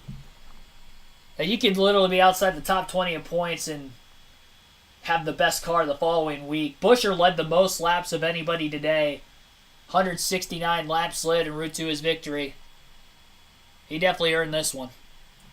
And had one of, if not the fastest car in the field. I think both him and Keselowski together probably had the two fastest cars in the field, if you're asking me, honestly. Bell was definitely up there, too. But it's Chris Buescher getting the W. You'll get to hear from him as well as other drivers in our post-race show. We'll go through the full field running order once we get to the first commercial break following the conclusion of this race tonight. We'll go through all the fantasy advice and much more. So stay tuned, and again, be sure to hit that like button if you haven't already, and most importantly, subscribe for more NASCAR content. Buescher standing on top of his car, about to leap. His crew has caught him. He gets to celebrate with the rest of the 17 team. Playoff drivers representing here, sweeping round one. It's been 5 years and 2 months, Chris, since Roush Fenway Keselowski won a race. What does this mean to you to bring them back to victory lane? And this is just so special. This team did such a great job. Scott Graves, the man who made the call for the 2 tires at the end. That's just first Cup win for Fastenal for a points paid race, so that's awesome. Glad to have Fastenal on board tonight. Just so special here at Bristol. I love this racetrack. I love the fans. I love every time we come here. It's so special to me. Lost one that really broke our heart back in 2015 on the Xfinity side with Graves on top of the box. So this makes up for that. That's pretty awesome. Pretty special. How about Scott's 2-tire call? Were you worried that wouldn't hang on in that final restart? Not one bit. It was up to me at that point. Just hold on and make it work. And we had a really fast Fastenal Mustangs. Just so proud of everybody. We knew we had a good race car after practice, and didn't quite get the job done in qualifying, but what a race car. It's just it's special. Get RFK in victory lane for the first time, and we had great race cars. Brad had really good speed too, so it's I don't know what else to say right now. I'm out of breath. This place will wear you flat out, and I love that about it, but it's such a special night. Almost 100,000 fans here tonight at Bristol Motor Speedway. What's the significance of winning the Bristol night race for you personally? It's number one on the list right here. So this is it. Thank you all for coming out. It was a great crowd, great weather. We appreciate it. Hope you enjoyed the race. Come back and do it again. How you gonna celebrate? Man, we haven't gotten that far yet. All right, Chris Buescher brings Roush Fenway Keselowski to victory lane at the night race here at Bristol. 12 as this was a cutoff race for the round of 16. It's down to 12 now. Current playoff grid again. Austin Syndrick by 2 points is going to eliminate Tyler Reddick, and 3 points over Kyle Busch for that final spot. So all 3 Penske Fords will be moving on, and the rookie Syndrick will keep his dream season alive. Chase Elliott will reset as the number 1 seed once again after winning the regular season championship along with the most wins this year. Joey Logano will then be the number 2 seed. Down closer to the cutoff line, Ryan Blaney is going to be the final driver above the cutoff line heading into the round of 12 by 4 points over Chase Briscoe. And then Austin Syndrick will be the 12th seed overall. And here's Dylan Welsh with Kevin Harvick. How frustrating was it to just not be able to go up there and race for a shot at the win tonight? It's pretty tough. I mean, we pitted in front of the 17, so just kind of the way the year has gone. And just went from having a chance to lead the parade to being a part of the parade. Just difficult to pass. Cars are way too fast to the corners. Can't race. So moving forward now, the rest of the year, you guys just full on. You're about race wins at this point. We wouldn't do anything different. We do that every week. Thanks, Kevin. Dave. Well, Dillon, from the disappointment Dave Burns with to, Austin Syndrick. I guess, jubilation or maybe astonishment, your folks worked hard tonight to get you through to the next round. Yeah, that was easy, right? Came in +2 to leave +2. Just how we drew it up. What a night, Dave. Just proud of everybody on the Freightliner Ford Mustang.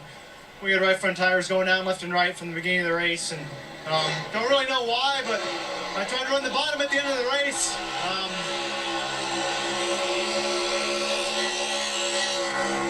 At least it's a Mustang. He deserved that. Congrats to Chris and Brad. That's obviously really cool. Congrats to Ford Performance, but yeah, to get all of us into the round of 12 after a very scary night for Team Penske.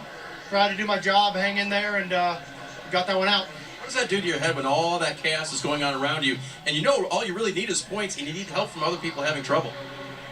Drive my butt off, man. That's what it takes. Got to stay in the game. You know that when there's issues, they're just going to keep happening throughout the race, and you just got to stay in it and make the issues smaller than the rest. But yeah, just proud of the team, proud of everything. Proud of my spotter, Doug. Kept me informed very well throughout the race. So total team effort. But back to work. We'll work in round 12. Austin Syndrick threw 7 laps down tonight, but they still did it, Rick. Chris Buescher is pulling into victory lane at the Bristol Motor Speedway right now. His team owner Brad Keselowski right there with him. I'm sure Jack Krause, if he's at the track this weekend, will be there shortly as well. Congratulations to Chris Buescher getting his second career NASCAR Cup Series win, first of 2022, and the 19th different winner of the season. Go through the full field running order as USA Network heading to a commercial break. Again, stay tuned for the post-race show. Also, for those of you leaving, we will be streaming NASCAR 06 tomorrow afternoon on the channel. We are starting the custom schedule seasons on the channel tomorrow on NASCAR 06. I failed to win the Cup Series title with our Do It for Dale series. Could not get Dale Jr. his first Cup title. We'll have a season-long points format this time around. Custom schedule, fantasy tracks throughout the course of the year. It starts with the Daytona 500 tomorrow at noon Eastern Standard Time with our Daytona dual race, followed by the 500 at the top of the next hour. So definitely tune in for that one. It should be a fun day of streaming tomorrow once again. But as far as tonight goes, Chris Buescher wins by 0.4 of a second margin of victory over Chase Elliott in second place. William Byron ends up third. Christopher Bell is going to finish fourth after blowing a right rear tire while leading, bringing out the final of what was 11 cautions on the day today. And Bell ends up coming back still to finish fourth on that final restart. Kyle Larson ends up finishing in fifth place.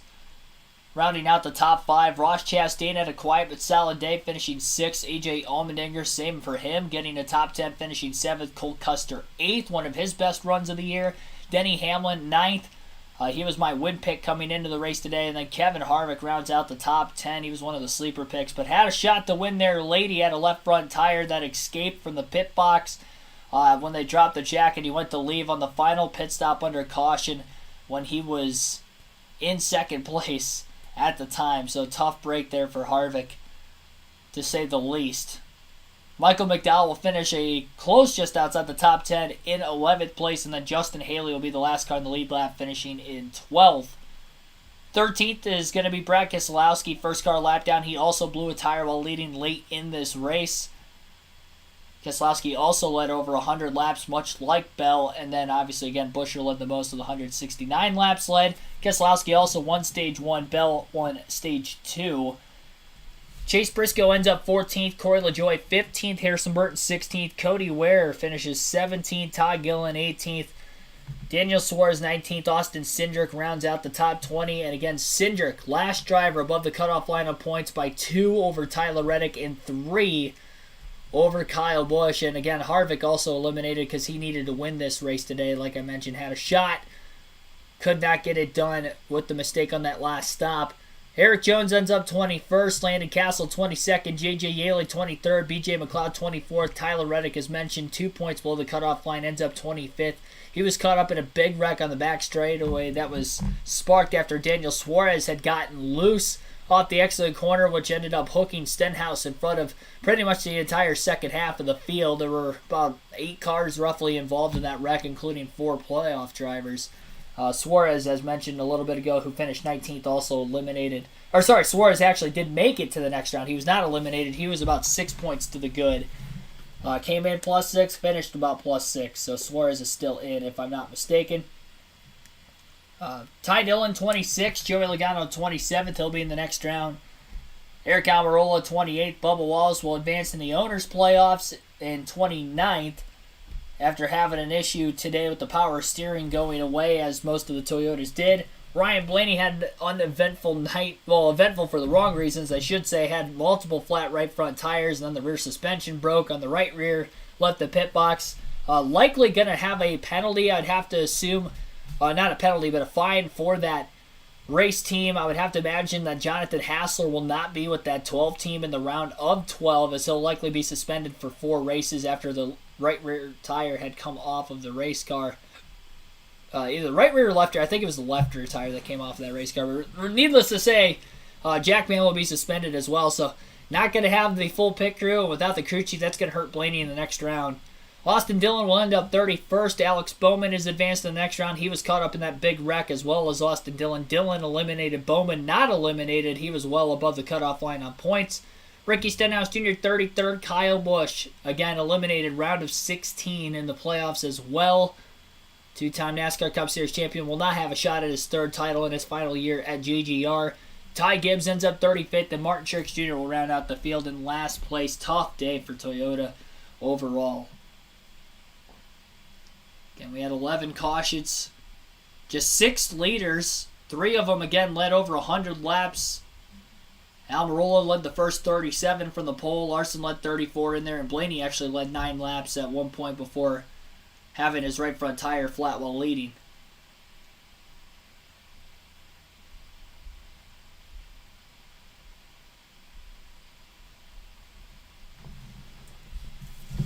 Thanks for the videos, no problem. Thank you, everybody, for watching. Crappy ass parts.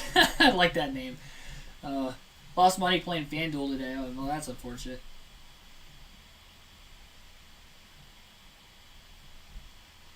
No Torres, I see you in the chat as well. Thanks for tuning in. Nice little red. I don't think that's the name of your channel. Looks like R with an asterisk above it. But thanks for tuning in. Rusty Hassel, thanks for tuning in. Trying to shout out as many people as I see in the chat for the first time as possible. So if I haven't shouted you out tonight, just know that I welcome everybody with open arms. And thanks for watching the end of this live stream, the end of the race. Maybe if you're just tuning in, or the whole race if you were here the whole time. It was an interesting one to say the least. It was kind of an ugly race as far as the mechanical issues that had happened. Again, the right front tires, I'd probably put more of the blame on NASCAR / Goodyear for sure. The engine issues we saw with Toyota, I'm probably going to lean more towards it was just another Toyota mistake with that, because we saw similar issues at Darlington with engine problems, and then today we saw it with power steering leaking into the engine on some of the Toyotas. There are other engine issues with the Toyotas tonight, whether it was both 2311 cars as well as 2 of the 4 Joe Gibbs Toyotas as well. Kyle Busch, nonetheless, was inside the top 10 at the time of that happening. Between his blown engine while leading with less than 20 to go at Darlington under caution, and then this engine issue today as well has knocked him out. He definitely had the consistency to make it to the next round. Scored a lot of stage points in every race, but just did not get the finishes. And also didn't have a lot of playoff points coming into the round, which also factored in.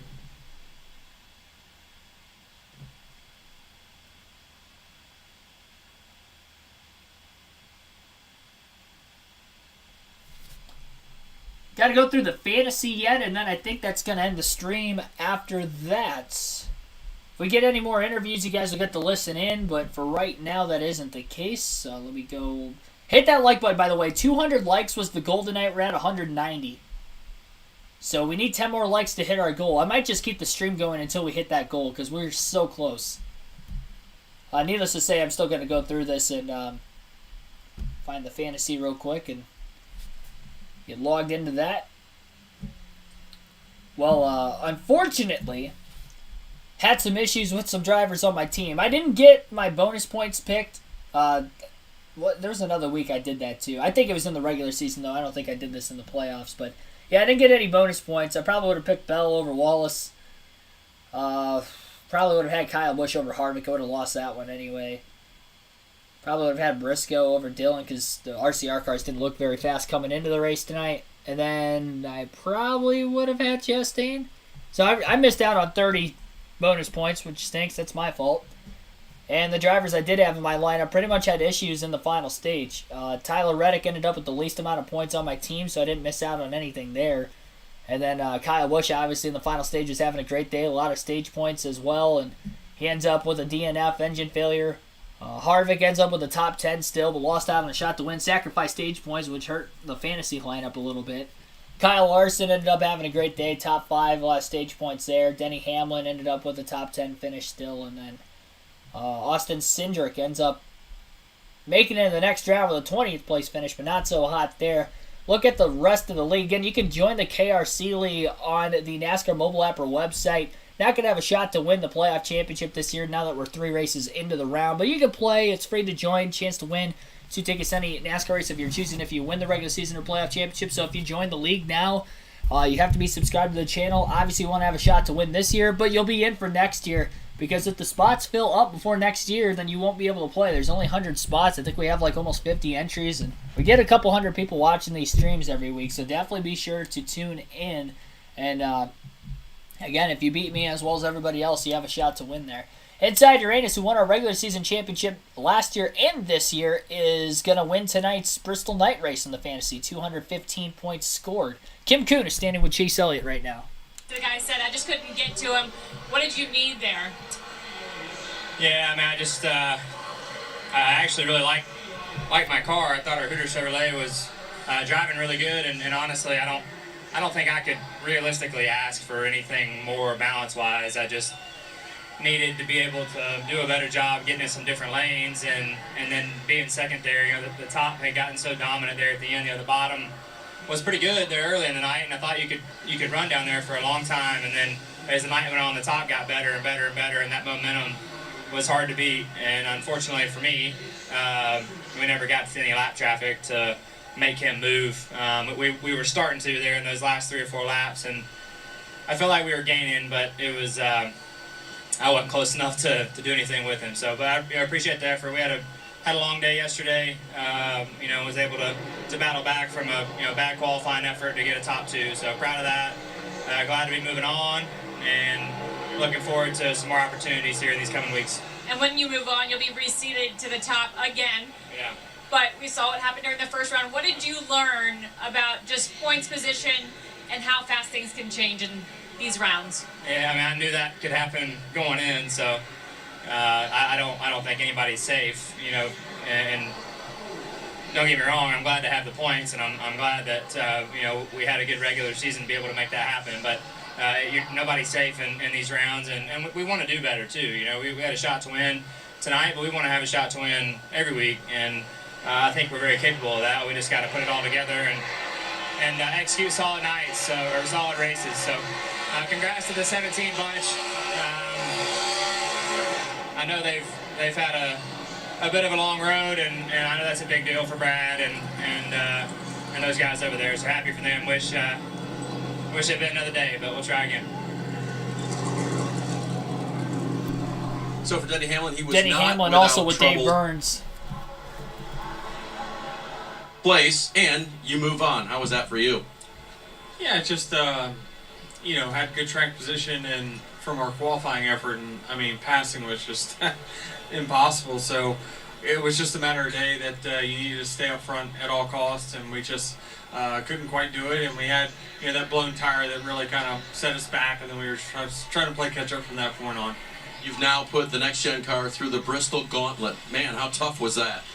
It's tough. I'd like to see the racing improved overall. I mean, some lap time variation a little bit, but yeah, it's just we're just running around there. It feels like we're running faster in the corners we are in the straightaways, and so it's just extremely hard to pass. But we had some steering issues. Looks like our other Toyota teammates had steering issues, so we just battled through it and held on. But 9th place is okay.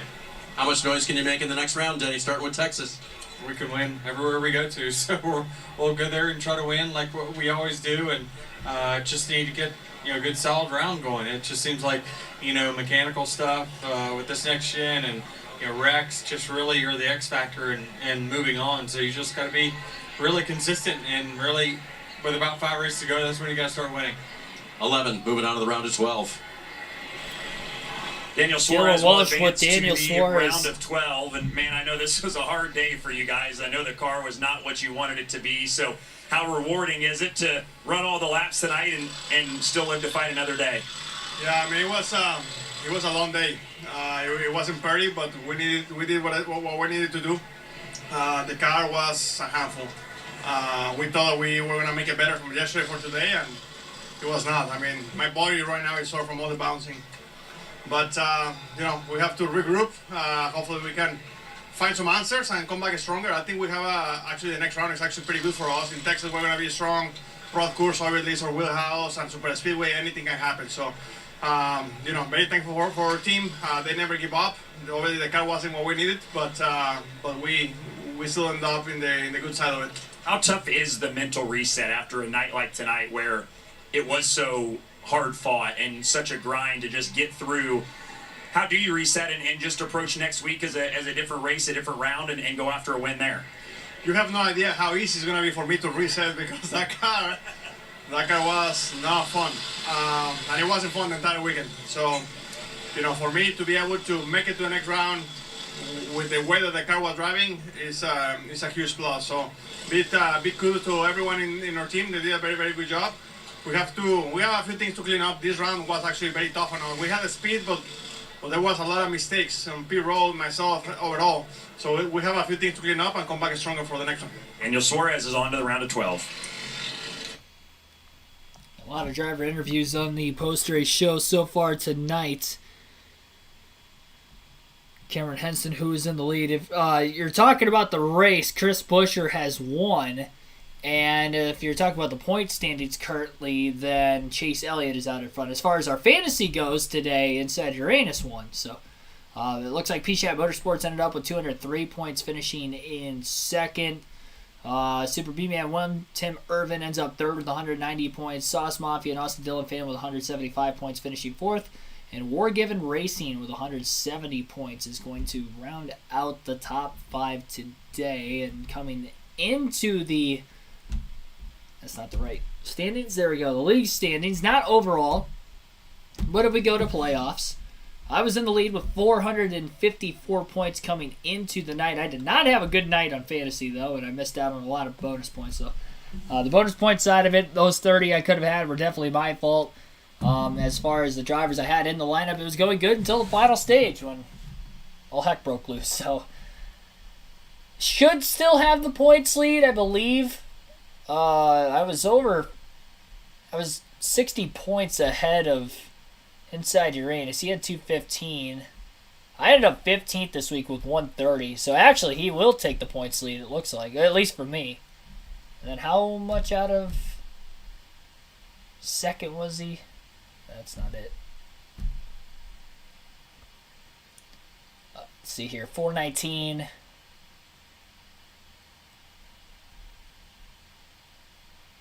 So he's about 23 points out of Jordan 19. And Jordan 19 didn't have a great night either. Ended up with 160. So it looks as if I'm going to be second in points to you Inside Uranus. And you got to watch tonight's race, so obviously you know. But it looks like we're going head-to-head for the playoff championship. Alrighty. Still 7 races to go. Obviously nobody's out of it yet. only 3 races in. Anything could happen. Like and subscribe for more daily NASCAR content. That's going to wrap up tonight's live coverage of the Bass Pro Shops Bristol night race. Round of 16 is concluded. Just 7 races to go in the NASCAR Cup Series season. Live commentary coming your way next Sunday afternoon. The race will be on the USA Network again, so be sure to tune in on Sunday for all of your NASCAR Cup Series racing action at the Texas Motor Speedway. 500-mile race at Texas. Oh boy, we'll get through it together next week. I will do my best to not bore you guys with commentary. There might not be a lot going on. But needless to say, let's go to Texas. Have a good rest of your night. And I'll see you guys tomorrow. Don't forget, NASCAR 06, Total Team Control. We're starting our custom schedule season. Daytona 500 tomorrow. I have not won at Daytona on a NASCAR EA Sports game. Not just the 500. I have not won a Cup Series points race at Daytona, period. I think I'm 0 for 13 going into the race tomorrow. Trying to finally win and hopefully finally win the Daytona 500 on EA Sports game. I have not done so, again, on the channel yet. So, not in 06, not in 04, not in 05. So we'll try it again in 06 again tomorrow. See you guys for that one. That starts at noon Eastern Standard Time with our Daytona dual race. The 500 race itself will probably start about 1. Thanks for watching, everybody. Have a good rest of your Saturday night. Hopefully you enjoyed the stream. Hit the like button. Actually, hang on. Are we at 200 likes yet? We are not. We're at 199 likes. Somebody hit that. We're not ending the stream until I see 200. I am not ending the stream until I get the 200 likes. Somebody hit that like button that has not hit it yet. We are 1 away.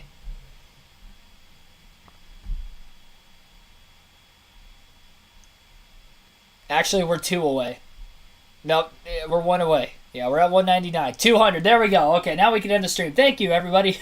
Still be sure to hit that like button if you haven't already. We're at 200. I can end the stream now. We hit our goal. Thanks, everybody. Have a good rest of your evening, and I'll see you guys tomorrow afternoon.